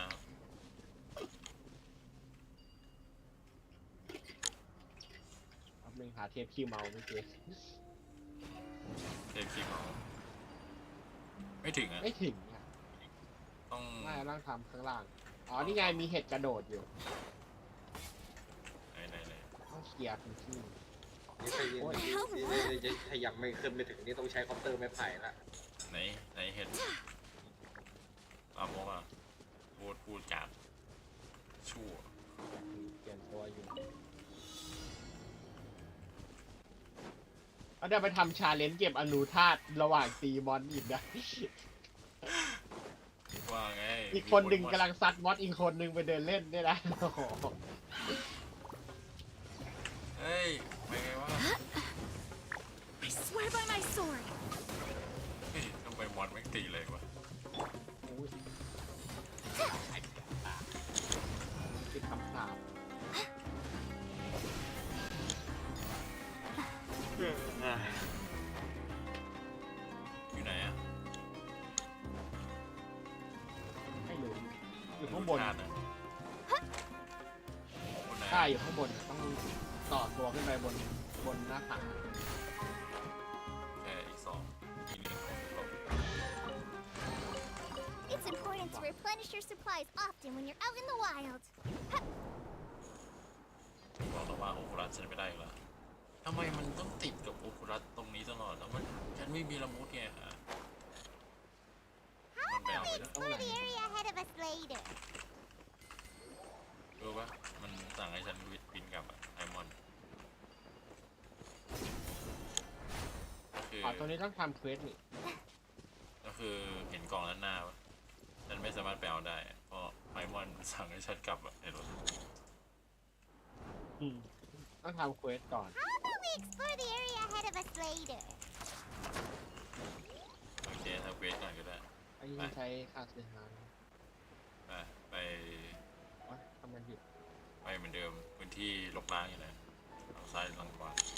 อยู่ข้างล่าง อยู่ทางนี้ อยู่ทางนี้ อยู่ข้างหลัง อ๋อ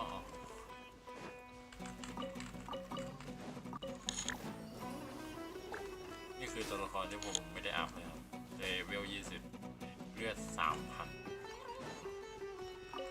โดนโจมตีดอกเดียวก็ตายเลย ไม่ผมว่าคุณตีได้ลองเก็บดูอะเก็บไอ้กลมๆนั่นดูบอกว่าอะไรเขาบอกว่าช่วยด้วยหรือเปล่าเขาบอกว่าให้ใจ เปล่าแล้วกดไลค์แล้วบอกใช่เลย คือไอ้กลมๆตรงนั้นอยู่ไหนจะตีมันไปถึงเก็บไอ้กลมๆที่อยู่ข้างๆคือเสร็จปุ๊บไปปั๊บเลยโอ้มันได้ของที่ต้องการแล้วสินะ เขามิชชั่นคอมพิวแล้วครับบ๊ายบายนะ ไปละกูไปละ แล้วก็จะบอกไรมันอยู่ไหนอะหาไม่เจอ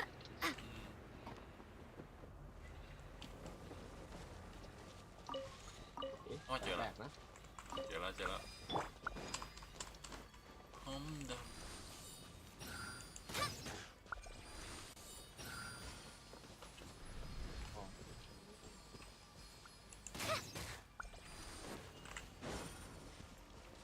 อ้าวโดนลัด ตีดูตอนนี้ ตีไม่โดน เบื่อจังเลยการที่ชุบตัวละครเดิมต้องซ้อมเหมือน ตีไม่ได้เหรอก็ตีได้นี่ เฮล The wind knows the clouds high.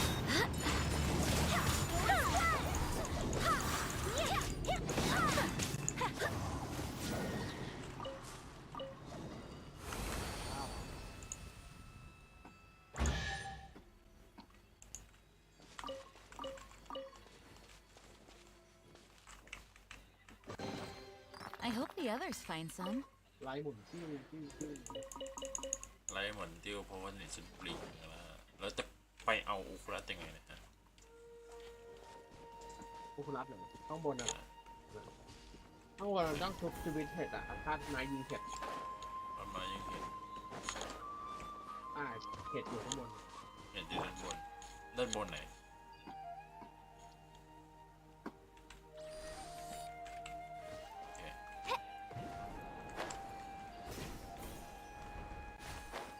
ไหนเห็ด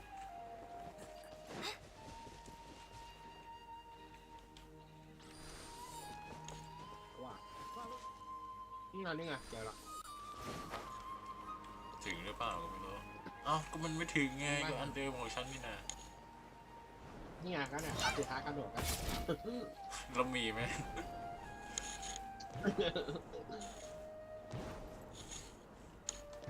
ไปเปิดแบบต่อก็ได้รอมีสการละมุดก่อนเดี๋ยวค่อยปีนเอา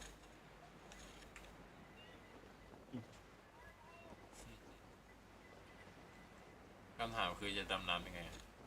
มันอยู่ใต้น้ำเอาว่ะทำไมต้องกินสตาร์ไลท์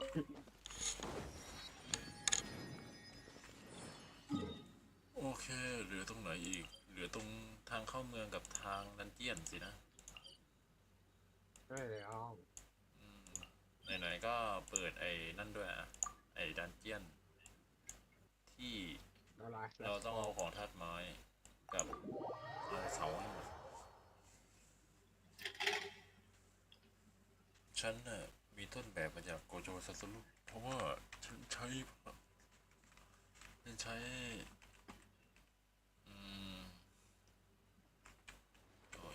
ทำการแบบซ้อนแบบสั่นไปสั่นมาเรียกว่านะการอันนั้นคือแบบ0.2 วิ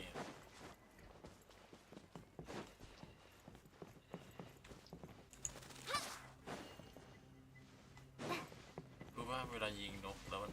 ลูกธนูมันจะแบบหันไปทางแวนเนี่ยหรือยอนอะย้อน ใช่ยอนวิธีของเกมก็คือเวลาตีตัวอะไรแล้วลูกธนูหรือลูกสกิลท่าโจมตีอะไรปกติมันจะไปหาเป้าหมายทันทีแบบคล้ายๆ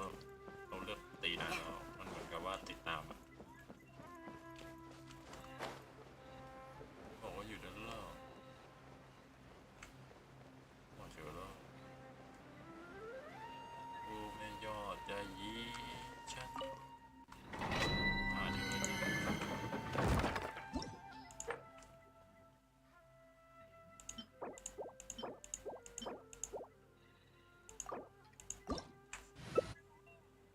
มีคนมาขอเข้าของอีก ใครอีโม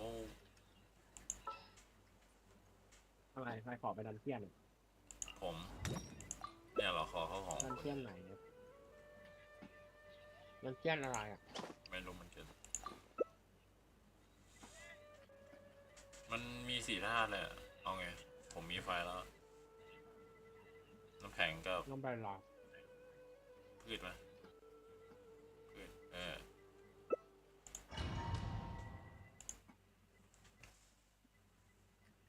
พร้อมจะตายละโอเค let's go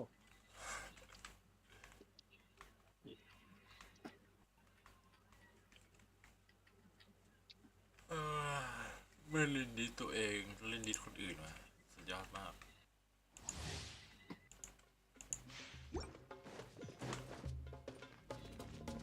45 Absorption test. Stand clear. This is just my. Enhanced animal module 75. A sight to behold. Animal test 63. Oh wait. Emerge. Out of the way. นอนพื้นได้เลยเดี๋ยวแบก Wisdom.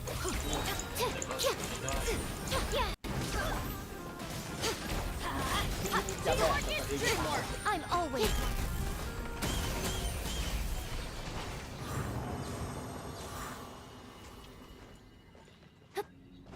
เป็นเน็ตพุ่งฮิวที 50% ก้อนเม็ดโอคุลัสนะ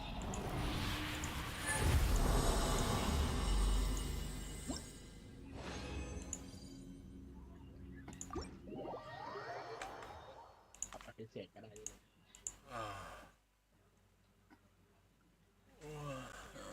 ของเราไม่ได้ใช้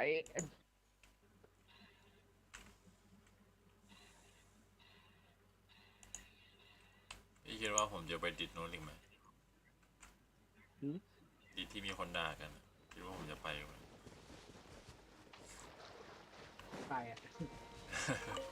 พวกเบรกวายดีพี่ชอบเหรอถ้าเข้าโวยวายอย่างเดียวก็ได้อยู่แหละไรนั่นอะไรนั่นมันด่าไม่ใช่หรอไม่ใช่โวยวายต้องโวยวายปกตินั่นเหรอไม่ใช่คนรับได้อยู่แต่นั้นมันไม่ใช่ใส่เสียคือทำอะไรไม่เข้าหูนี่คือด่าอย่างเดียวก็คือเขาไม่ได้เรียนเขาก็เลยเป็นอย่างนี้หรอ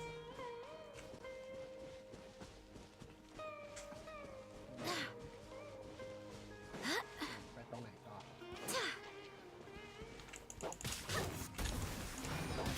แล้วข้างบนยังไม่ได้เปิดเลยกำลังจะไปสาวใหญ่สาวใหญ่สาวใหญ่สาวอวบสาวกล้าพิยามของคนกล้าหาญของเราห่างชั้นจากคนที่เขาพูดว่ากล้าหาญของคุณทำอะไรได้หรอเขาทำเสือหากไม่เข้าทำเสือก็ไม่ได้ลูกเสือนะเคยทำเสือป่ะกระบี่ไม่เคย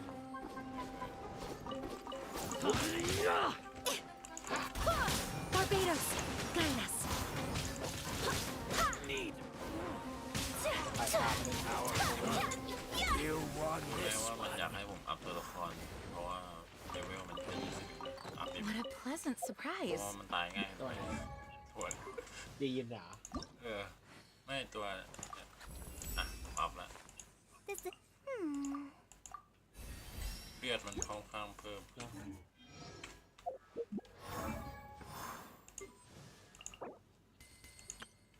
น่าจะเล่นในช่องกลายเป็นอะไรนะในช่องที่ It's time to move on. We shouldn't stay here. เดี๋ยวก็เปลี่ยนแล้วกลายเป็นแวมไพร์แล้วเดี๋ยวก็เดบิวต์แล้วผมรอตั้งแต่2 ปีที่แล้วหมายถึงใครผมอ่ะรอตั้งแต่ผมทำตัววีไว้แล้วแต่ว่าคือผมเรียนเนี่ยแล้วแบบผมเอาไม่ได้เอาน้องมาด้วยกลับไปเอาน้องมาก่อนน้องไหนใช่เด้ออยู่ข้างหน้าถ้ำอ่ะใช้เอาน้องมาเข้าบ้านด้วยมองไม่เห็นโอเค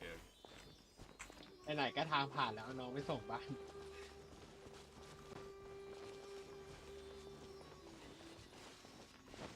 ก็ผมเพิ่งมาว่าง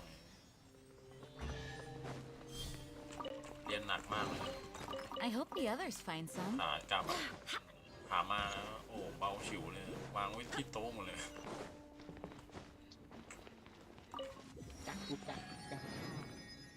โอเคหาไอ้ก้อนกลับเลยกลับเลยเจอ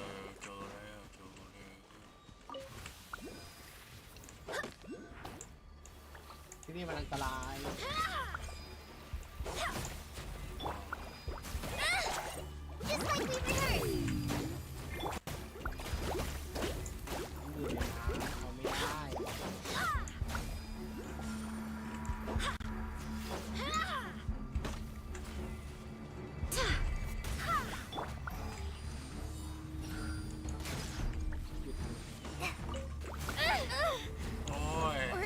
อัพเลเวลมา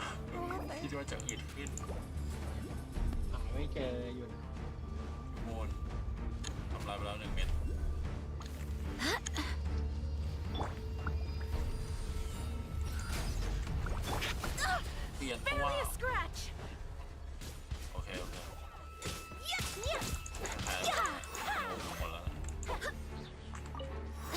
ถ้ารู้หมด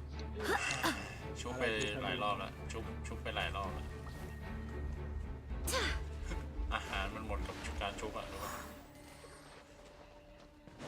ทำเพิ่ม ความเพิ่มนั่นแหละนี่เ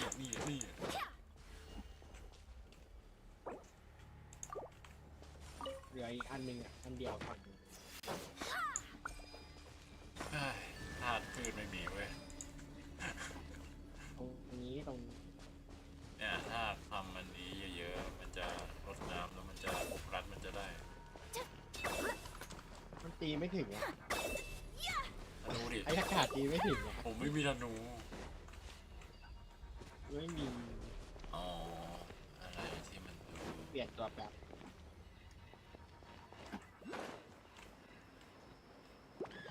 รัดอยู่แถวๆนี้ VR เป็นไงบ้างสบายดีไหม VR เรียบร้อยเสร็จสิ้น ไม่ถึง VR นะ อะไรเหรอ สบายดีไหม VR สบายดีไหม สบายอยู่ครบทุกบาททุกสตางค์เสร็จแล้วมาเก็บที่ลูก ตกน้ำตายอยู่มันเป็นคติของช่องนะหรือแบบเจ้าของช่องไว้ได้ไม่เป็น เนี่ยพอเราแก้พัซเซิลให้เราก็เดินไปไหนก็ไปดู เยอะมาแล้วน้ำมันลดไหม โอ้โห เราต้องให้ รถ น้ำ เสร็จหมดแล้วก็ทำหมดแล้วเนี่ยมาแก้อีกจุดหนึ่งแล้วเนี่ย ง่ายอย่างไร มันไม่ได้ยากนี่นะ ก็มันไม่ได้ทำมาดิโอเคลงไปด้านล่างใช่ไหม ข้างไหน เนี่ยล่างเนี่ย ได้ลงไปเลยเอาเม็ดกลมๆแป๊บ คุณเริ่มตีนะสุดท้าย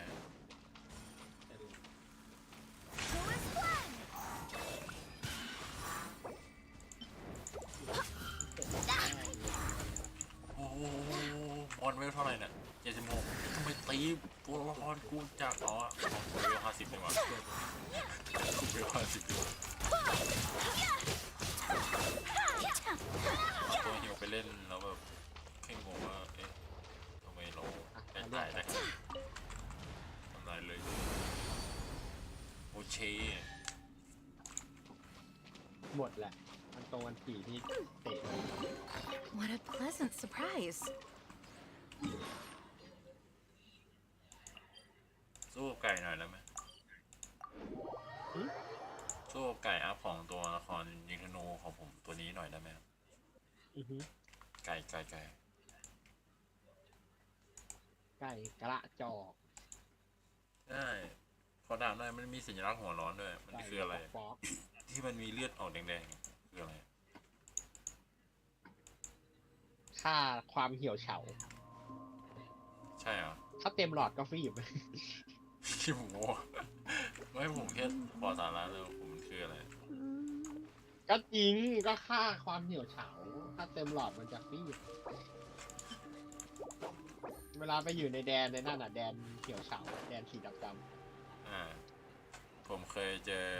หมาป่าที่มันลอยได้แล้วมันก็ทำเป็นตัวละครผมมันเหมือนกับน้ำอะไรอย่าง มันเลือดตกตัว Wind, hear me. เฮ้ย Time to go.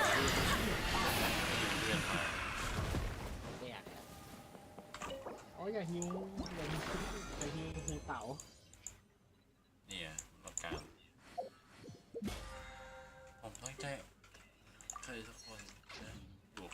ผมต้องโตหมดแล้วเนี่ย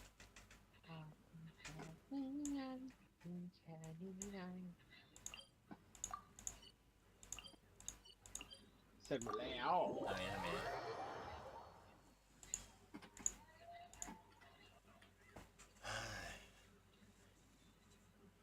วันนี้ก็เอาให้คุ้มเลยละกันตัวเขาแพงมากตัวเขาแพงมาก ไหนยังไม่เห็นสักบาท ได้เดี๋ยวจบไลฟ์เดี๋ยวให้ 20,000 ดาวที่ตกลงกันไว้ 20,000 ดาวดาวอะไรอ่ะดาวติ๊กต็อกเหรอลงมาก่อนแล้ว ก็กดติดรอเล่นกิจกรรม ให้ผมอ่านไหมว่าไอ้ตะเกียบไม่ใช่ค่าความเหนียวเฉาอ่ะ ไหนกิจกรรมนี้ไปทางไหน วิ่งอันนี้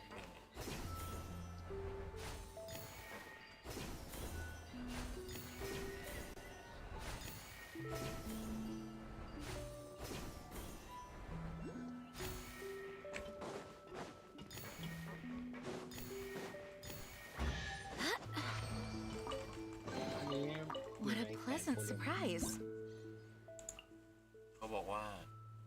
รูปแบบหลังจากวิวัฒนาการมันคือวิวัฒนาการใช่มันคือสถานะตื่นตัวมันคือสถานะตื่นตัวเว้ยทำการโจมตีแรงอย่าง คิดว่าหลอดสีแดงไอ้ตรงบนหลอดเลือดเราตอนเข้าเป็นที่ดำเป็น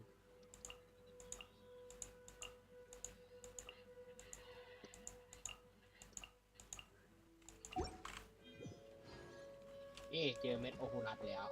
เก็บยังไง อยู่ข้างล่าง เก็บยังไงอ่ะ อยู่ใต้แขนลงมาข้างล่าง ค่ะ ใช่ โอเคยิงแบบสปอตไลท์เลยอะผมว่าผมได้อาวุธของเมืองเทพหินแล้วมั้งเทพเรื่องของอันเนี้ยธาตุเนี่ยใช่ธาตุไม้เพราะว่าเหมือนกับว่าให้อีไบเบิลอะไรของผมมา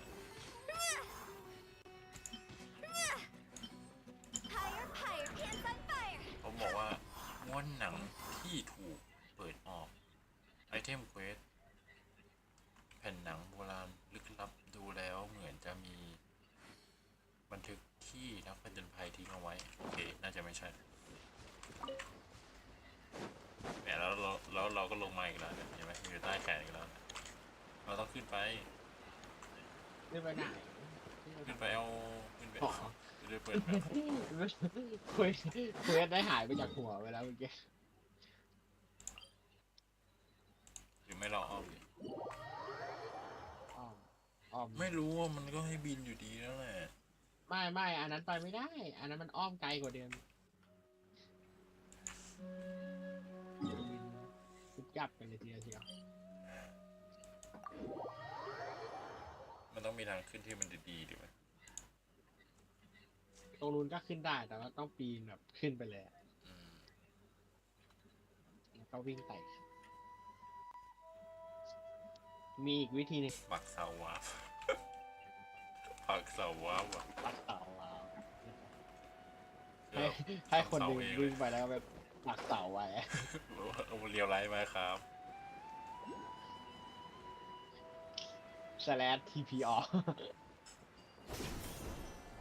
เกมหมดเกมหมดศูนย์ เกมหมดศูนย์ เกมหมดศูนย์ เก คือ มหม มัน ด จะ ส ทะ เป ลุ ก ทุก เต อ อย่าง ร์ มันผีอะที่แอบมองอะไรอย่างเดียวทำอะไรก็ไม่ได้ แต่ไม่มีต้นไม้ ค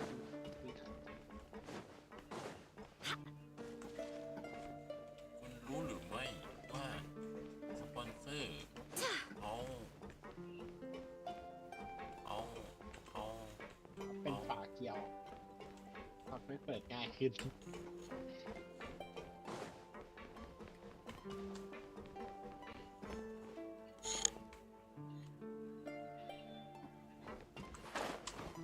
เขาบอกว่าเกมนี้มันเซ็นเซอร์หมดทุกอย่างใช่ปะแม้กระทั่งตูด อะไร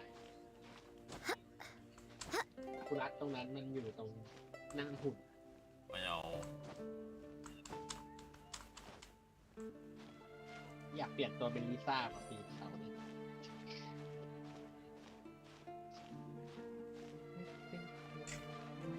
ต้องแบบค่อยๆอะเดี๋ยวจะไม่น่าหมดไม่น่ารูปเฟซใครมา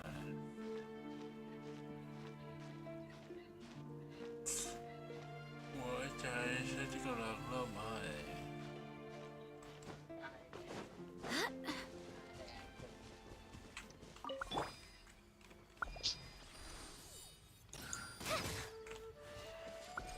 ไปเป็นร้านแถมไม่ได้จับ ที่หลังแบบ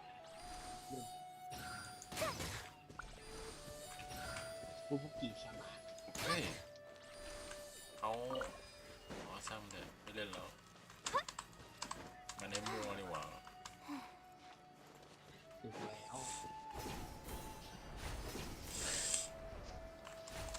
ผมได้ปีนมาถึงจุดสูงสุดของแมป รู้ไหมว่ามันปีนอะไร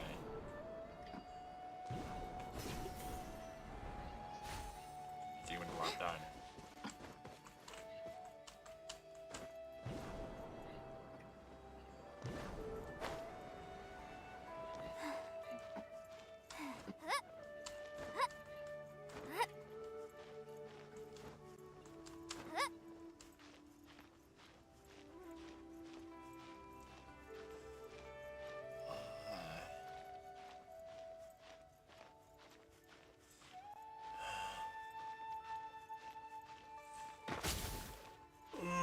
เขามามองอะไรกันนะมามองคนปีนอ่ะ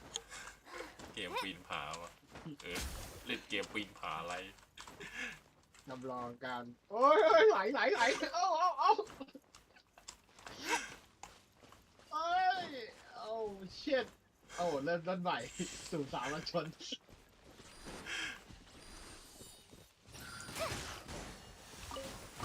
แบบขำเลยคือแบบ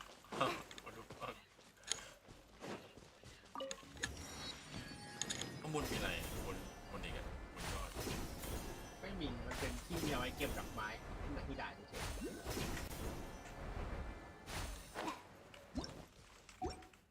ในที่ได้ไม่ต้องเอาปุ่มตัว G ออกแล้ว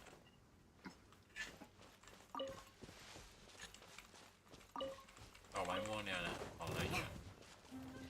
You are not welcome here.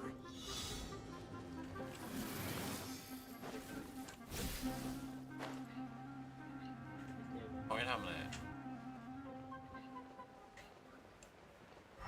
มันมีสัญลักษณ์แล้วผมก็ไม่เข้าใจอ๋อมันคือต้องเปิดกล่อง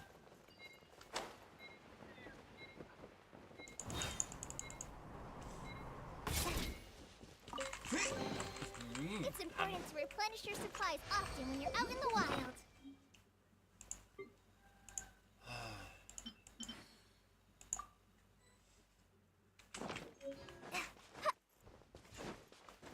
ไม่เก็บโอคุลัส ไม่เห็นเนี่ยออกแล้วอยู่เนี่ยมันเลย เก็บไปที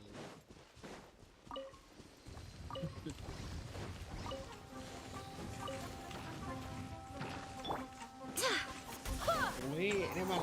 Practice on your side. พลาดเสียเลยต่อสู้กับมัน Forward splash.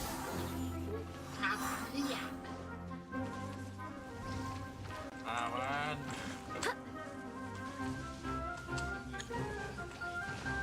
มัน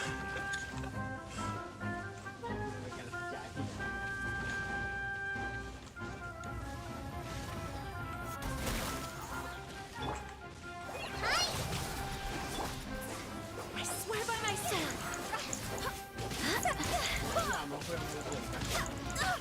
Barely a scratch.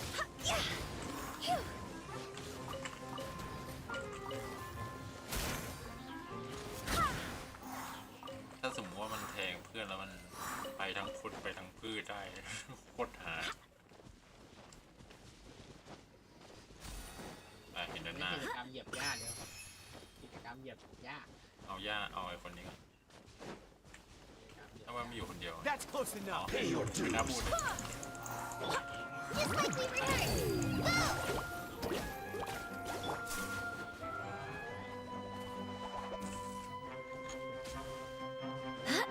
ตาล่อ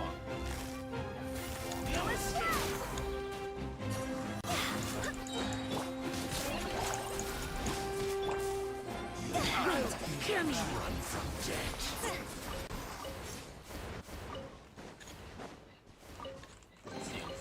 What a pleasant surprise. ไหนลองตีดิต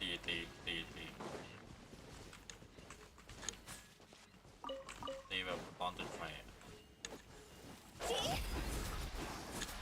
เสียงไฟมันสุดยอดของจริง นี่คือการเหยียบหญ้า เกินเก็บยา เดี๋ยวให้เขาถูกต้องแล้วไปชัดใจเป็นชั้นเล่นหนัก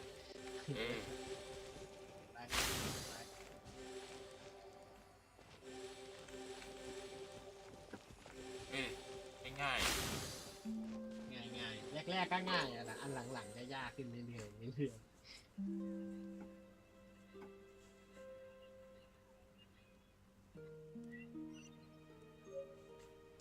ฮะเสร็จแล้ว What a pleasant surprise.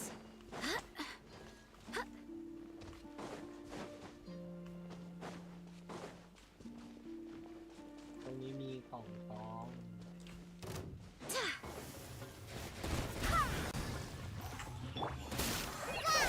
Quietly now. Things are about to get dicey. Try this on for size. เบี่ยงบางงอกเลยไฮโซปัต What a pleasant surprise. ก็มันพูดอย่างเงี้ยจงเบ่งบานงอกงามไฮพาราเซโลปัตมันคือไดโนเสาร์กินพืชที่เป็นพาราซอแต่ว่าในการ์ตูนมันชอบพูดไฮเซโลปัต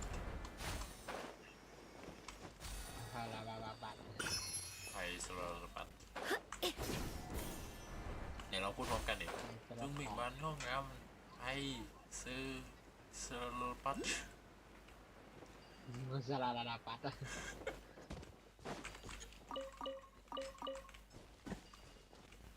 หมดแล้วเหลือจุดเดียวแล้ว ดูเป็นประคำตรงนี้นี่คืออะไร เมื่อกี้ได้ achievement ด้วยเหรอ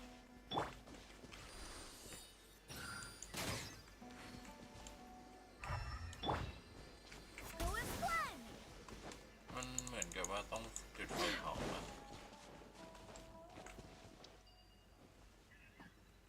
ขอไฟหน่อย ไฟเผา ใช่ฉันยังไม่เก็ตเลยอันที่ฉันอยู่ อ๋อเปล่าไม่ใช่ อันนี้มันต้องใช้เครื่องดนตรี ฉันไม่มีดิสิ ต้อง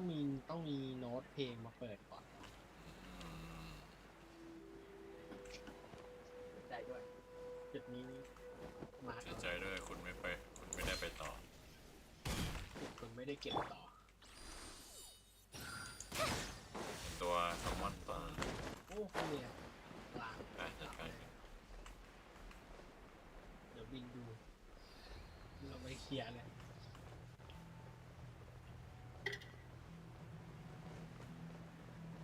ทำไม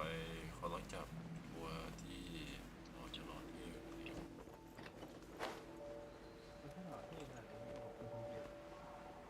คนที่หล่อขนาดนี้เป็นของคุณเนี่ย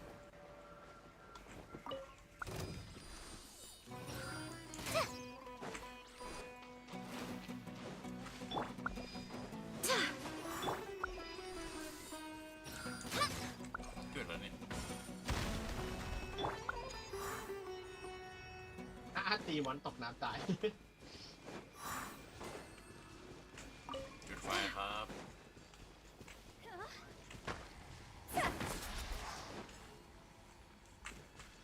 พร้อมสนับสนุนทางอากาศ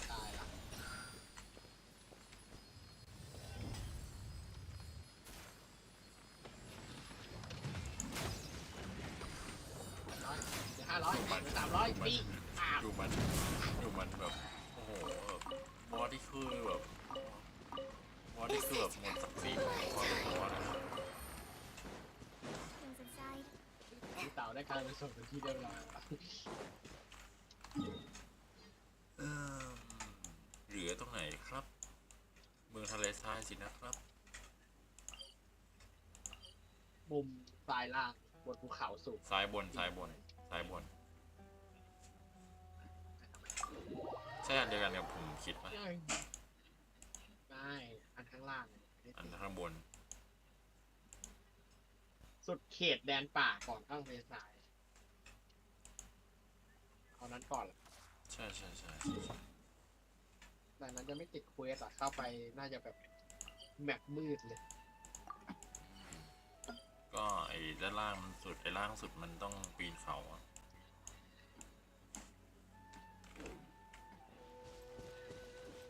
ไม่หรอมั้งเฮ้ยเวทเหยียบหญ้า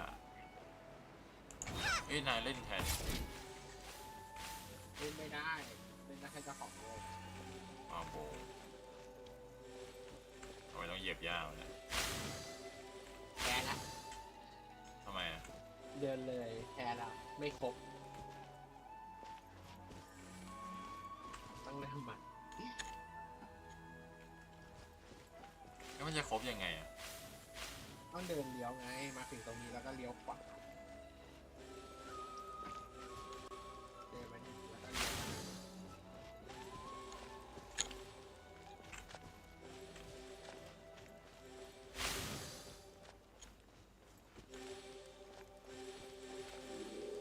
เก็บเลยปะ เมื่อกี้ยังบอกง่ายอยู่เลย เมื่อกี้ยังบอกว่าง่ายอยู่เลย ไม่รู้ก็ไม่รู้นี่วะ ยังไม่ถึง10 นาทีเลย ไม่รู้แปลว่าผิดไม่นอน It's important to replenish your supplies คือ often ไม่ when นอน you're out in the เป็นวัน wild. เสาร์ ว่าก็นอนก็นอนได้ นอนทำอะไร นอนทำอะไร ทำมัน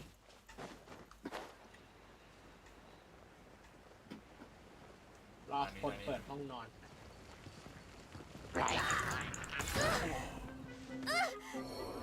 อ้าว This. เพื่อมารวมกันนะ I swear by my sword.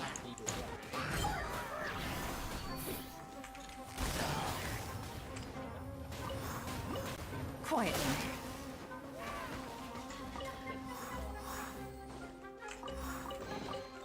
I hope the others find some. อะไรทางนี้อาหารนี่คือแบบหมดแบบเป็นเรื่องที่แบบไม่น่าหมดอะบอกอะไรเราจะบินไปยังไง ก็กระโดดเหยียบเก็บไปที่นี่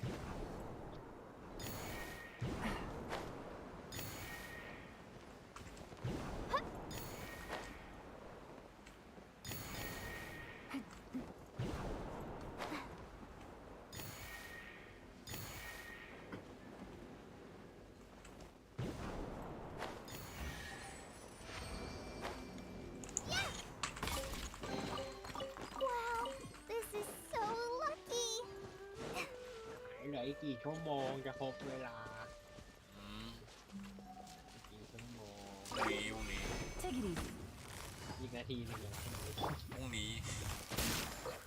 แล้วเพิ่งดีไงก็1 นาที แล้วก็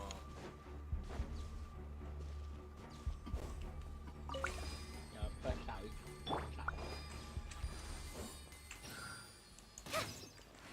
ก ระสุนมันย้อย เข้าไม่ได้ไปตีเดียวเข้าไม่เข้า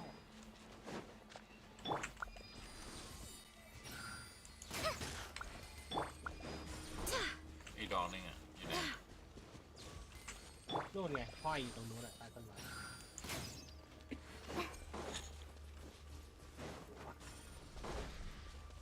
ยิงไม่ได้ อุ้ยหมาเจาะเกาะมา นอนตายแล้วเนี่ย ใช่ ใช่เนี่ยหมาที่ฉันบอกว่ามันมีเสียลาก เจาะเกาะไงติดเลือดออกแรงซะด้วยเนาะ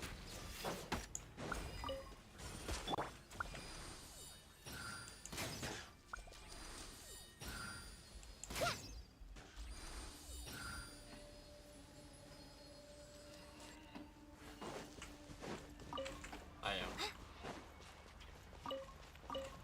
นี่ยเหรอเอามาเจาะคอดิ When the the sun's out, bathe in sunlight. ไม่ว่ามีคนเล่นเกมมีสร้างมา It's important to replenish your supplies often when you're out in the ส wild. ตาร์เรียว ใช่ใช่ เขายังไม่ย่อท้อเขายังไม่ลงไหลเลย ถึงแม้ว่าเขาจะเปิดไม่ได้คุณแม่ครับยากก็ตาม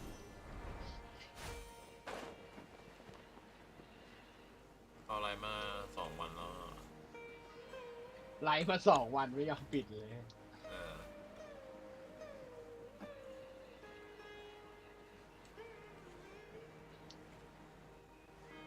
แล้วค่อยไปอย่างหอมหวานเหมือน Wood in Woods Wood in Wood Wood in Wood ก็คือ Wood กับรองเท้า Wood Wood กับ Wood ครับผมพรุ่งนี้มีจะทำอะไรหรือเปล่า พรุ่งนี้ มีแผนไหม ก็ไม่มีบทอ่ะไม่มีคนทำปก พรุ่งนี้ว่าจะพาเดินเก็บกล่องแล้ว อ๋อได้หมดไม่มีบทไม่มีผู้จัดการมีแต่คนที่สั่งงาน ไปเก็บกล่องหาตังค์ไปเปิดไรเด่น ได้แล้วเปิดได้ไหมหมายถึงให้ฉันเปิด ได้เดี๋ยวออก ได้เกลือนะรู้ไหมว่ามีคนแช่ง Everyone has their limits. หรือไม่ว่ามีคนแช่งฉันเยอะขนาดไหน 18 คน หวังดีที่สุดเลย ทุกคนเป็นคนดีรู้อยู่ต่างหาก โอ้ฉันจะตายโอ้คนไรจะตาย แล้วลงไป ไม่ได้อยากโดนหน่อย Or a stranger. อยากโดน ดูดธาตุลม เกมนี้มีท่าแทงแทงเลยก็วิ่งไกลซะด้วย เอาตาย ตายหมดแล้ว โอ้โห ตายได้อย่างไรทำไมถึงตาย เป็นคนขาดความรักก็เลยตาย โอ้โห ไม่ยอมหิว ตัวผมมีฮิวด้วย ใจ ตัวผมมีฮิวด้วย เสร็จแล้วมาเปิดกล่อง เสร็จแล้วมาเปิดกล่องคนที่ก็ลองเปิดกล่องก็ลองวิ่งไปอีกโชค วันที่โชค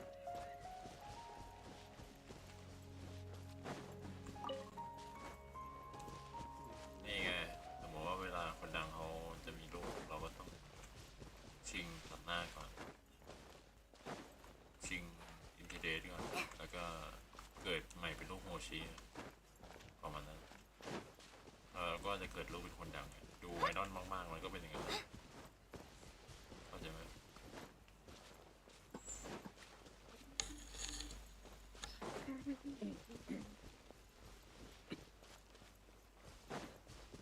ปล่อยมันไปก็ดีแล้ว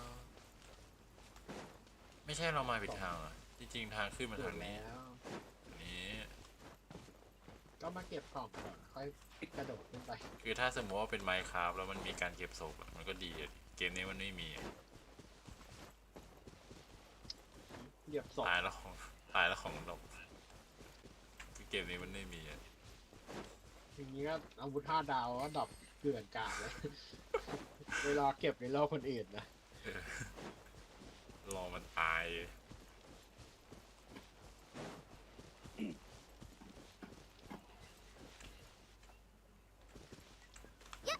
เลิฟทาเลียอาการสิ้นหวังในความรักหวยหาในความรักถ้าคุณไม่มีความรักคุณก็ไม่รู้สึกว่าคุณจะมีชีวิตอยู่ทำไมนั่นแหละคืออาการของคนที่หวยหาในความรักนะครับ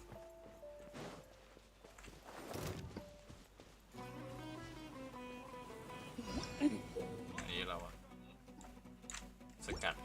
ดสกิลธาตุอะไรอย่างนี้นะตามหาวิธี That's close enough ว้ามาอยู่ตรงเสา วางไม่ได้เปิดเลย มอนยิงแม่นนะ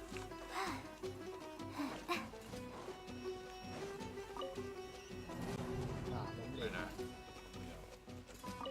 เวลา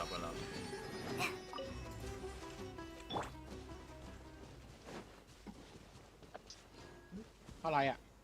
กัดทำมันโดราเอมอนไอ้โปเกมอน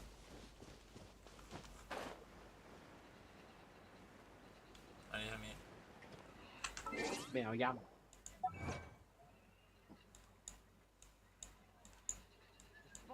มาแล้ว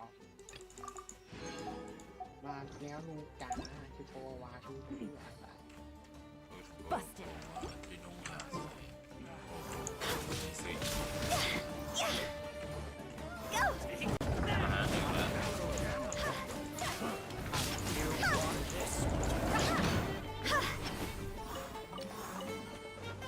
ไม่ใช่เคลียร์หมดบ้านนะคือน่าจะสุดไปแล้วไม่ว่าสแตมิน่าจะใช้อย่างรวดเร็วเวลาวิ่ง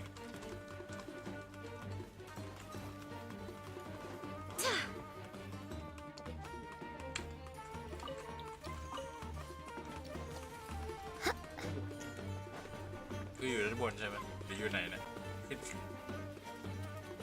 อยู่ล่างอยู่ อยู่ ล่าง ในห้องเนี้ยเปิดประตูไม่ได้ ตู้อยู่ล่างตู้อ่ะ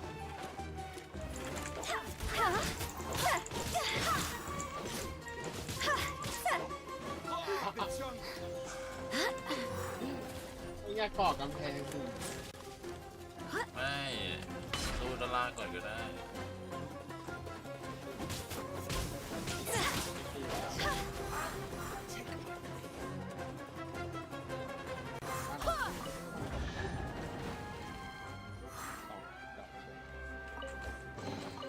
What a pleasant surprise. ไอ้ตอนนี้มันบอกว่าตามหาแล้วไม่ต่อ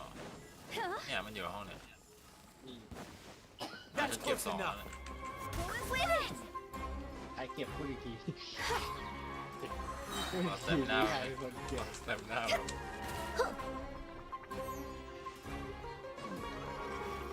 มันไม่มีคำว่าเริ่มอ่ะ Wind, hear me. ทำอะไรให้มันเสียเวลาได้ไหมขอหลังๆ ฮะเข้าไปได้ไงวะ มุดรูข้างล่างไง รู้ไหนวะอ้อยกระโดดเนี่ยนะเราวิ่งผ่านวะ มาเปิดเชือกให้เจ้าของโลกทำด้วยนะช่วยเก็บได้อย่างเดียว ปิด แทบจะเป็นเจ้าของโลกแล้ว ไม่มีอะไรมาตอบ A new punching bag.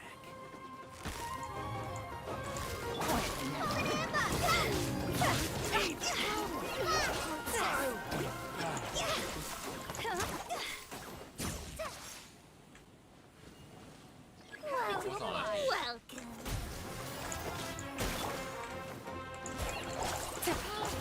I'm getting sick. Run over.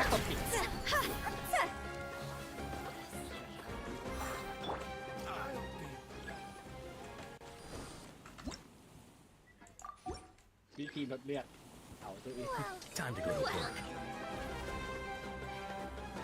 Focus on the sun.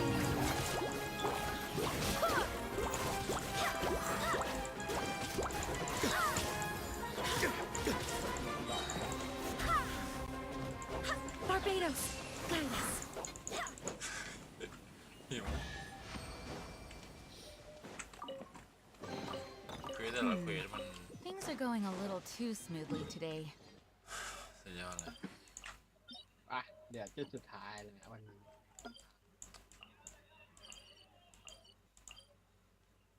ไอ้จอเรามาข้างล่างเห็นไหมจุด ไม่อยากไป ด้านขวา อยากไปสู้กับตัวนั้นมากกว่า ตัวไหนตัวไก่อ่ะ ไม่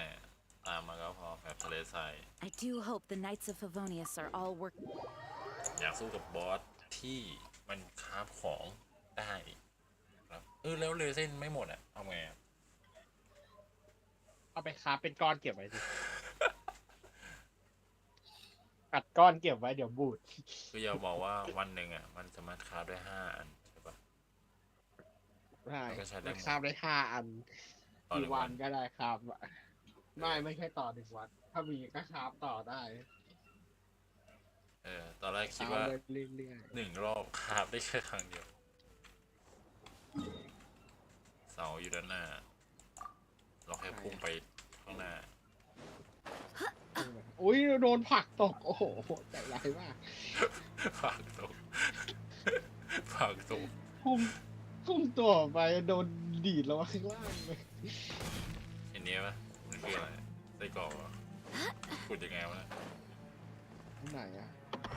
รู้ไหมว่าไอ้ที่มันเป็นแท่งเนี่ยรู้ไหมไอ้ที่เป็นแท่งเนี่ยมันคืออะไรรู้ปะมันคือเรซินเนี่ยที่แบบมันคือ เรซิน มันคือคริส เร ตัล ซิน ที่ ชิ้นใหญ่ ไม่มันคือไอ้คริสตัลที่พวกนายได้เกลือเนี่ยมันก็เลยก่อรูปเป็นอย่างนี้พวกนายสุ่มได้เกลือกัน ถ้าสมมุติว่าเข้าไปตรงนั้นมันจะเกิดอะไรขึ้น ก็จะไปอีกแบบหนึ่งแบบใต้ดิน ไปไหม ไม่เชื่ออย่าเชื่อฉันหัว ฉันจำไม่ได้ มันมีอกรับอยู่ตรงนั้นแหละ เรายังไม่มีไอเทมกัดกร่อนทำอะไรไม่ได้ มาหน่อยมาอยู่ข้างๆหน่อยเดี๋ยวหายเดี๋ยวหายไปคนหนึ่ง ไปโผล่อีกต่าง อะไร โลก หายไปคน เนี่ยไม่มี เอ้าไม่เข้า ไม่มีอะไรอยู่แล้ว เอามันไม่เข้า เข้าไม่ได้ก็ยังไม่ได้ทำเควสเลยจะเข้าไปได้ยังไง ก็คิดว่าแบบที่มันดูดเข้าไปแบบเหมือนไอ้นี่ จินตนาการเยอะอะคนไม่ทำเควสทำอย่างไรไม่ได้นะ ไม่ยอมทำเควส จินตนาการก็คือจินตนาการแบบว่าเป็นเหมือนลูกดำที่แบบกำลังดูดเราไปเหมือนเราไปแบบอื่นหรือเราจะสู้บอสนะ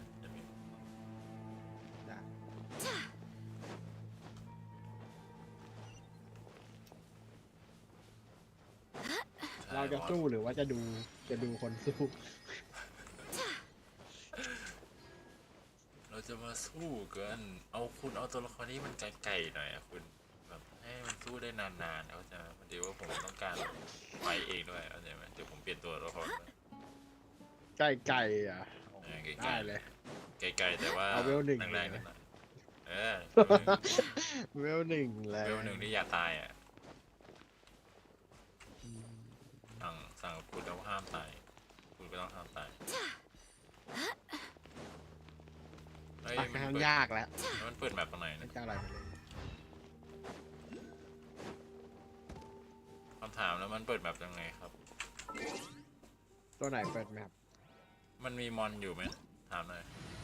เหมือนไม่ ก็ มี วิ่งเข้าไปอ่ะ ไม่มันเหมือนไม่มีเลยนะ วิ่งเข้าไปก็น่าจะเจอหรือเปล่า ไม่เจอครับ Onwards. We have work to do. เอานี่ก็ได้เรียนหญ้ากับปู่เอาปู่มาเปิดเกาะแล้วก็วิ่งเข้าไปสับ ไม่มีมอน ไม่มีหรอ เราโดนหลอกแล้วหรือเปล่านั่นเนี่ยแล้วไอ้ที่เป็นหมาป่า2 ตัวนั้นเราต้องไปสู้ตรงไหนนั่นมอนเหรอนั่นน่ะ มาป้า2 ตัวไหนอะมอนไง มังกร Cleanse you of your มาแล้วตัวที่คุณอยากดู You can't run. ผมจะยืนดูเป็นกำลังใจ salvation belongs to the undead. Judgment. Like you asked for it. ต่อยทีละ28นี่คือตึงพอแล้ว Get out before I โอ๊ยแตกเลย ตายเลย โอ้ ฆ่าได้เลย ไม่มีตัวให้ฆ่าแล้วเดี๋ยวไม่ได้เอามา เดี๋ยวยิงให้เดี๋ยวยิงให้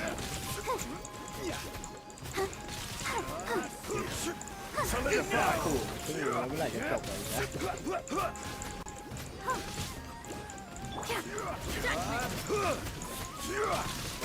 เรา เราเอาสนุกกันเกินไปแล้ว ครับรีกรุ๊ป ฟอร์มแบ็กคือฟอร์มแบ็กโอ้ ไม่คนสแต่ไม่น่าเยอะมันธาตุไฟกับธาตุไฟกับน้ำใช่ไหมเอาธาตุน้ำแข็งกับธาตุสายฟ้าปะ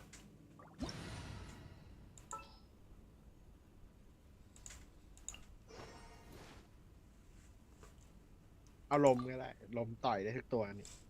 ได้เสพบรรยากาศเลยน้องเสพจนพี่ฟินไปเลย งั้นเอาอันนี้ไปแล้วกันเอาเซตนี้ไปเล่นแล้วกันจะได้ไม่ตายไว ไม่มีหิวเลือด เอโซไม่ได้ใส่ไอ้นี่ ไม่รู้นะขอดูหน้าชัดหน่อยโอเคครับ เอโซไม่มีแฟก เอโซไม่ใช่ธาตุสายฟ้าใช่ปะ เอโซเป็นลมฮัลโหล แบบมีคนส่งมาให้ดูว่ามันเป็นสกิทเก่าหรือว่าเป็นรูปโปรไฟล์เก่ามันแต่งขอบตามันออกแดงๆแล้วอะไร อันนั้นมันเป็นในนี่อะไรนะน้องสมบวกที่เขาคิดว่ามันจะมาเป็นธาตุสายฟ้าแต่เขาเป็นลม อ้าวก็มันเป็นอันดิแฟกต์ธาตุสายฟ้า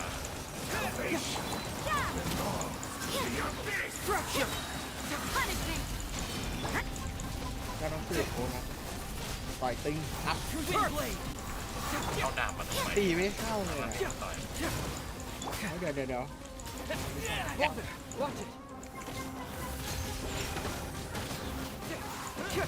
ถ้าเราแพ้มันสู้ถ้าเราแพ้มัน มาใส่กล่องโอเค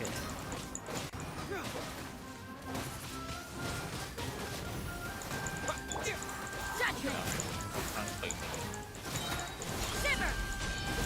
ตีแล้วต่อยจะตายไหมนะ4 คน ตายเดี๋ยวมันก็แตกก็บอกไม่ให้เอาจริงอ่ะออมพลังโอ้ยแตกเลย นี่เหรอไม่ได้ตายแล้ว ขอกินโมจิคืนเลือด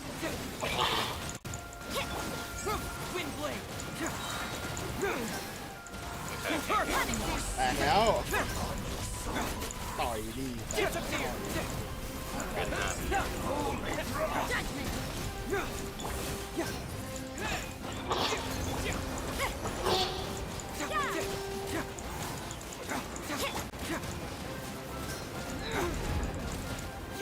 Fracture! Twin blade! Bring เปลี่ย it นท่า on! บ่อยใช่ไหมมันสู้ยากผมเปลี่ยนท่า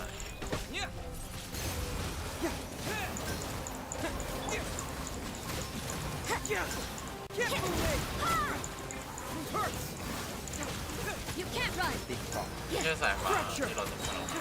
Punishment. อะไรก็จบไวเลยนะ ปะ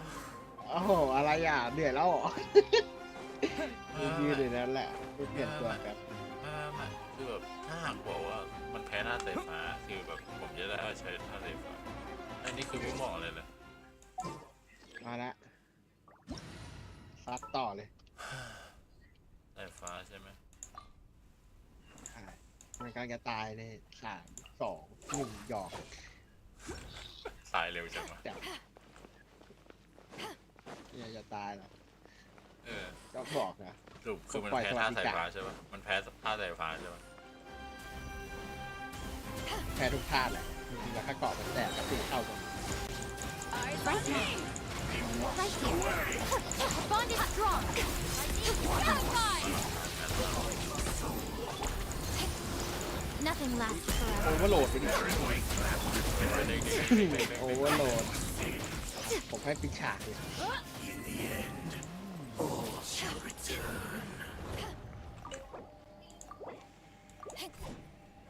เหลือเส้นเหลือ ได้อาชิเมนต์ด้วยเหรอตัวนี้ไม่เคยมาตีเลย ได้หมวกทอง achievement มาตีครั้งแรก พาเปิดอันนี้ดิไอแมปเนี้ยมาถึงมันอยู่ด้านบนมั้ง อะไรเหรอมาที่ไหนหน่อย น่าจะอยู่ทางนี้มาถึงไอ้วาร์ปอะวาร์ป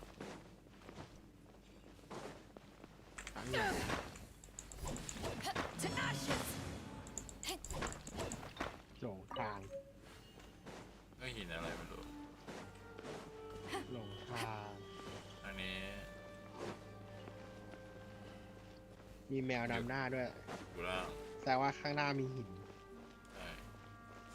ว่าแมว ทำลายไม่ได้อีก ไม่เอาแมวมา เอาแมวมาสิ แมวหัวเขียววะ เพิ่งมาแมปนี้อยู่เนาะ โอ้ไม่พกแมวไปเลย เอาน้องไปทำลายหิน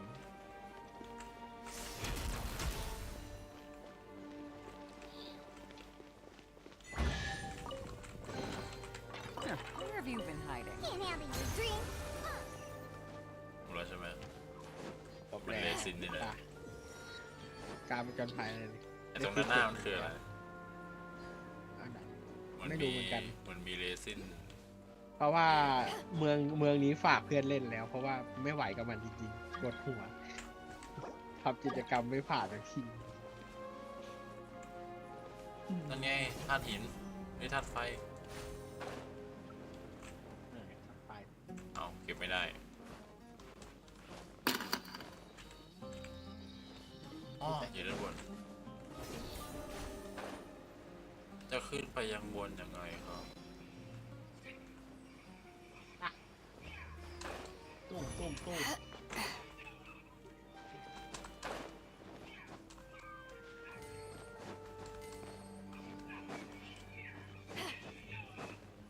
วิ่งทำไมขโมยของ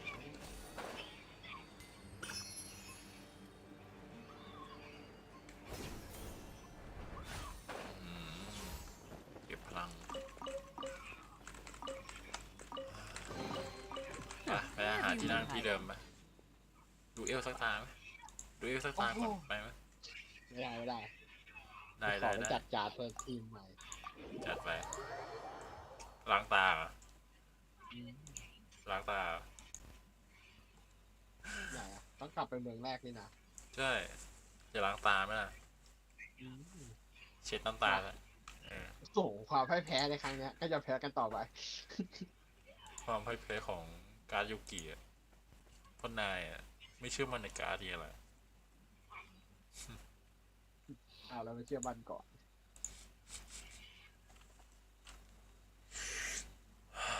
เสพบรรยากาศเข้าใจปะค่อยๆเสพเข้าใจปะ เสพไม่ไหว เสพ เสพไม่ไหว อันเนี้มีคนพิมพ์ มีคนโทรมาแป๊บนึงขอรับสายกันสวัสดีครับว่าไงครับ ลงห้องวันนี้พี่ ฮะ Cold beer You don't want after a hard day's work. ทำไมเหรอ Nothing like it. ไม่มีคนคุยเลย อ๋อ เบื่อ พี่สตรีมอยู่อะโทษที จบแล้ว อ๋อก็พี่ส รี ต บ รีมทุกวัน เหลือตัวจริงทำไมฮะ พี่สตรีมทุกวัน1 ทุ่มถึงตี 2ไง โอเคพี่ โอเค เดี๋ยวก็ลงแล้ว ตอนนี้กำลังดูยูกิกับเพื่อนอยู่ สัตว์วางสายกูอย่างนี้เลย Welcome. How can I help you? If you ever want to trade tactics, I'm มี always คน ready. โทรหาเราบอกว่าสาวไม่มี แล้วเขาเห็นเราเป็นผู้หญิงเหรอ ใช่ ใช่หรือเปล่า พี่ ใช่ สาวผมไม่มีพี่อ้าวโอเค แล้วไงต่อคือว่าเขาบอกเขาเหงาจัดได้ พี่ทำอะไรอยู่ พี่สตรีมอยู่เนาะ มีอะไรหรือเปล่า อ๋อเปล่าพี่โอเค โอเคเพิ่งวางสายปั๊บเลย แล้วก็ไม่บอกเราด้วยว่าวางสายเรา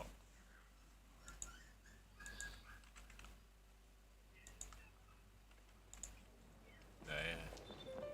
ความพ่ายแพ้ของนายนะ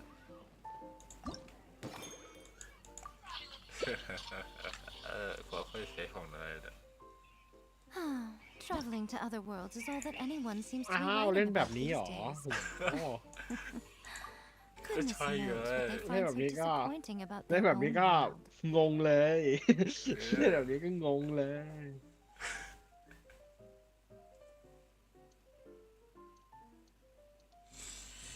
อ้าว โอ้โห จัดเด็กเสร็จแล้วนะเมื่อกี้ กดยืนยันเลย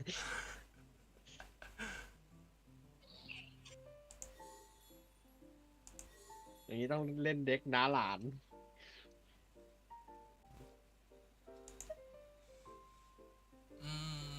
ขาดอะไรไปนะน้าหลานอ่ะน้าหลานใช่ไหมมันต้องมีอะไรอย่างหนึงที่เขาบอกว่าเป็นหลานกับน้ามันต้องเป็นธาตุน้ำตัวนั้นแน่ๆเลยขอส้นตีนแล้วกัน ส้นตีน เล่นบางทีมดีกว่า อ้าวในน้าหลานนะนี่เหรอ ได้น้าหลาน น้าหลานเสพบรรยากาศเขาจะเสพเขาจะค่อยๆเสพเขาจะ เป็นหลานของอา ค่อยๆเสพ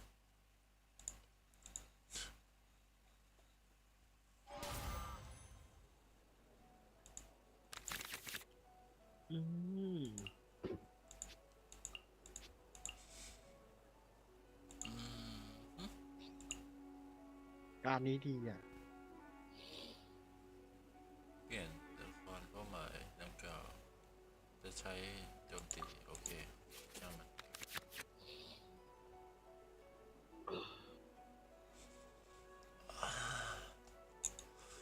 โอ้ยหนาว ไม่มีอะไรต้องทิ้งอะเอาไว้บนมือให้หมดเลย โอ้โหชาร์จซ้ำซะด้วย ว่ามันรู้สึกเหมือนเหตุการณ์ก่อนหน้านี้มันก็เหมือนกันเลยนะ จริงจริง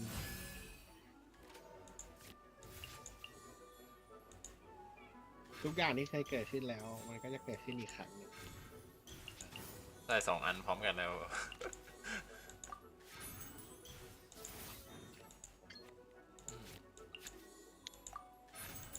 ส่องหน่อยดิอะไรอ่ะ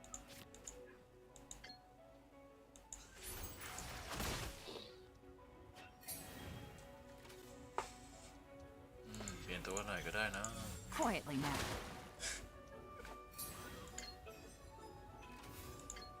ตีฟรี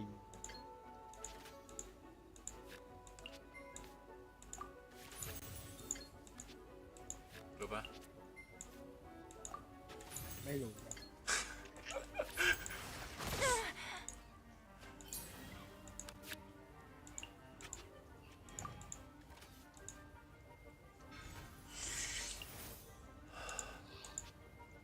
ใครตายก่อนกันเนี่ยฉันอยากรู้จังเลยนายเป็นตัวละครนายก็ต้องเสียเรซิสโอ้ยแข่งเหรอ My apologies. ไม่มีแล้ว ไม่มีการแล้วถ้าต่อไปฉันก็อันติได้อยู่ดี ก็อันตีได้ ก็ไม่ได้ว่าอันตีไม่ได้ดีดา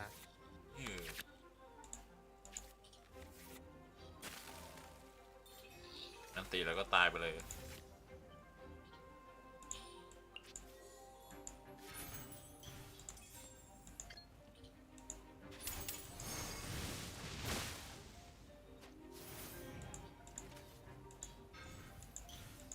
A touch of frost.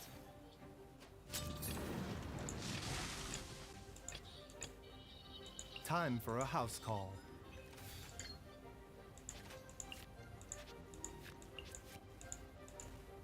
เที่ยโอ้ย A bitter pill to กด swallow. ผิดว่าจะตีธรรมดาแล้วหน่อย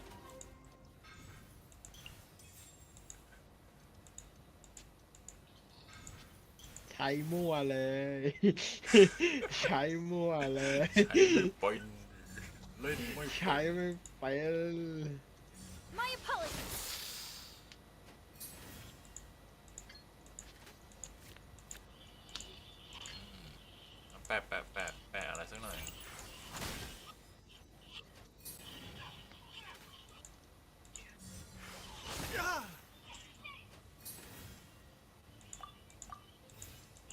จบเทิร์นเลย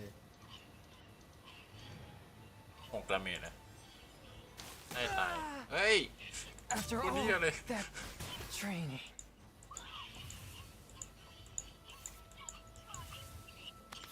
ใครเริ่มก่อน น่าจะฝั่งคุณได้เริ่มก่อนดู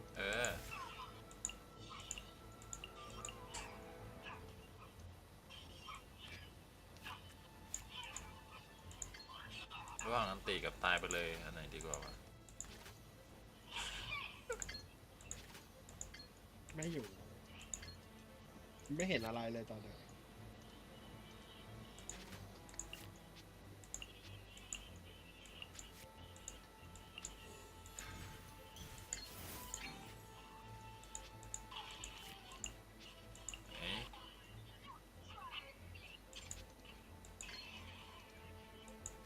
Mind the side effects. แล้วก็ตายไปซะหมายถึงตัวฉัน I'm sorry, Chung Chung.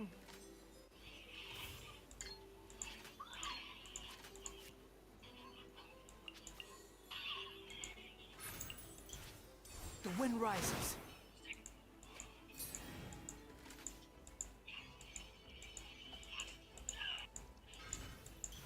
อันตีสิ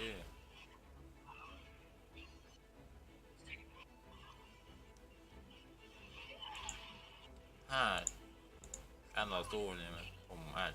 ชนะก็ได้ Embrace the ice.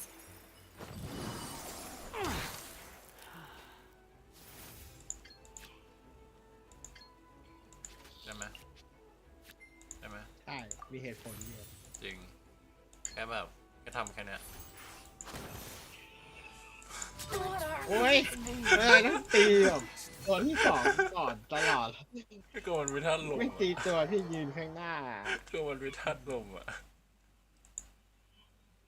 เขาบอกว่าดูเอลกับใครอ่ะอ๋อเขาเป็นคนเก่งมากเลยคนเนี้ย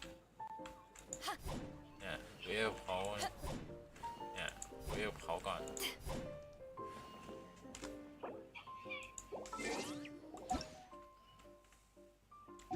ดูเอลเปล่า คนขี้โกง ขี้โกงเลยอ่ะคือ คนขี้โกงบอกเลยใช้การ์ดมั่วเลย ประสานท่าดี If you ever want to trade tactics, I'm always ready. มันก็เหมือนเกมในชีวิตจริงไงมีไข่ดาวให้กินด้วยนะ ไข่ดาวไหน ไข่ดาวแบบคืนชีพอะเล่นปะเขาบอกว่ามาโอเคกดครับกดละได้ครับคุณจะเอาสการมุดไปเลยก็ได้นะ ไม่เอาอ่ะ ไม่เอา เราจะยังคงยึดมั่นคอนเซปต์เล่นมั่วเลย ไอตัวผีอะเขาบอกว่าอันตีอะสามารถชุบชีวิตได้นะเหมือนชีวิตจริงเลยไม่เป็นไรไม่ได้ใช้ เพราะว่า เราจะไม่ตายเจ๊กอะไม่ตายกดสิ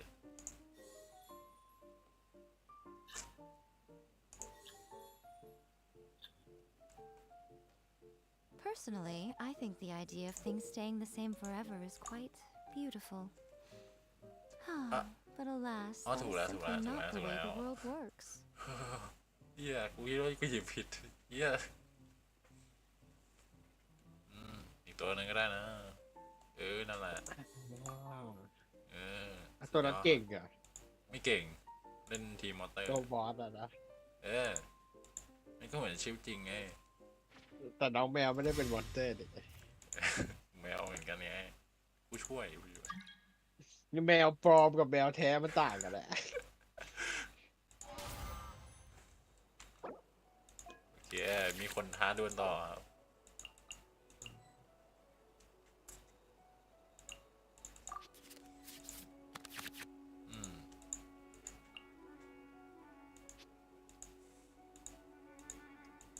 ให้ถึง400ไหมขาดอีก2 คนอ่ะหาใครก็ได้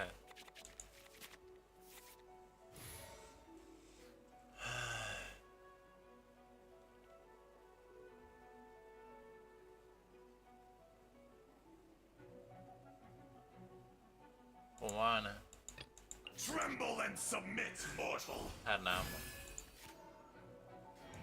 ไหนขอชิมธาตุน้ำหน่อยไหนขอชิมหน่อยนี่เอ้ยคุณเริ่มก่อนขอชิม จบแล้วไม่ได้เริ่มก่อนอะรู้ป่ะว่าคนเริ่มก่อนอะมันรู้สึกเหมือนได้เปรียบเลย อะไรอ่ะเริ่มก่อนแพ้เสมอไม่เคยได้ยินเหรอ เริ่มก่อนอะได้เปรียบดิเพราะมันได้โจมตีก่อนไงแล้วมันได้เซตของก่อนด้วยอะดูดิ Shadows of fate. แปลกเลย ตีได้แค่รอบเดียวเองหรอแปะธาตุก่อน The enraged earth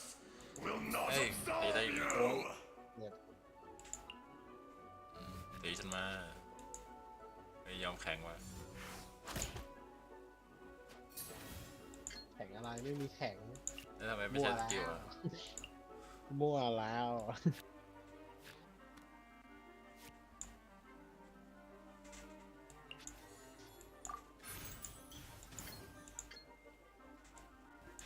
The enraged earth ถ้ารอบนี้แพ้ will not จะเข้านอน absolve you. งั้นฉันจะยอมแพ้ให้เอาไหม ไม่เดี๋ยวเราชนะฉันเราจะได้เข้านอนสักที หลังจากตัวละครนี้ได้รับการเสียหายจะได้จั่วการ์ดหนึ่งใบงั้นก็เอาเป็นตัวนี้แล้วกันแล้วก็สลับเลย Your coming was foretold. คือรู้ไหมว่าตอนนี้กำลังประมวลธาตุอยู่นะรู้ปะกำลังประมวลผลธาตุอยู่รู้ปะเดี๋ยวมังกรผมก็เปลี่ยนธาตุเป็นธาตุน้ำแล้วเนี่ย One with my blade. We're the eternal oasis.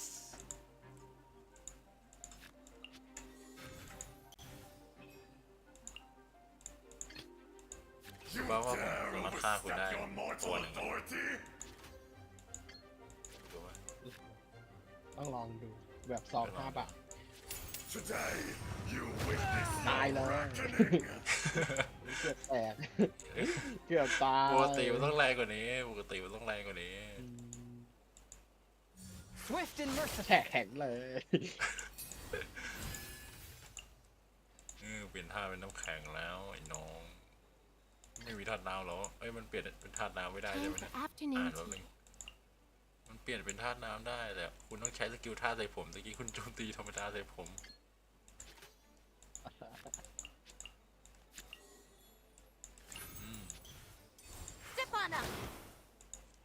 อุ๊ยโอ้โหจะให้อันติชงหยุดสักรอบก่อนก็ไม่ได้ อุตส่าห์สะสมไว้อย่างนานละ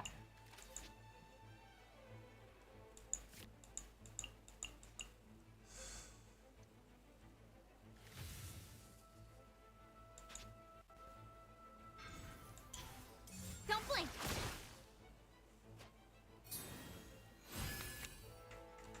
โอ้ยอด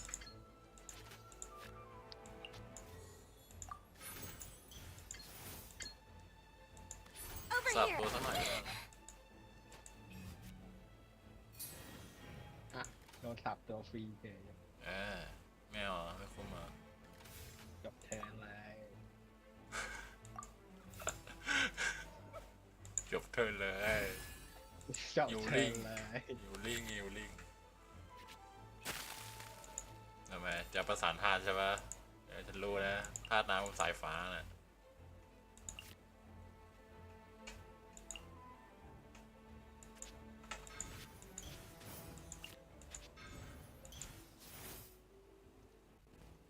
Shadows of fate. แปะน้ำเลย โอ้ยเจ็บจุงเบยสวมใส่กรอบแบบ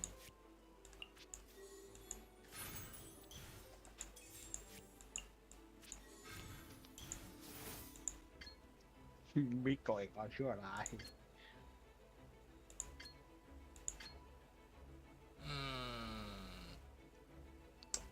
ถ้าเกิดไม่ตายซะก่อนนะต้องตีหรือธรรมดาดีนะกดผิดโอ้ กดอันตีใส่ด้วยมันหลังก็ไม่ต้องคิดก็ได้หรอดีใจนะ คนผิดกำลังเลือกอยู่ไงว่าจะเอาสอง ไม่ต้องพูดไม่ต้องพูดเลย รู้ไหมว่าคุณได้เกาะจากไอ้สกิลเหมือนฟูริน่าของคุณนะรู้ป่ะ กรอบคุณลินจ้า เกาะฟูริน่าไง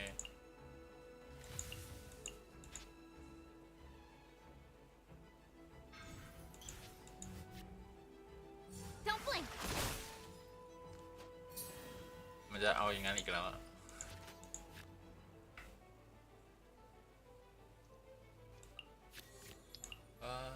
อย่าเพิ่งเปลี่ยน เปลี่ยนอะไร Step on up. นี่ไงโอ้หยิบก้อน มันกลับไปเท่าเดิมเลย ชัวร์ก้อนไปน้อก ลับ ง ไปเท่าเดิมเลย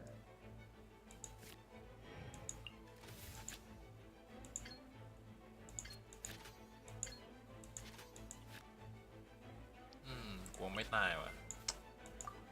ยังไม่หมดอีกเหรอก ลัวเขาไม่ตายอ่ะ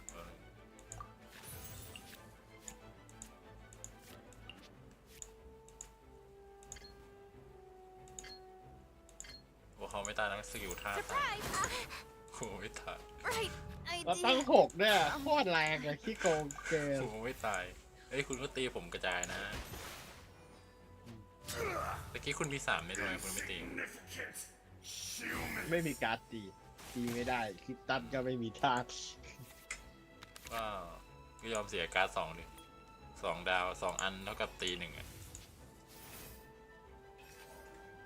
เกาะแล้วไอ้น้อง เอามาทำไมดีอ่ะพอสวรรค์ Delved into destiny. ได้นกเลย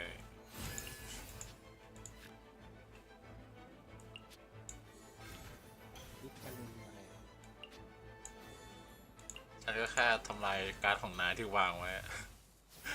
วางไว้อะ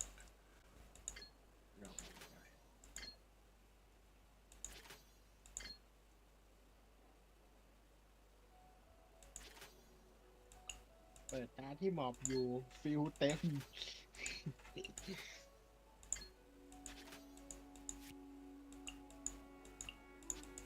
เมื่อไหร่จะตายเรียกกลับมาฆ่าอีกแล้ว Surprise. ได้กลับมาให้แล้ว Fate is upon you. ดีดนิ้วเลย เอ้ย ดีดนิ้วเลย ยังเชื่อมั่นอยู่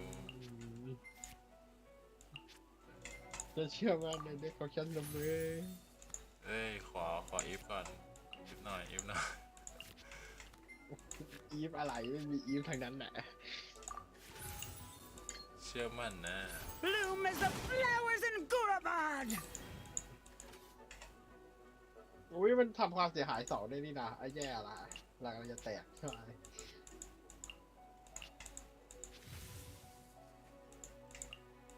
อะไรหมายถึงว่าใช้สกิลเราจะตายเหรอ แล้วก็จะโดนสกิลการ์ดมันฟรีตายแล้วก็จับใส่เกาะเลย The eternal ดอ awaits ปฏิหาร at long last. โอ้ยมีแค่1โอ้โหนายบอกว่าอะไรนะชนะถ้าผมชนะ แพ้อย่าไปนอนทำไมไม่ตีให้ตาย โอ้ย เป็นแผลนี่กว่า เอ้ยกดผิดเอ้ยอย่าเพิ่งกดนะอย่ากดนะเขาขอดวลนะคนในสตรีมธรรมดาผมไม่มีการ์ดอ่ะไหนอ่ะก็ขอดวลไม่เหรอแล้วมาเชิญฉันทำไมล่ะ ฉันกดผิดไง เจอผิดคน ก็มือมันลั่นไง แล้วมือเป็นร้านไปเอง เมาส์มันเบิ้ลมันหาแฟนไงจีบคนหนึ่งปุ๊บได้2อ่ะจีบ2ได้4เขาแตกไปไทยด้าเลย อันนี้ถูกคนใช่ไหม เพิ่มทุ โอน เค ถูกแล้วถึงจะไม่ถูกแต่ก็ถูกแหละเอ้ยดูนี่ได้ไม่ใช่เหรอทำไมไม่ถูกอะ อะไรอะ ก็ดูเขาเล่น ไล อย่าง ฟ์ถื นี้ อว่าโกงดูไลฟ์ ไม่ ถือว่าโกง ดูไอ้นั้นกันอะไม่ถึงนายดูข Traveling อง to ฉัน other อะ worlds ดู is ใน all that anyone seems to นี่ be ของฉัน writing อะ about these days. ดูเอลของฉันอะ Goodness knows what they find so disappointing about their แต่ว่าเดี๋ยว own มานะ world. โอเค ขอไปจุ่มพุงแมวเพิ่มพลัง กอดจุ่มอะไรวะอ่า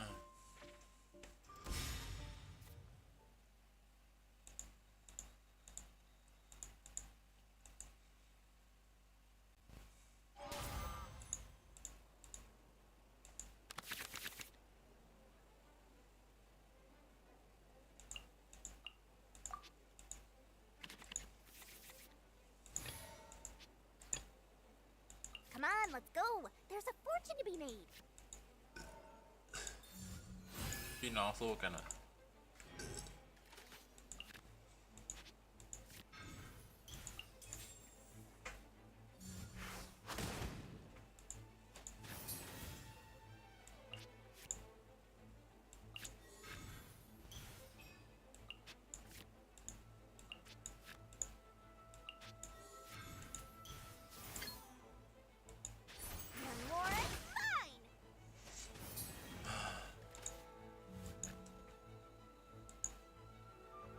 The pale flame smolders.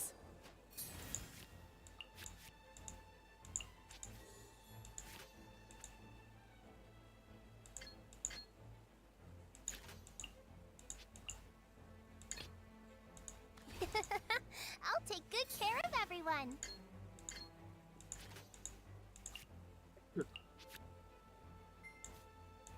พี่น้อง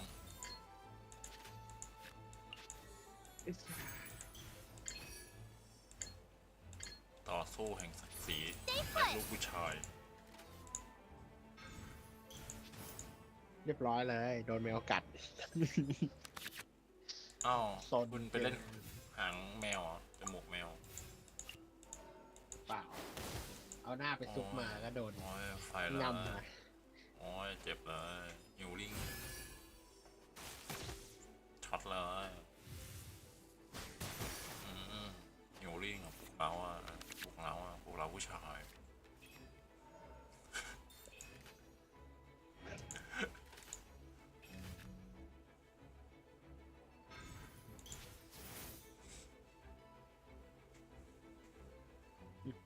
ยิ่งกว่ายุกิอีกอะเกมนะไหนก่อนยุกิต้องอ่านสกิลโคตรเยอะอะ อันนี้ก็อ่านเหมือนกันนะ นิดเดียว อ่านแล้วแต่ก็ไม่เข้าใจอยู่ดี เล่นมั่วเลย จะกระจายท่าฉันอย่างนั้นเหรอไม่ทำได้ You look right.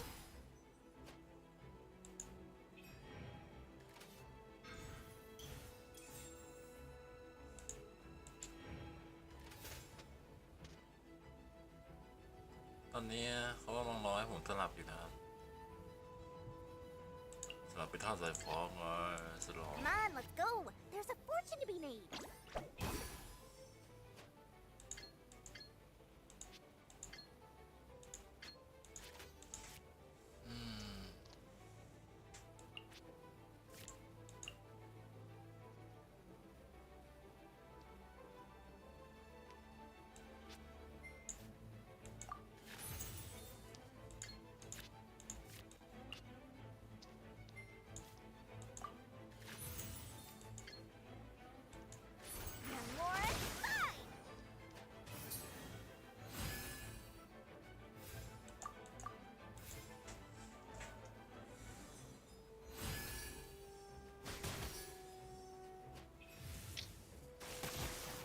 ตายหนึ่ง This is just my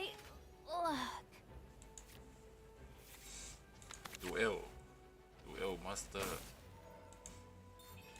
แมวชื่ออะไรอะ And voila! ทำเงี้ยเหมือนจะเอาไปพนันหวยอะแมวชื่ออะไร วแมวย ำ แมวชื่ออะไร ไหน แมวคุณชื่ออะไรชื่อมี่โกะ Let's get this show on the road. แมวแก่ก็แก่พอๆกับคนเลี้ยงไง There's some things Spora can't แมว find. ที่อายุยืนมากกว่า100 ปีแต่จะเป็นอมตะมันรู้สึก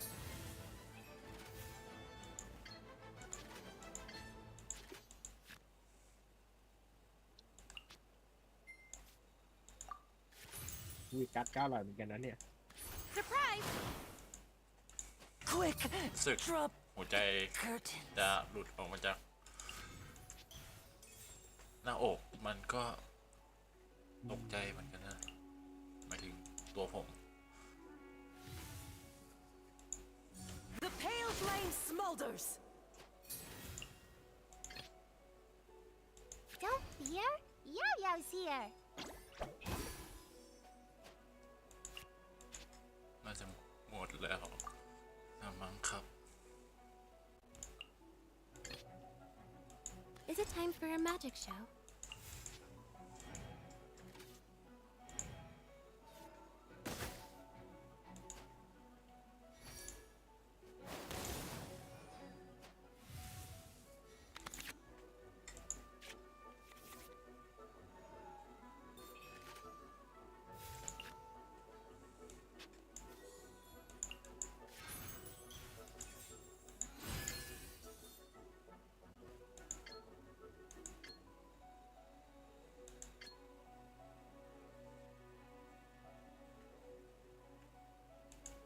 Cue the spotlight!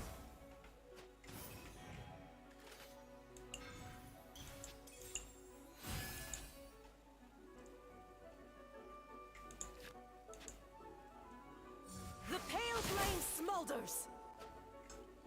ชนะก็ได้นะ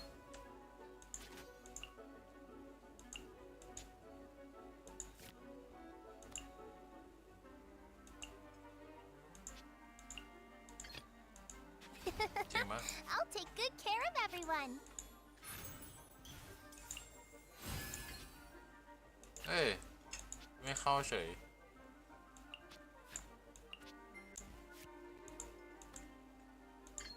บอกกันนะ Don't be scared. Witness my suffering. Ah!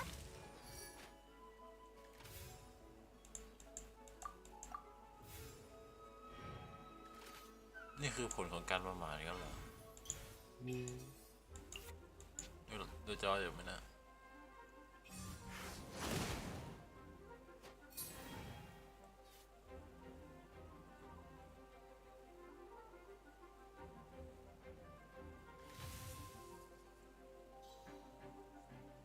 Come, put up a fight.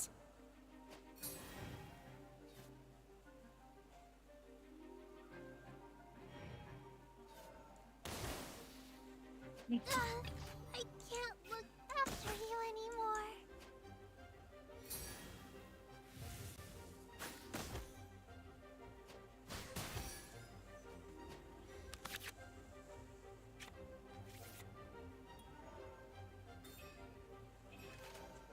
ตัวเขาแม่งโคตร special being Surprise! ชนะ ก็ แล้ว ยังจะชนะอยู่เลยจะแพ้แล้ว ชนะแล้ว Redemption. เอ้ยนี่นายดูไลฟ์ที่นานนายไม่ได้ดูจอแบบจะมีเขาว่าดูจอคนไลฟ์สดอยู่หมายถึงดูจอดูเอลอะ มาถึงดูในเกมอะนะ ใช่ดูในเกม ไม่เห็นเลยอะ กดตรงเพื่อนอะกดตรงเพื่อนดูตรงนั้นอะทำได้ไหม กดตรงเพื่อน ใช่ Silly churl, Billy churl, silly Billy, hilly เอา churl. ทีละคน มาซัดกัน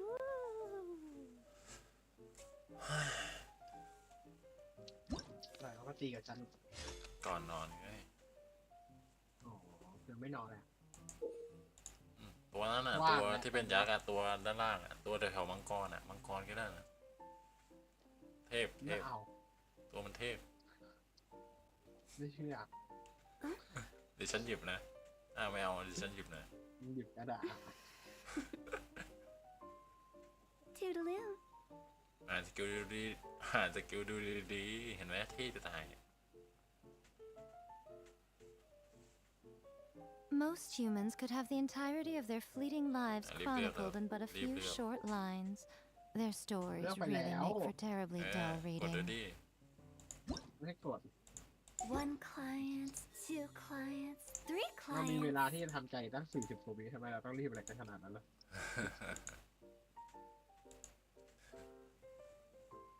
นี่ทรงผมเซตี้ Silly churl, ปิดตาหนึ่งข้าง Bill churl, silly Billy, เขา hilly อยากก๊อป churl. ปี้ เนี่ยผมไม่เท่ากันอ่ะ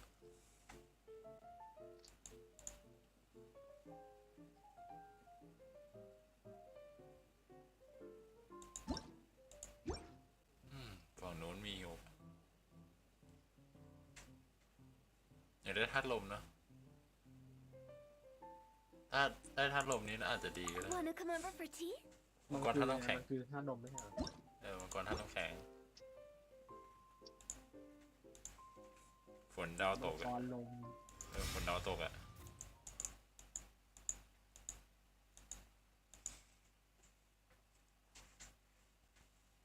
นี่นายประสานธาตุกันตรงไหนนะ ไม่รู้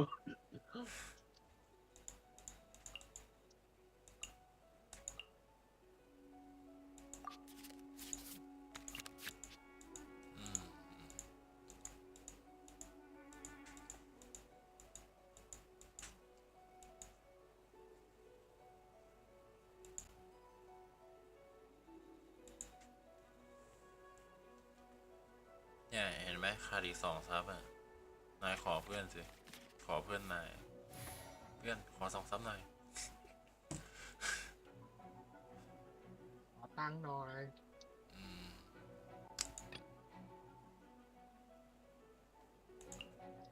ขอตังค์หน่อยได้ไหมขอตังค์หน่อย ไม่เคยเล่นอันนี้เลยไหนลองดูดิ Who's our target this time? อ้าว เนี่ยหรออ้าว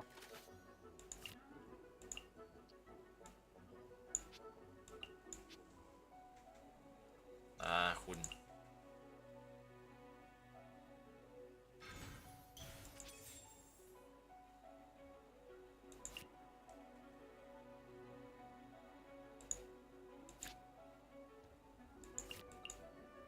ค่อยๆแล้วกัน My guiding stars.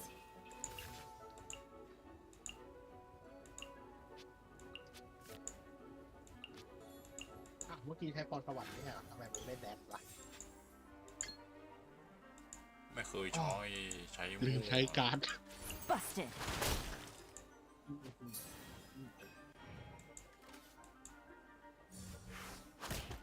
ใช้มั่วเลย ใช้มั่วเลย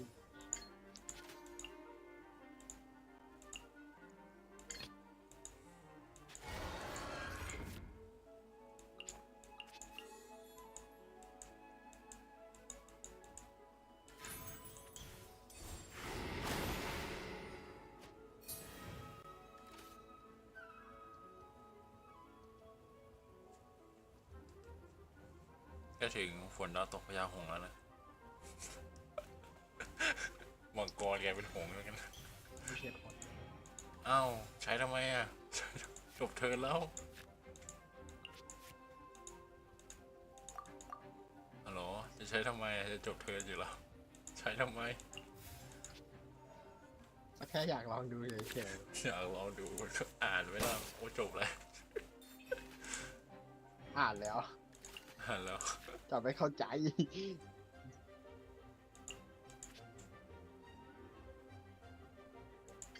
อ๋อเย่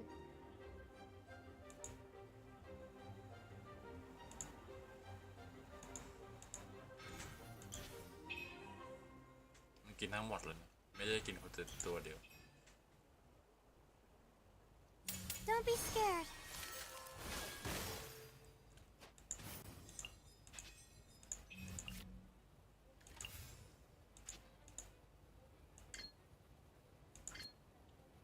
ต โอ้ยทำไมท่ามันเยอะจังเลย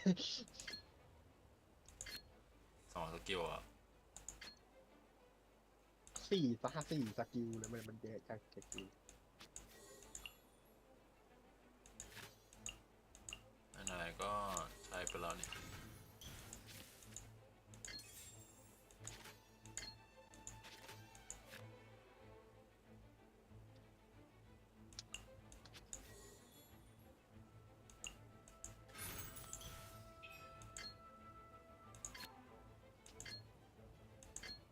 จงทำดี จงทำดี จงทำดี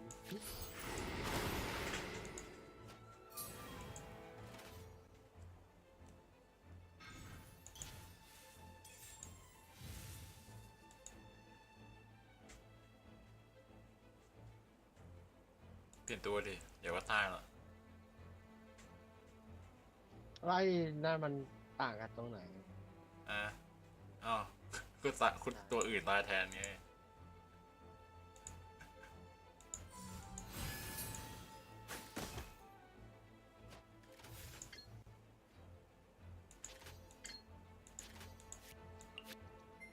คุณปาบอลใส่ผมอ่ะคุณปาบอลใส่ผมอ่ะ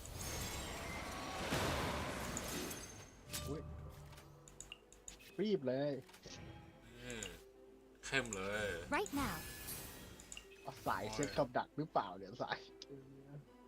เรียกสองวันมาเต็มเลย การกำลังทำงานรู้แจ้งถึงวันพรุ่งนี้ ผมเริ่มก่อนนะเพราะคุณจบเทิร์นทีหลัง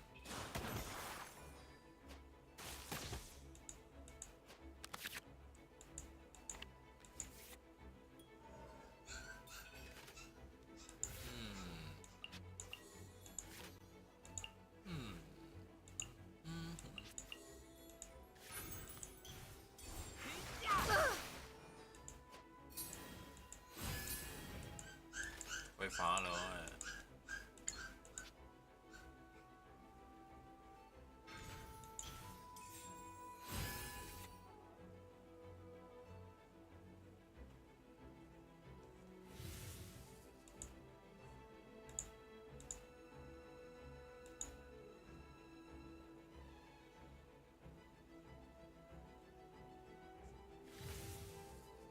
ไม่มีจริงๆเหรอถ้าสายฟ้าเนี่ยเลยเผาก๊าซ ไม่ เลย พอทำไมมันไม่พออ่ะ มันต้องเรียกไอ้นั่นออกมาหรือเปล่าเยอะ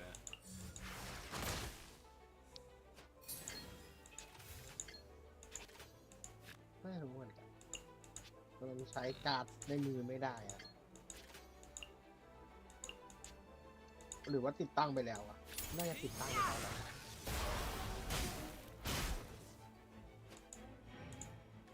โอ้ยเจ็บ A sight to behold. ขาเลย Take me back. Ugh.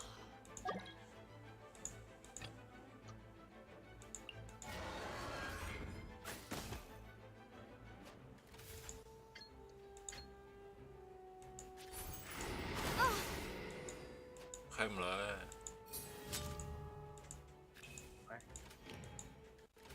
เจ็บ โอ้ยแยกกับดักดีกว่า การกับดักฆ่าปุ๊บแม่งตีโลกูท้ายด้วยคุณเล่นกับดักเหรอ จบเฟสแล้วกระจายภาพ เริ่มก่อนไปเลย ตัวนี้ไม่ใช่ตัวตีเอาดาเมจจากไหนก่อนเลย ดาเมจตีสกิล1ไงแค่2 ดาเมจโอ้โหฉันมีตั้งเยอะ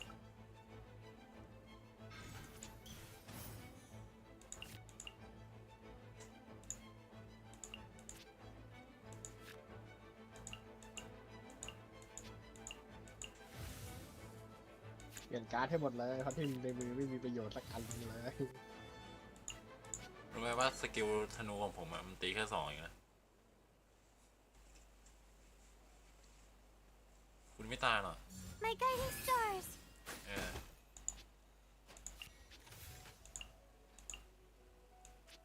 ไม่รู้อะไรก็เกิดขึ้นได้ หากเรามีปาราปิก้า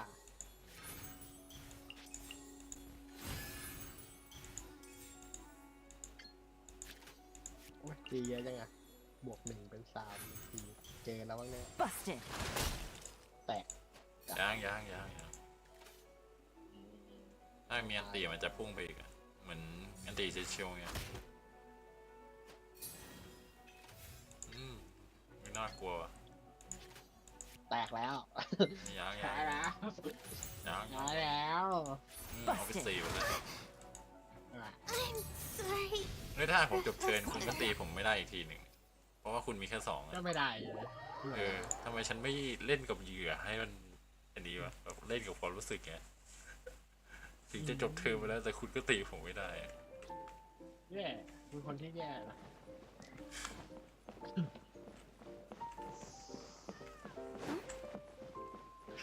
คนในดิสหลับแล้วนะ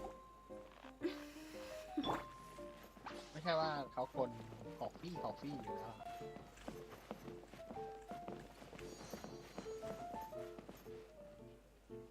I'll settle this. Stand with me.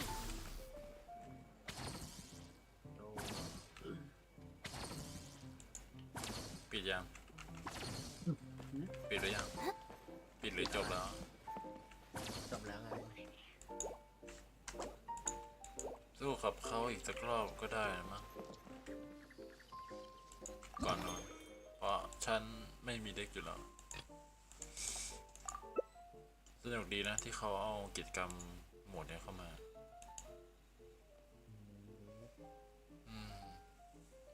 ปิดไลน์ ตอนปิดไลน์ แล้วก็ดูเอลหลังไลน์ต่อ Traveling to other worlds is all that anyone seems to be writing about these days. Goodness knows what they find so disappointing about their own world. นี่ถ้าน้ำแข็งปะใช่ถ้าน้ำแข็งกับพืช มีไซโน่ด้วยไซโน่เล่นมันอยู่นะ ไซโนกดดูพระจอยผมดิ ดูอยู่ ฮีโร่ใน LL ชื่อว่าอะไรที่เป็นหมาป่า วูฟอะนะวอลวิก ที่เป็นแบบแนวออกออกแบบว่ายังไงดีออกอียิปต์ใช่เป็นพวกแนวหมาดำ วอลวิกไง วอลวิก ทำไมอ่ะ ไอตัวหุ่นน่ะหุ่นที่มันใช้มือดึงได้อะ บิดแข็ง คุณรู้ไหมว่าไอตัวที่มันปิดผ้าปิดตาตอนแรกอะผมก็คิดว่าเป็นไฟเตอร์ไว้ยเอาไปเอามาไม่ขึ้นป่าได้ไงวะ ตัวผ้าปิดตาไหนตัวไหน ตัวที่เป็นผ้าปิดตา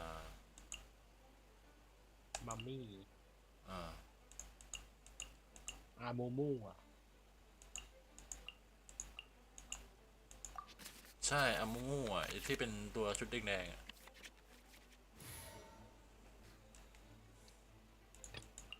Our mission begins. Your แล้ว penance ใคร is ก็รู้ due. ว่ามันเป็นป่าที่เป็นซัพพอร์ต Cool it.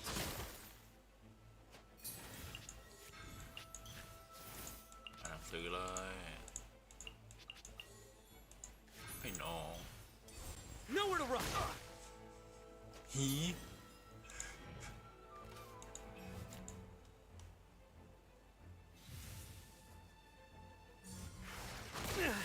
โอ้ย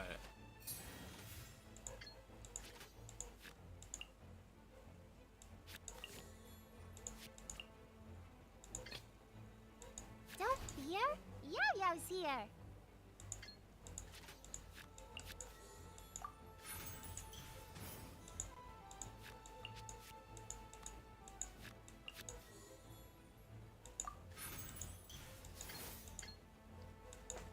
Don't be scared.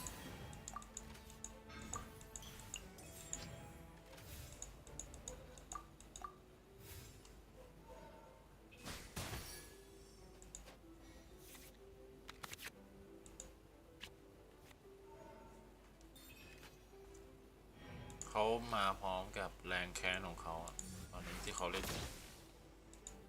กำมัด Death. เขาก็มา A new cycle begins.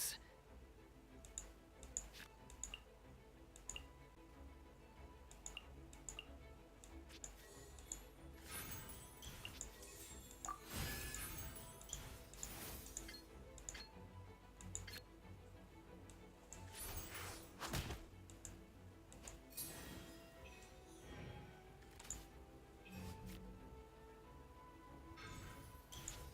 Be still. Ready, go! กดติดตามเลย ยังไม่ติดตามอีกเหรอ ติดตาม มี สองฉันไม่ได้ทวิต ทวิตเตอร์แอนไอจี ของใครของฉันเหรอ อ๋อ ไอจี ใคร ฉัน มีไอจีได้เหรอ มีไอจีผู้ตาม 1,000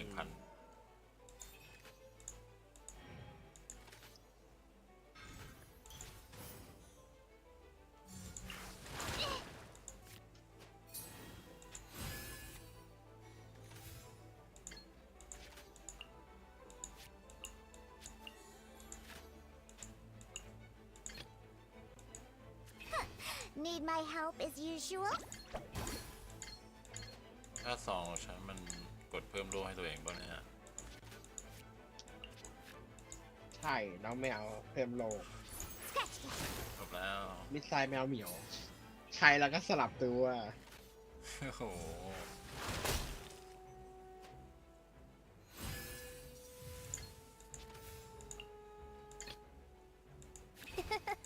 I'll take good care of everyone. อุ้ยโทรศัพท์บิน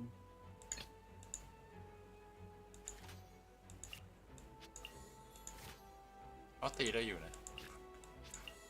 เขายังตีกับผมได้อยู่อ่ะ Stay put. เขาเก่ง เขาฆ่าผมได้ ตีทำได้ I can't look after you anymore. หมัดธรรมดาตอนนี้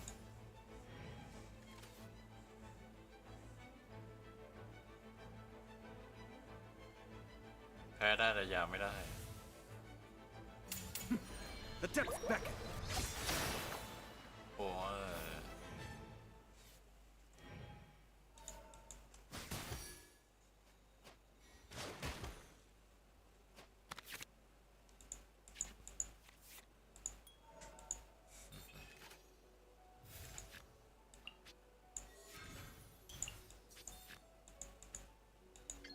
ไม่มีท่าอื่นแล้ว มีแต่ตีธรรมดากับใช้สกิลอ่ะ ก็เพิ่มโล่ให้ตัวเอง Think you can bully me? But the plan was. ได้เชื่อมั่นใน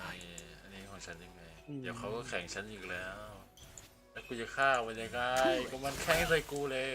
กูตายพอดีแล้ว แพ้แล้ว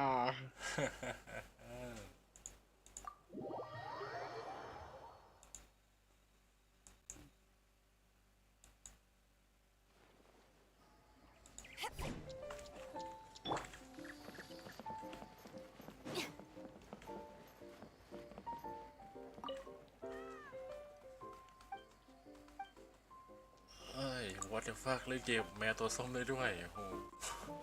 เพิ่งเห็น เล่นเกมกับแมวตัวส้ม Our bond is strong. ตองอยู่ดี เอ้า บิน อะไร ตอง เลิกยุ่งกับตัวละครฉัน โอเคแบบเจอกัน see you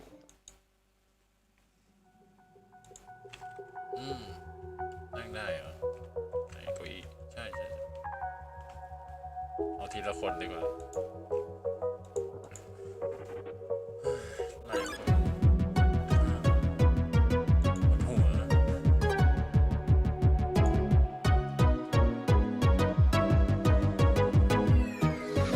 ัวสิหยิบนะโยนมา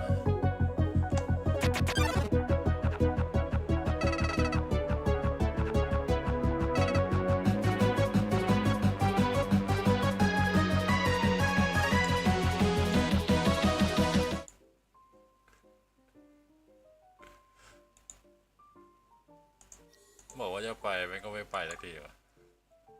ไม่ยอมไปอ่ะ ไม่ยอมไปอ่ะ ไม่ยอมไป ไม่ถึงใครไม่ยอมไปอะไร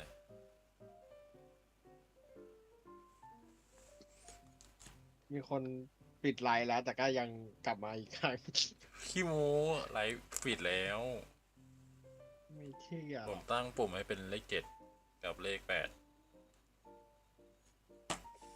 เช็คหรือยัง เช็คแล้ว เช็คหรือยัง เช็คแล้ว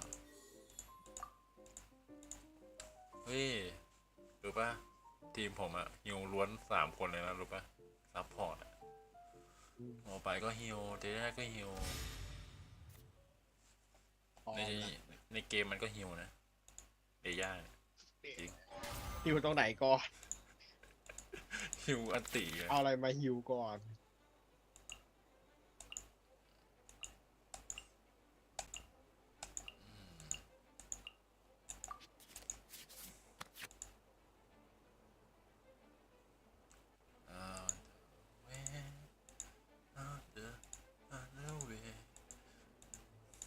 เดี๋ยวผมหยิบเดย่าฮิวให้ดู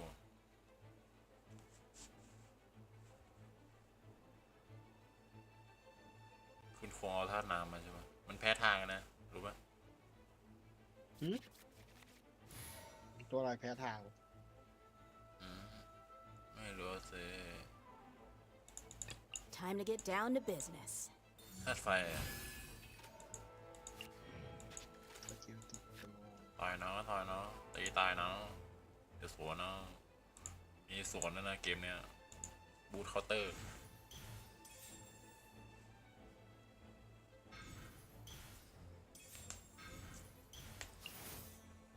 รู้จักคำว่าหน้าแดงเวลาแบบออกกำลังกายแล้วผมมองกันดูจบหน้ากูแดงเฉย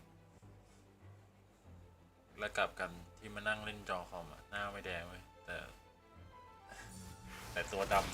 ำ ตัวดำทำเครียดเลย ทำเครียดเลยจะตีใช่ไหม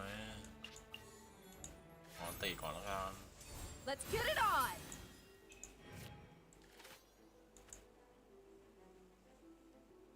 ฆ่าฉันให้ตายตีเลย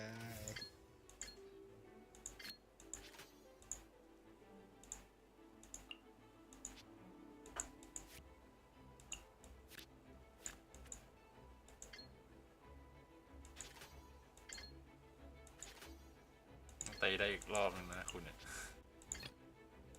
Time for a house call. ตีฉันเลยตีฉัน ไม่ตี ผมไม่ใช่เธอของคุณยกเลิกยังไงอ๋อนี่ กดลบของอะไรเงี้ยนะ Mind the side effects.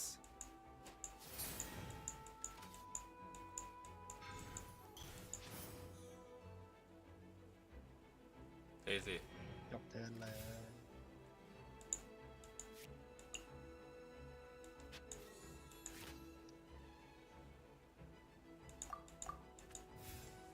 เก็บการ์ดไว้ดีกว่า เห็นไหมบอกแล้วเลยย่ามันฮิวอ่ะเห็นไหมอ้าว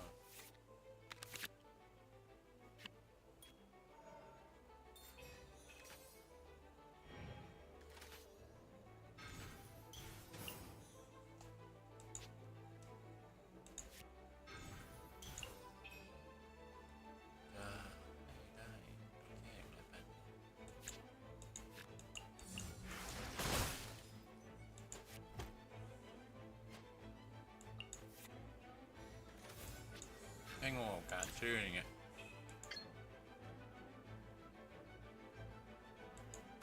Mind the side effects.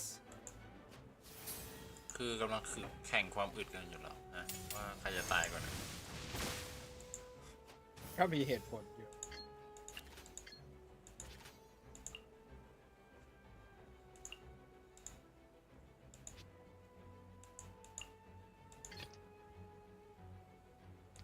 Time to get down to business.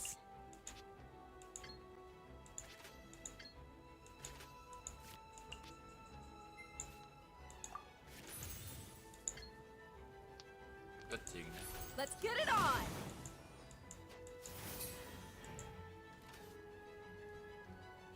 ตอนนี้บอสอยู่ในสายแล้ว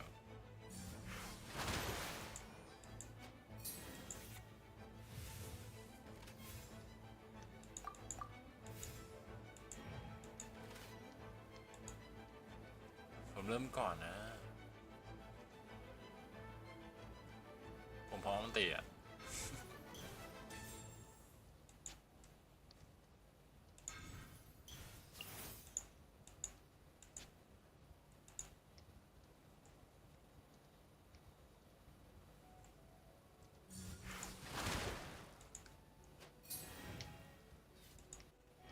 สายไฟทีนึงลืม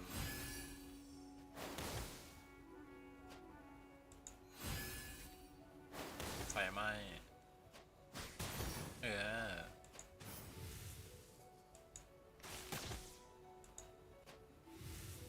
ไม่ตาย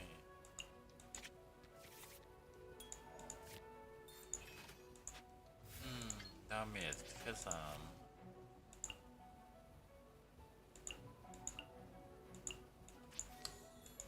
เริ่มหน่อยก็ดี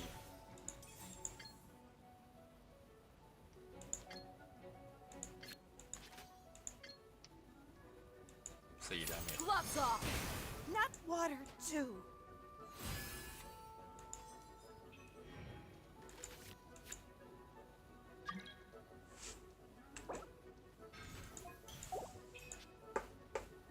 กดมั่ว Water's form is ever โอ้ changing. แหละ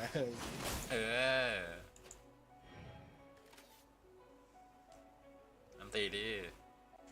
ยอมทิ้งการ์ดซะ ไม่มีการมา อันตีแล้วแกก็ตายไปซะเพราะลูกสมุนฉันก็ตีแกเหมือนกันแกดาเมจเขาแค่3ละอ่อนดอยนะ ไม่พอไม่พอ ทิ้งอีก The rising flood. เอาไป6 เลย I done messed up. เอามาตายไปด้วยกัน I'll treat your wounds. ชิบหายแล้วชิบหายแล้วชิบหายแล้วชิบหายแล้วฉันอยากตายฉันอยากทำอะไรเยอะเยอะกว่านี้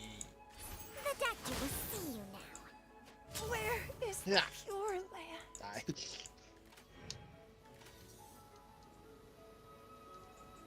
รู้ไหมฉันอาจจะโดนนกแกตีก่อนก็ได้นะรู้ปะนกของแก ตกแทนเลย นกน้ำอะนั่นไงนิ้วไม่ I ทัน shed this mortal นิ้ว coil. ไม่ทัน ฟีบเลย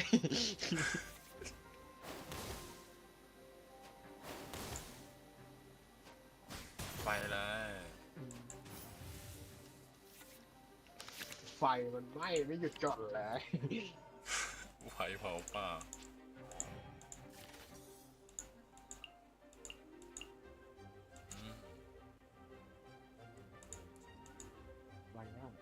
พลังงานเลยพลังงาน เริ่มก่อนดิเริ่มก่อนดิใช่กำลังมันเลยเนี่ยกำลังมันเลยรู้ปะ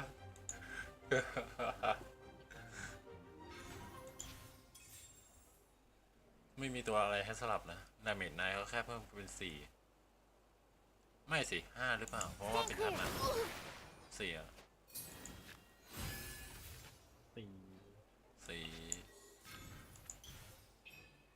เพิ่มก่อ เกีย น ร์ลงไปค่ะไต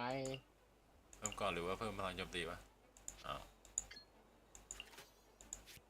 าวกูใช้ของผิดเหรอ มั่วเลย มั่วเลย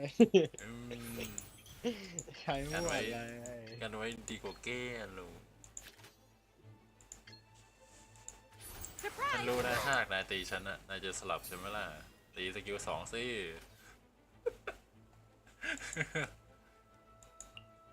ตีซะสิดาเมจแรงอ่ะ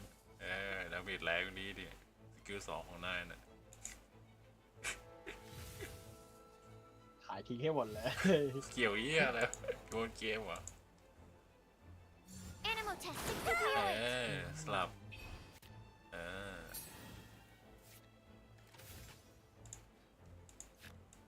เพราะมันไม่ใช่การ์ดสายฉันนี่นะฉันก็เลยโยนทิ้งเลย ไม่เป็นไร Mind the side effects. ฉันยอมให้หมอไปตายอ่ะ research has failed. เฮ้ยฉันแพ้ดิผมแพ้ละ เชื่อปะ ใช่แล้วแพ้แล้ว ยี่หาได้การจากไหนวะเนี่ย โด โด น น น น ก กตี อ้วน อะ จิกตายไปเลยโดนนกอ้วนตีเลย เฮ้ย โอ้ย เฮ้ยของผมก่อนเฮ้ยชนะแล้ว โอ้ยเหลือหนึ่ง ชนะ เฮ้ยคิวยังไงบ้าเอ้ย เฮียผมก็ ทำไมเราไม่ได้ใช้เอฟเฟกต์ก่อนนะพี่โกงอ่ะเกมโกงอ่ะเราต้องได้ใช้เอฟเฟกต์ก่อนดิ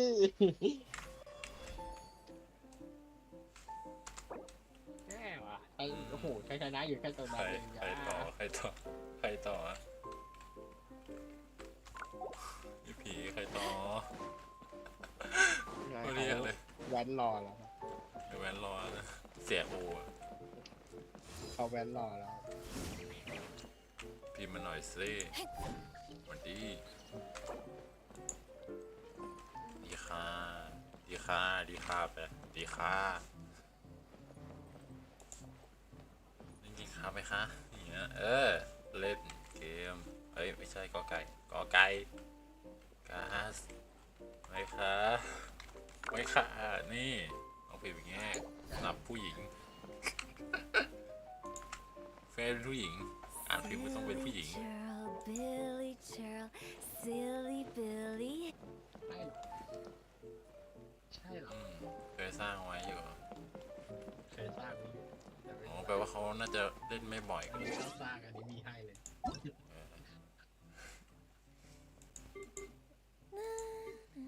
เสียว Personally, I think the idea of things staying the same forever is ไป quite วิบัติระดับเจแล้ว beautiful. นะโลกแปดซะ But ด้วย alas, that is Yeah, simply not the now. way the world เขาบอก works. ว่าน่าจะตั้งแต่ที่เกมการ์ดเข้าครับ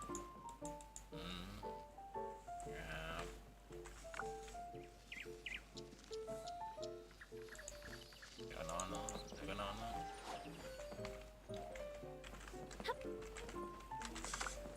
โอ้ยคือมาเป็นประดับมาสคอตกันแล้วนะแต่ละคนเนี่ยแบบทุกคนแบบอยากเข้ากล้อง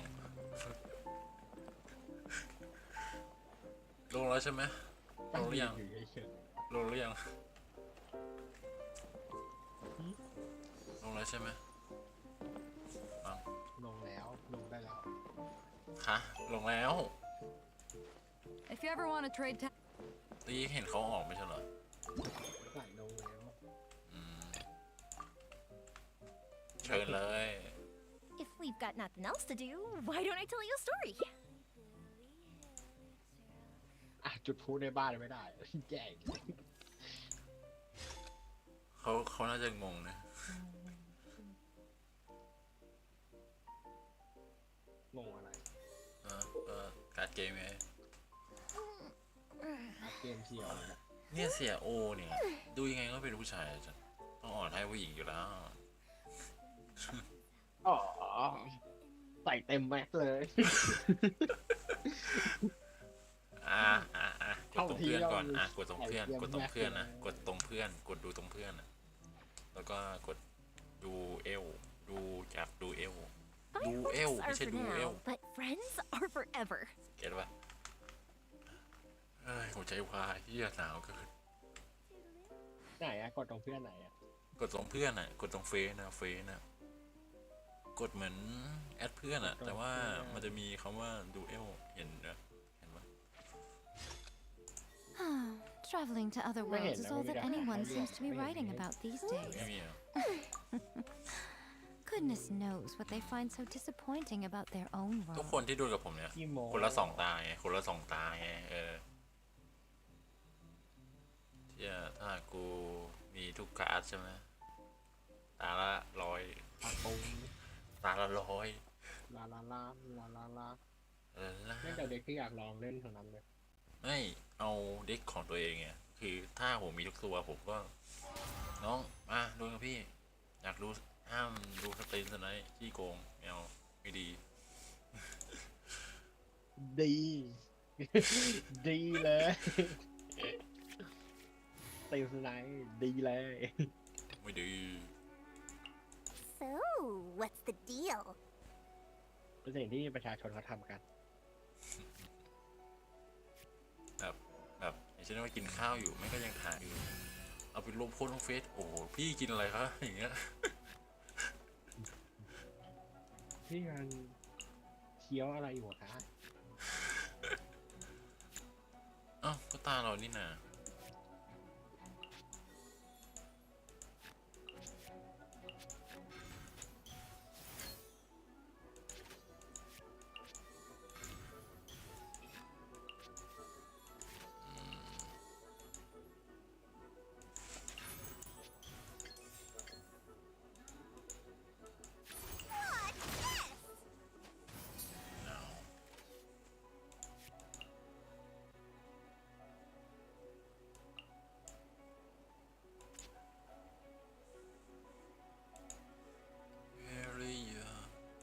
วันนี้วันเสาร์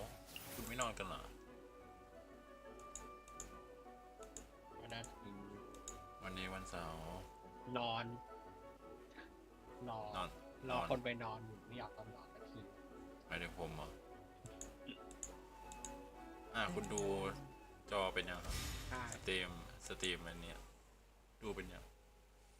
คุณรู้ไหมว่าเน็ตผมชอบปิงอะแบบว่ายังไงดีคือเล่นเรื่องอยู่แล้วอยู่ดีฮะเอาเฟซสู้ไปแล้วเนี่ยคือให้สู้ใหม่เหรอก็งงกับตัวเอง โดนโลแบ็กอะโลแบ็ก แฟลชแบ็กไงฮะคุณสู้ไปแล้วนี่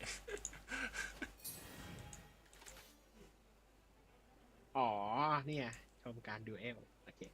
กลายเป็น2 คนแล้ว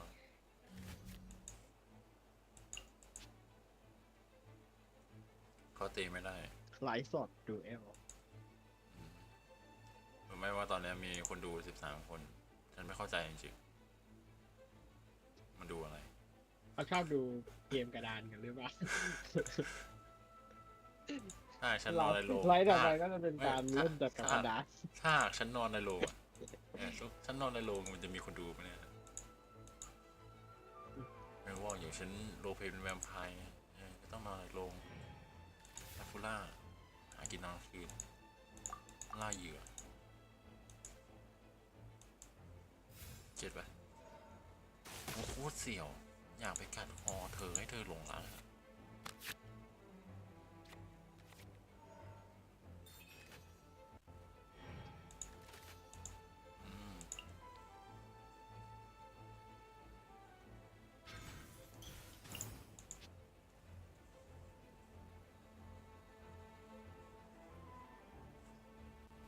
ไม่เข้าใจจริงๆ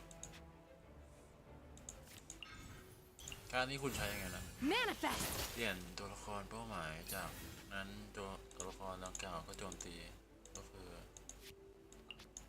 อันนี้เหรอเปลี่ยนตัวละครเป้าหมายแล้วจากนั้นก็โจมตีมันโจมตีเองแล้วก็ใช้สกิลได้อ้าวไม่ได้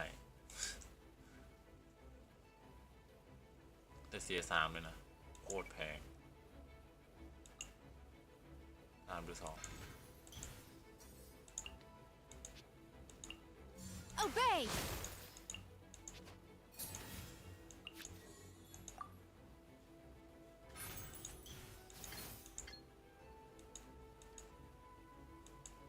Useless!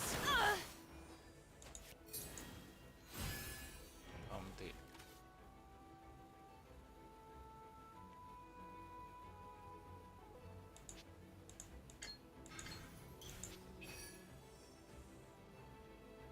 คือเขาจะอยู่ทำไมต้องตายอยู่แล้ว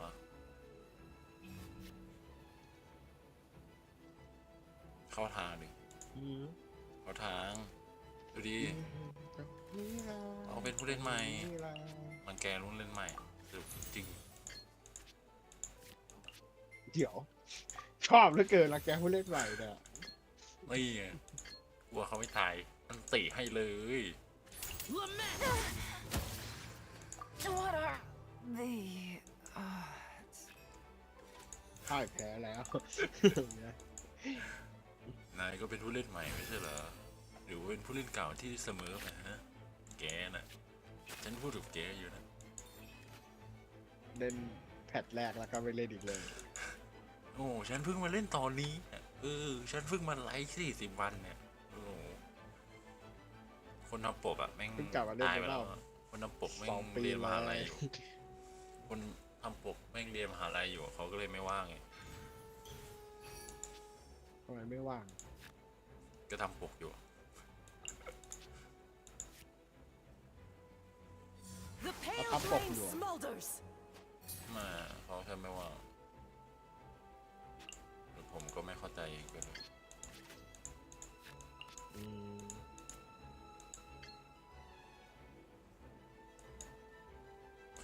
ม อย่ามันตีเองอะยังไม่ได้เก็บสกิลน้องคีไม่ใช่เลย The pale flame smolders.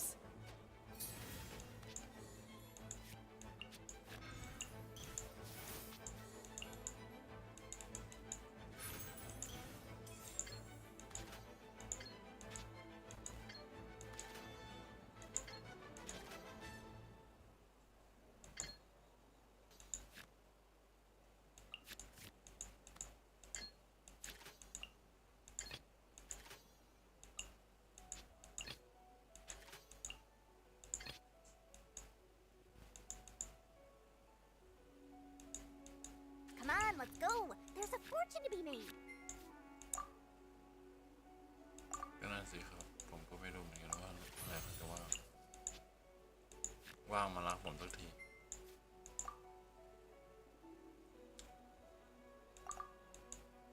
หัวใจเธออยู่ตรงไหนทำไมหัวใจเธอไม่อยู่กับเรา Magic laugh.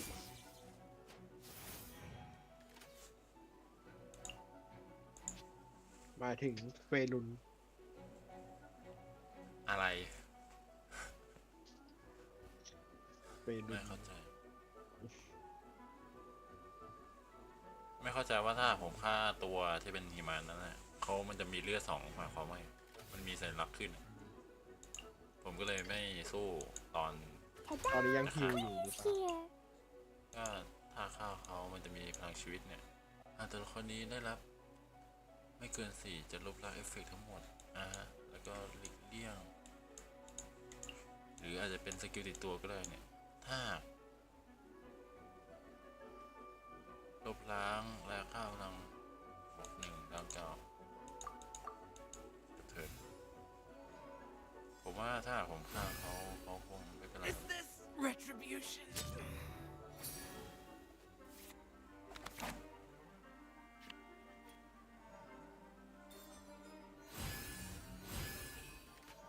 ดูดิเห็นไหมดูน่าสงสัยสุดเลยสกิล All must burn. เนี่ยถ้าอย่างเงี้ยถ้าเป็นอย่างเงี้ยคือเขาตาย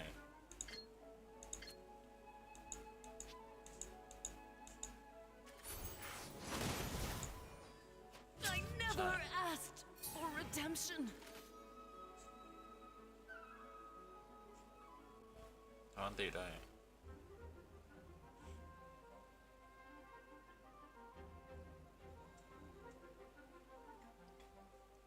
เขากำลังใช้สมองในการคิดนานอยู่ปากกาในมือเขามีอะไรบ้าง อ่านทุกตัวอักษรอยู่ใจเย็น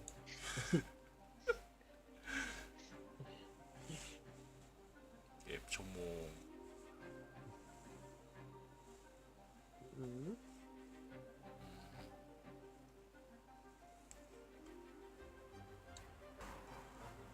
Obey. อยากให้ชอบผมมีผู้หญิงเข้ามา Hey, I did it. ทำจังเลย Oh wait, no, I didn't. So, what's the deal?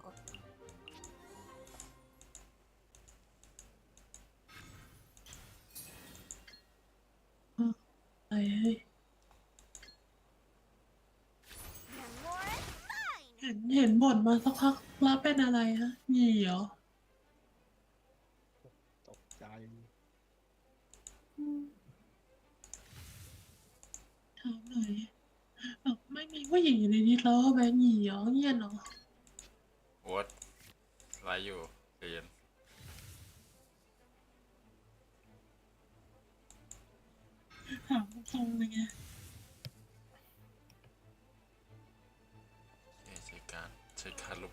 ลังด้วยเขาต้องตายเพราะตีปกติสุดเลย My curse. To อ๋อไปลงแล้วไม่ไหวแล้ว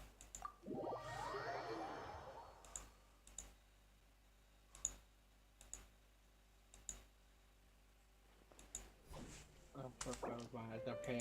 เอกซะแล้ว